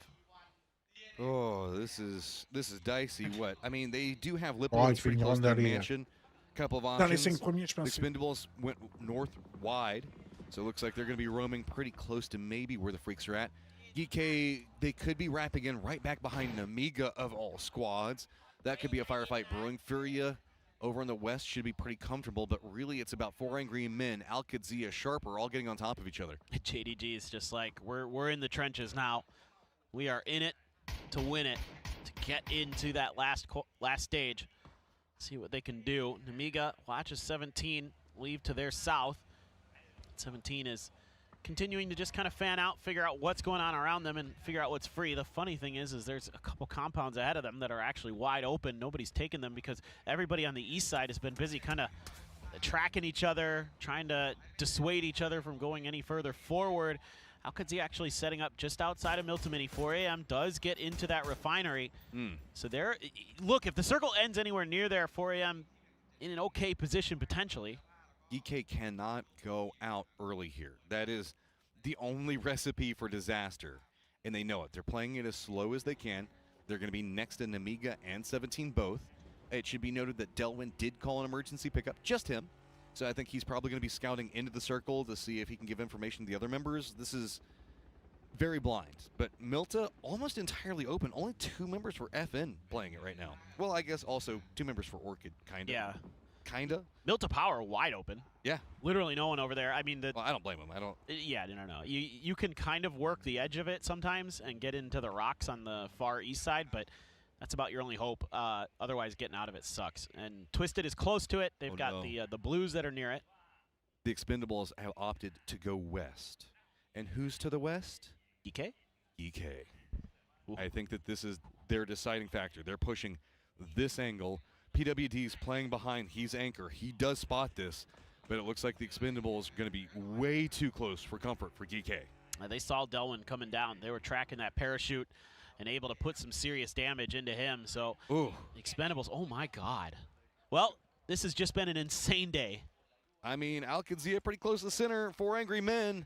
Is this just going to be that much of a nail biter that we're getting circles for Gen G, Al Qadzia, and 4 Angry Men all? That's amazing. All 3. And JDG in there, too. Yep. That's so good. Oh, PWD. Big shots when it matters. Delwyn's down. He shifted over here to try to buy some space for the rest of the squad. The rest of the squad hops in vehicles. They sit it. But Tanvu takes down PWD that fast. Dude, Tanvu, so reliable. The rest of GK showing up to the party. Throwing some stuns, but they bounce off the tree. Don't get into the faces of them. Divek's going to try the drive-by. He's got to get the damage. Does get the knock on a Tanvu. Quizzy manages to connect. The Expendables in some trouble on the outside, and GK wants these points bad, but Quizzy goes down. It's just one player left here for the Expendables. I believe it's just Clory's off in the distance. All the players that were on point have gone down one way or another. Clory's just gonna do what he can, see if he can find any more kills, any more damage. But for now, Geeky holds on, but they get 2 big points. That has likely put them out of reach of being sent home. It's just, you know, can they carry on? This is just crazy. Heads up play from Geeky.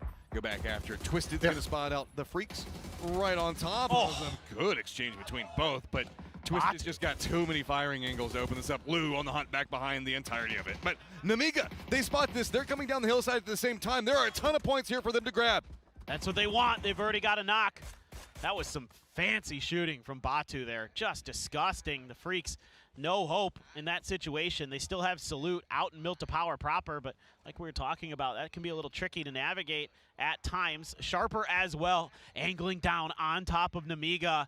They may play spoilers. They may open up the door for Orchid, but Namiga pulling off, wrapping back towards the north. There's nowhere for Namiga to go. I mean, if they cut straight south, they can play the hillside a bit, maybe dodge some of Twisted firing line. That'll get them into the circle. But while this is happening, JDG and 17 have kind of started fighting against each other up in Lumberyard itself. Well, that's a big one, but one of the points got stolen. Doesn't matter. JDG still claiming lives here on to 17.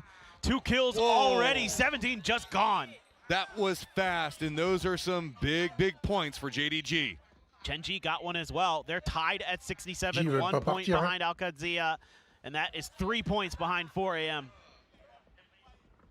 JDG they just got to rally. They've got to play the safe. Namiga leapfrogs in front of JDG. Fury is going to be next to JDG on one side. DK looks like they're just going to wrap all the way down to the south into Milta itself. Cut in. Cloris is still out in the blue. He's going to be fine. We just center up. Alcadzia's got the center, but the problem is they need more. They need kills as well. Salute's just going to go and try to hide in one of those bunkers. I don't know if he has a key. He can open that door, but Twisted. Oh, they're right behind 4 AM. They found a little bit of safety. Now, this is one of the things about the mini power plant here is that it's hard to defend it fully, especially with 3, because there's so many little angles and cheeky maneuvers you can make to get through, and there's all this cover that teams that are going to be approaching you have to work with. You can see it from that angle there. Great shot from our observers to show us what Twisted Minds has to work with to try to make that entry if they so choose onto 4 AM. They're actually sending Perfectix way out as well. JDG still defending this spot. Fury doesn't want to deal with JDG. Looks like they're just going to kind of shift in a bit further to the south. Well, maybe. They're not getting shot by Gen G. I guess they don't have too many more options. Oh, Posa now knows it's JDG up here. They just commit. They've got to go for it. They know that there's points big over. But oh, the crossfire set up Suze up on top. Tosi on the other side. Damage gets the knock on a Cold. That is devastating, though. Furia actually knocked one of their own players in that exchange. They all turned to shoot uphill, and they caught each other. Suze looking for the bolt finish. Not going to get these points, though, our JDG. Some of them are being scooped up by the worst team possible, Gen G. Posa's just trapped right now out in the middle of no man's land. Gen G, if he goes that side, finds another point. Bicycle play, time to go, get what you can. Suze trying to defend, gets the kills. They want to make sure that this doesn't go to anybody else. Posa finally goes down. JDG finds more. Alcadzia now in last. And look at this. It's 3 points from 13th to 16th. That bubble spot has become a knife's edge. Every little moment is going to matter. Every little thing matters. Salute here right in front of Twisted Minds, who have pulled mostly away from 4 AM. Vegas taking shots into JDG. Levante has something, but I mean, the way that the windows are set is not too good. Lease takes out their car. Glory's also kind of around here at the same time. EK to the south is going to be wrapping in back behind E Arena. JDG really beat up now. Yes, they're going to get their reses. Yes, they're in for another circle. But how much further can they go? They've been given some breathing room at the very least. FN has found a knock on to Petulans. They're rolling in right behind, and they're rolling right next to Lou. Somebody's got to shoot him. He's so weak. Lou's like, nah, that's fine. You just keep going. You can have that dip. I don't really want it that bad. Oh, this is grenade range. You can grenade from the safety of this wall if 4 AM wants to. Here we go. Is going for it. Nade goes a bit wrong angle, does bounce off the tree. But FN should be fine for this point right now. With the way the circles pop, though, it has left this position. So FN might hop in vehicles, might rotate quick, and Rex just has an explosion right behind his head. This is so Body tricky twisted, for 4AM. At this point, they kind of just need kills. Getting out of here is going to be really, really tricky. Blue's like, hey, saw what you guys are doing. Oh, my God, that was so close. Star Ward, not much health. That one's good.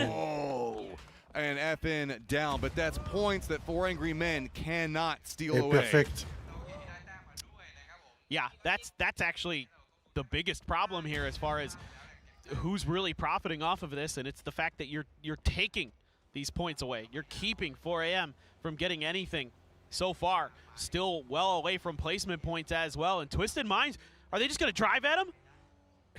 Get what you can get, and so multiple members for Twisted commit right next to, it's going to be a Tongmu and one other. Shin's going to be up to the north. FN Breakers is still alive. DK, they've just got to roam down to the south. It's going to be right next to Orchid. Magori doesn't get the knock that he wants, and DK makes landfall. They've managed to find something in this compound. Lurex spots out Diffex. PWD also down.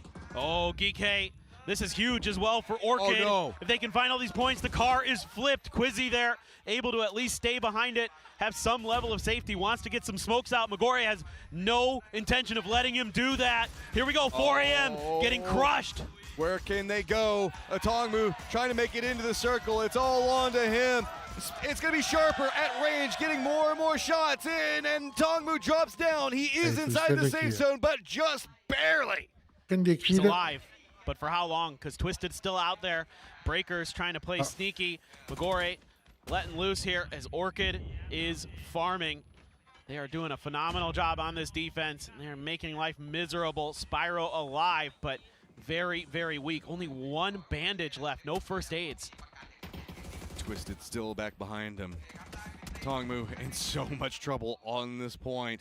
Breakers looks like he's also hunting everybody after 4 Angry Men, and it's just a matter of how much can a Tongmu steal for himself. Oh, Breakers. He's going for some grenades on a Twisted, but they're getting out of dodge. They're in the vehicles. They're running him down. A Tongmu. Oh, the C4 gets him. 4 Angry Men out. 71 points. I don't think it's going to be enough. I don't think so either, Matt. I think somebody out of those three is going to get there, maybe all three. Alkinzi is running a 2-2 split. Sharper runs right next to Twisted. It is a 2v2 on this angle with some support back behind from the other members of Sharper. Up on top, JDG raining shots into Sharper, slowing down any of their movement. Sharper, 2-2 split. Il va réussir à le relever. Reinforce. JDG has a bit of an angle into this. They're starting to put shots down. A couple of very important positions. QAD, I think, as a decision maker, I don't know how long you can get away with that 2-2 split at this point, because somebody might have to make a breach on you. And it's a tough decision. It's a tough call to make at this stage in the game. And while we're looking at survival, we still have E-Arena with 4 members up. They're just a couple of points away from the top 5, where it is Orchid at 115, Namiga at 114, and them at 107. E-Arena needs to get in the circle in just 1 second, but Orchid also needs to get in the circle. They at least have a hillside that they can play, but it's vulnerable from where Twisted's at. Oh, the Freaks aren't safe here at 4th place at 122. Pour l'instant, les éliminer, c'est GNG, Quad, that can do enough damage. They might all get ahead of you. As JDG thinking about a move for that Wizard Tower, or maybe the back of the hill. It's a little bit further east. Sharper's going to have an angle on that. They're going to go for the C4. They want to take Namiga out. This could be the play that secures them the capabilities to at least go to last chance. Roams in. Suze's going to be the guy that sends it. How close is it? Namiga runs. They're trying to get out of the Wizard Tower. Suze spots him, though. Layosh down. The explosion. Not enough. But still, he made a great decision there to wrap around the back. Catches Namiga off guard. That's more points. Genji's getting points on Orchid. They're stealing them. Orca is feasting right now, and it is the worst possible moment coming up for JDG. This is devastating for them. Levante gets the first aid through. He's back up to mostly health. Ils seront à la At the repêche. stairs to try to buy more time. Genji continues to hold the line on the backside here. All 4 players still alive. Only one for Orchid, or it is a grenade onto Genji. Clories goes down. That's the arena's point. Suze just gets in the Wizard Tower. Nothing else they can go for.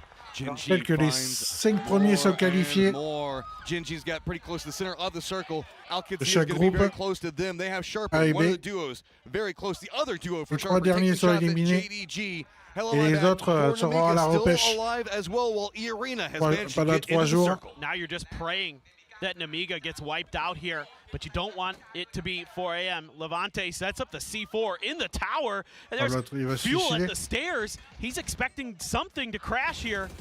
Oh, Suze just takes him down, but he's immediately dusted by Hello My Bad.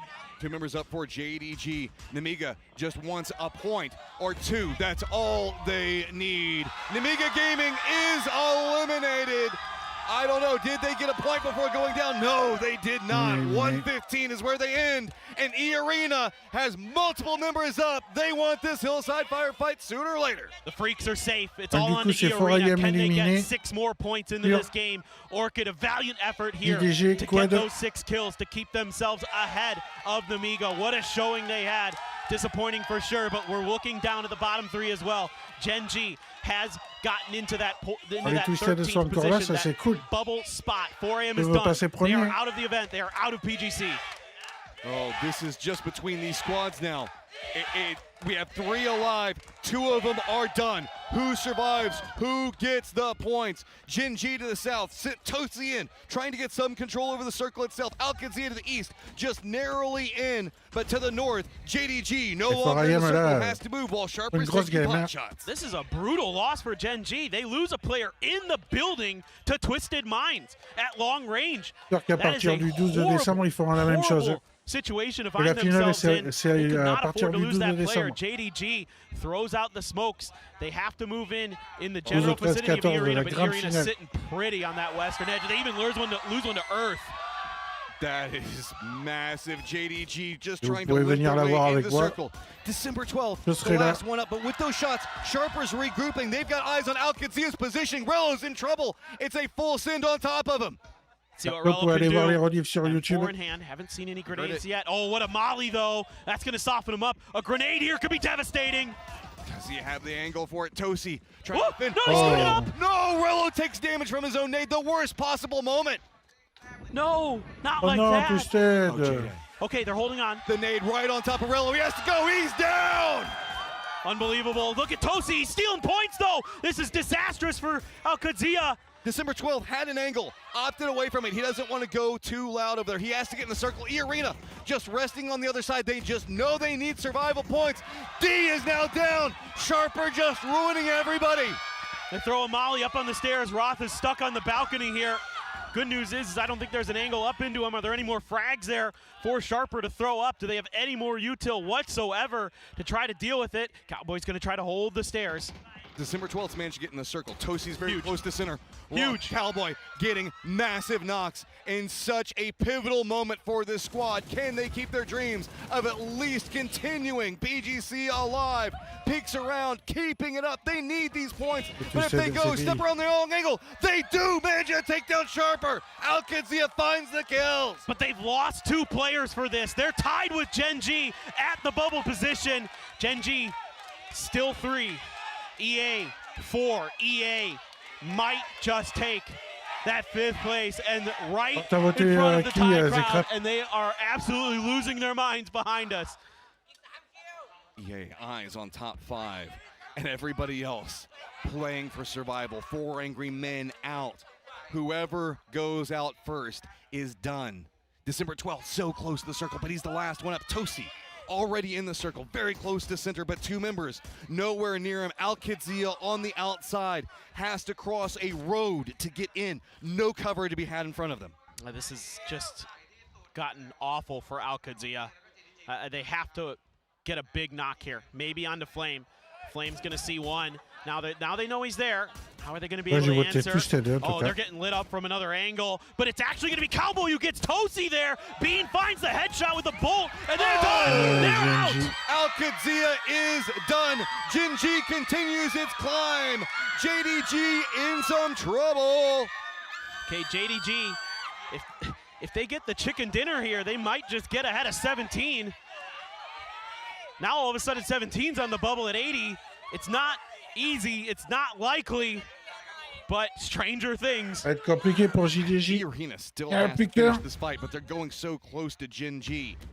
Jin Ji's eyes are focused more to the north. Tosi might spot out December 12th, but he is just hunkered down in position.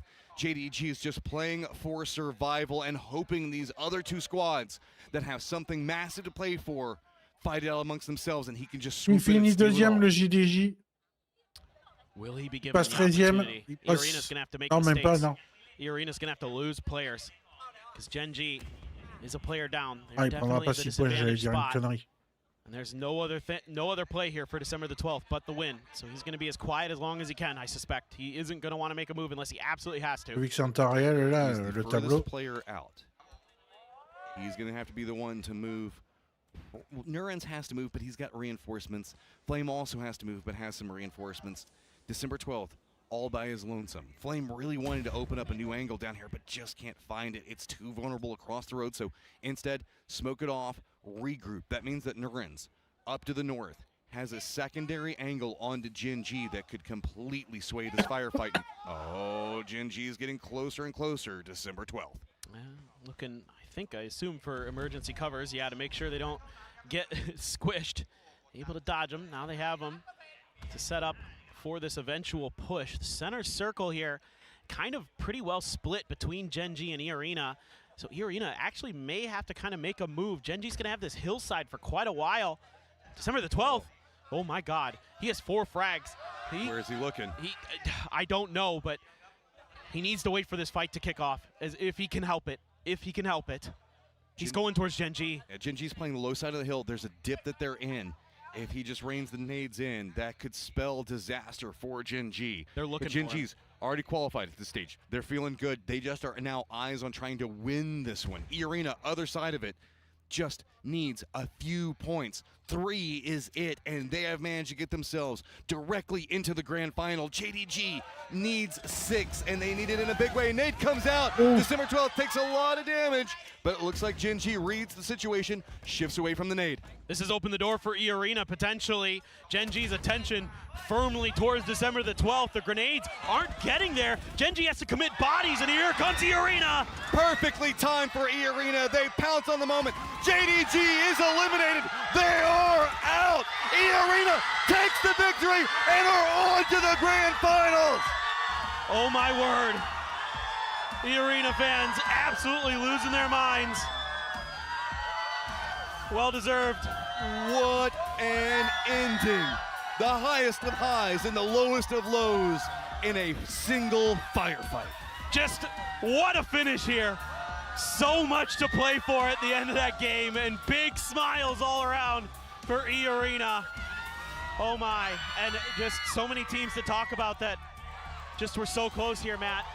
I mean, respect where respect's due. E-Arena, they fought their hearts out today, man. It has been from game one. They are trying to make the biggest plays, and it got them there. Just narrowly coming down to the last firefight. It is crazy. What a moment to have.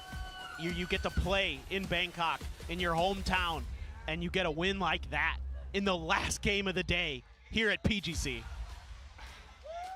Other sides of it is just so close, yet so far. Genji, JDG, they rallied. They tried to make something happen, but it just was so late. Yeah, Genji gets through, JDG doesn't, and JDG oh so close. I mean, big, crazy day. And guys, remember, whenever we look at this, Yeah. Alcazia, they had the lead into the circle to go wherever they wanted. This is one of those that you're gonna kick yourself. If that grenade doesn't bounce back at Rello, it could be a different day. Could be. Il y en a qui font les valises ce soir. Should be's, would have beens. But at the end of the day, we've got 3 squads headed home, 5 to grand finals, and everybody else last chance qualifier. That's heartbreaking. Heartbreaking for Roth. I mean, they were... Day 1 was so good for them. Yeah, they looked so good, man. I mean, they looked good at PGS in Malaysia. I had hopes for them. Well, let's not forget, we still have another day of group stage for everybody else coming in tomorrow. So let's throw it over to Toffee's and Adventure.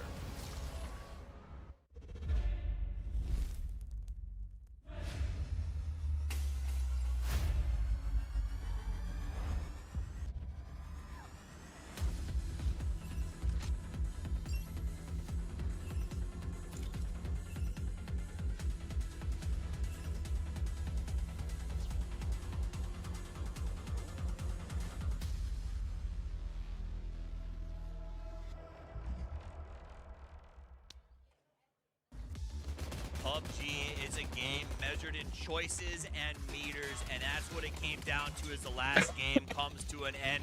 3 teams headed home because of small choices made throughout this tournament, and 5 teams headed to the grand final. One of them gonna be our winners of the final game. E-Arena, Follow the White Rabbit, Thai fan base. What a game to end it. Yeah, and what a absolute fantastic way for things to come in here. You can see teams chasing the few points here. GK, as I talked about, it was a situation for them. We just needed a few points. They knew they were going to be up and above.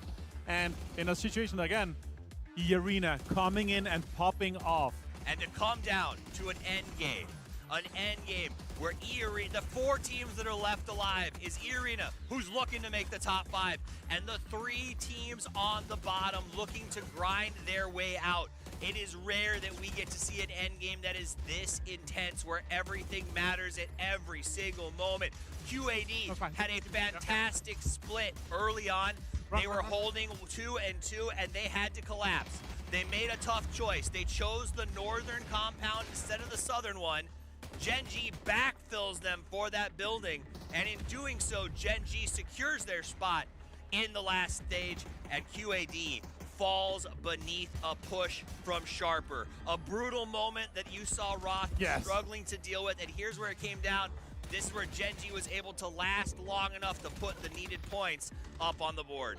And you know what? Having that single spot, having that spot that Gen.G got more points than Alcatia got, you know from what? Their spots. That's going to be heartbreaking. And we're talking about 3 points. There was 3 more kills in that game, or the one before where they chose... JDG won out of a spot they chose to walk away from. 2 wrong decisions, 2 minimal decisions. Difference here would have been putting them potentially so far ahead of even Worries. And it's so hard because in a game like PUBG, you can't say it's the wrong decision until after the fact, right? Hindsight is 20/20. They made some choices. They put themselves in that situation. But at the end of the day, it did not pan out. And those 3 teams that are headed home will spend the rest of their year, if not their lives, thinking about 1 or 2 choices that would have made a difference in their pursuit of this dream. Yeah, and again, for this situation here, the 6 points we were talking about for GK didn't matter. They still made it. But for Nemiga, if they could have won that game that JDG had, that would have been the difference maker for them to take a top 5 spot.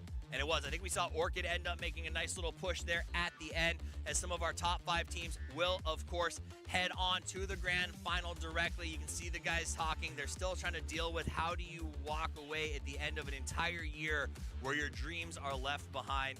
E-Arena looking really good in that game. Yeah, and they didn't realize. Look at that. They were like looking around. I didn't even realize. And then all the cameras came up and they're like, we made it. Look at that. And then they're smiling, happy. The top 5. That giant logo behind them. Because when the game ended, it looked like who made that advance. And not only did they advance, but we hear they got themselves to 4th. But we're going to go check in with the stage and our interview with the Freaks.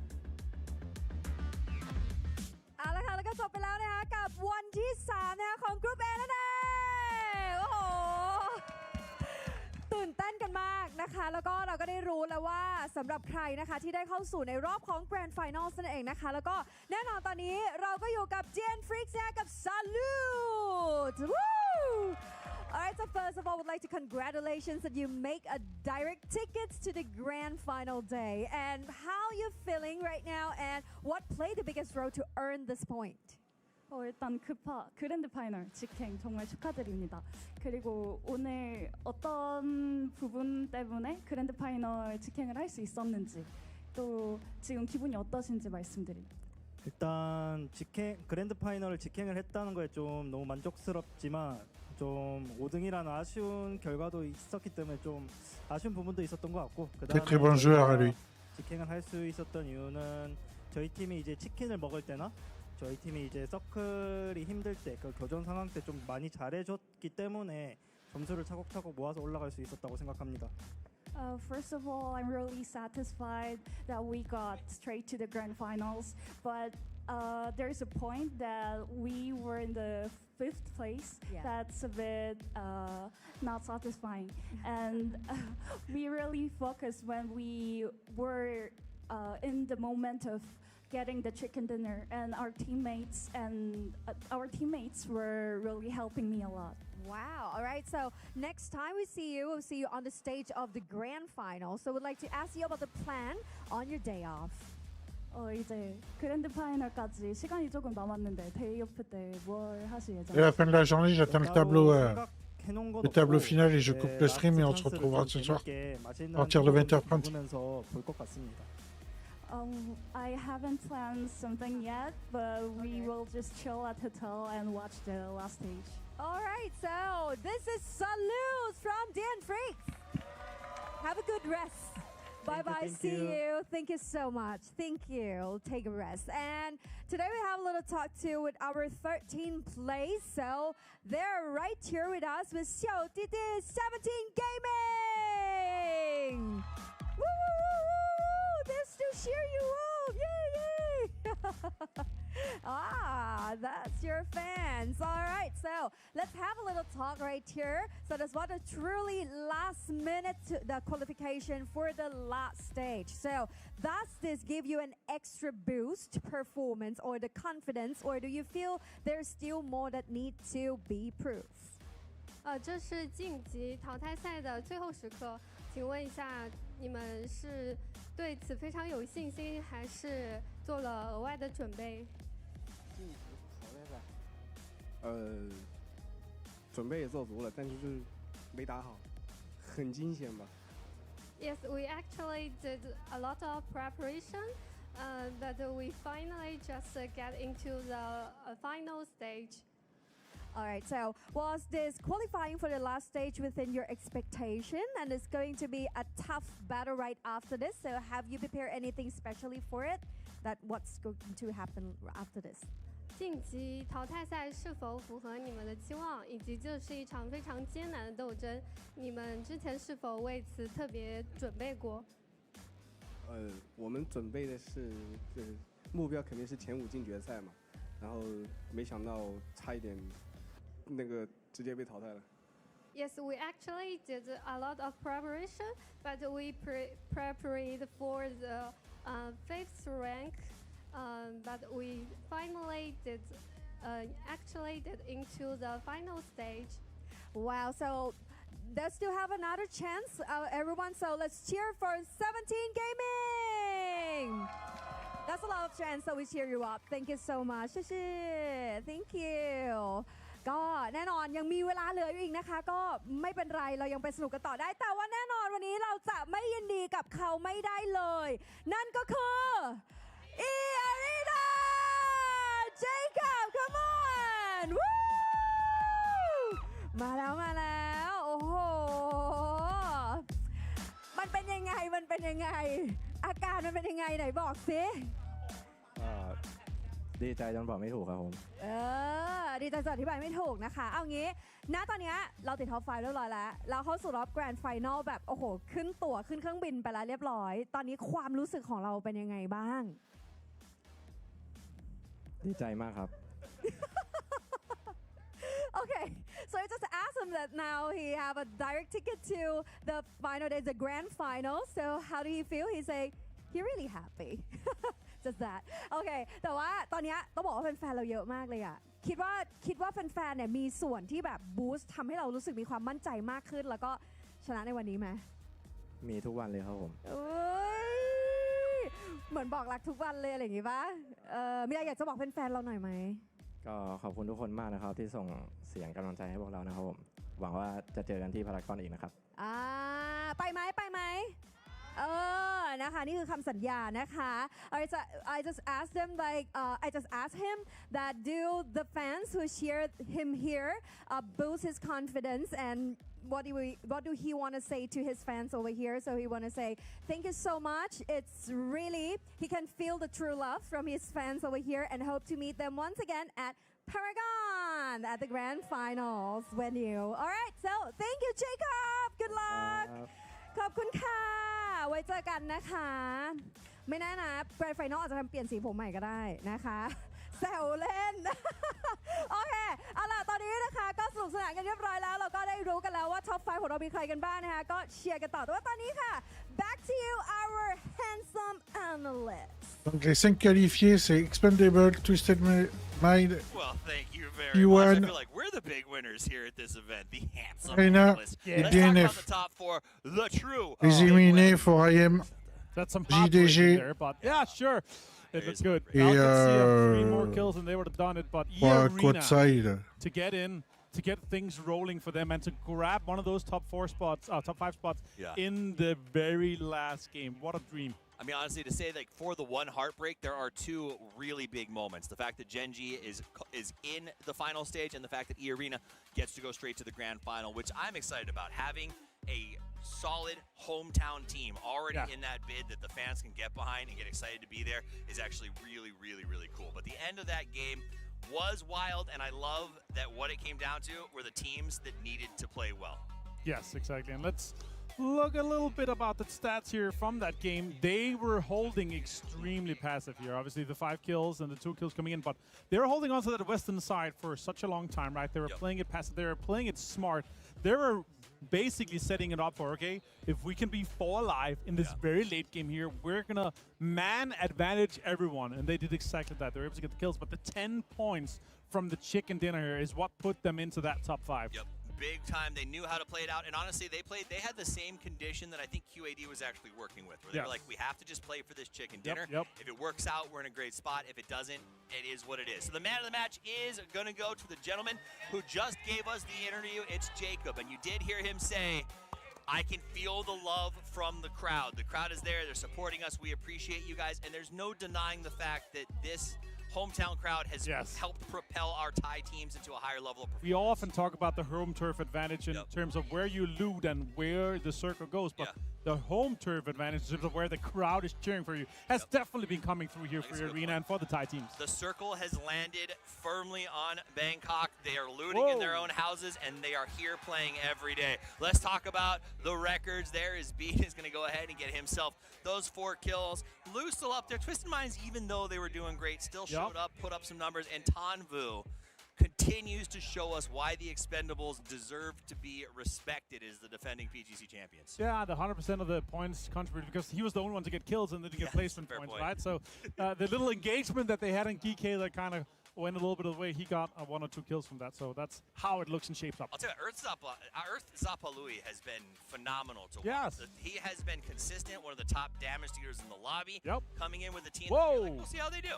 Team summaries overall for Group A. Expendables, 103 kills and a lot of damage going to Twisted Minds. Impressive to see Orchid represented in all 3 important categories here, Toughies. They were close. They almost got it done, but just not enough for them to come their way here. Obviously, with Twisted Minds, huge amount of damage done, but 103 kills for Expendables. The only team to break triple digits. Twisted Minds sure just won away, but still, those 2 teams in a league for themselves. And I will say, that's how Expendables won PGC last year, was this idea that they just went out and fragged harder than anybody else when things weren't supposed to go their way. They're already playing exactly the same way. Sure, they had a little bit of a slow start to the year. They had shaky moments here and there, but it seems like all that was getting ready for this moment here.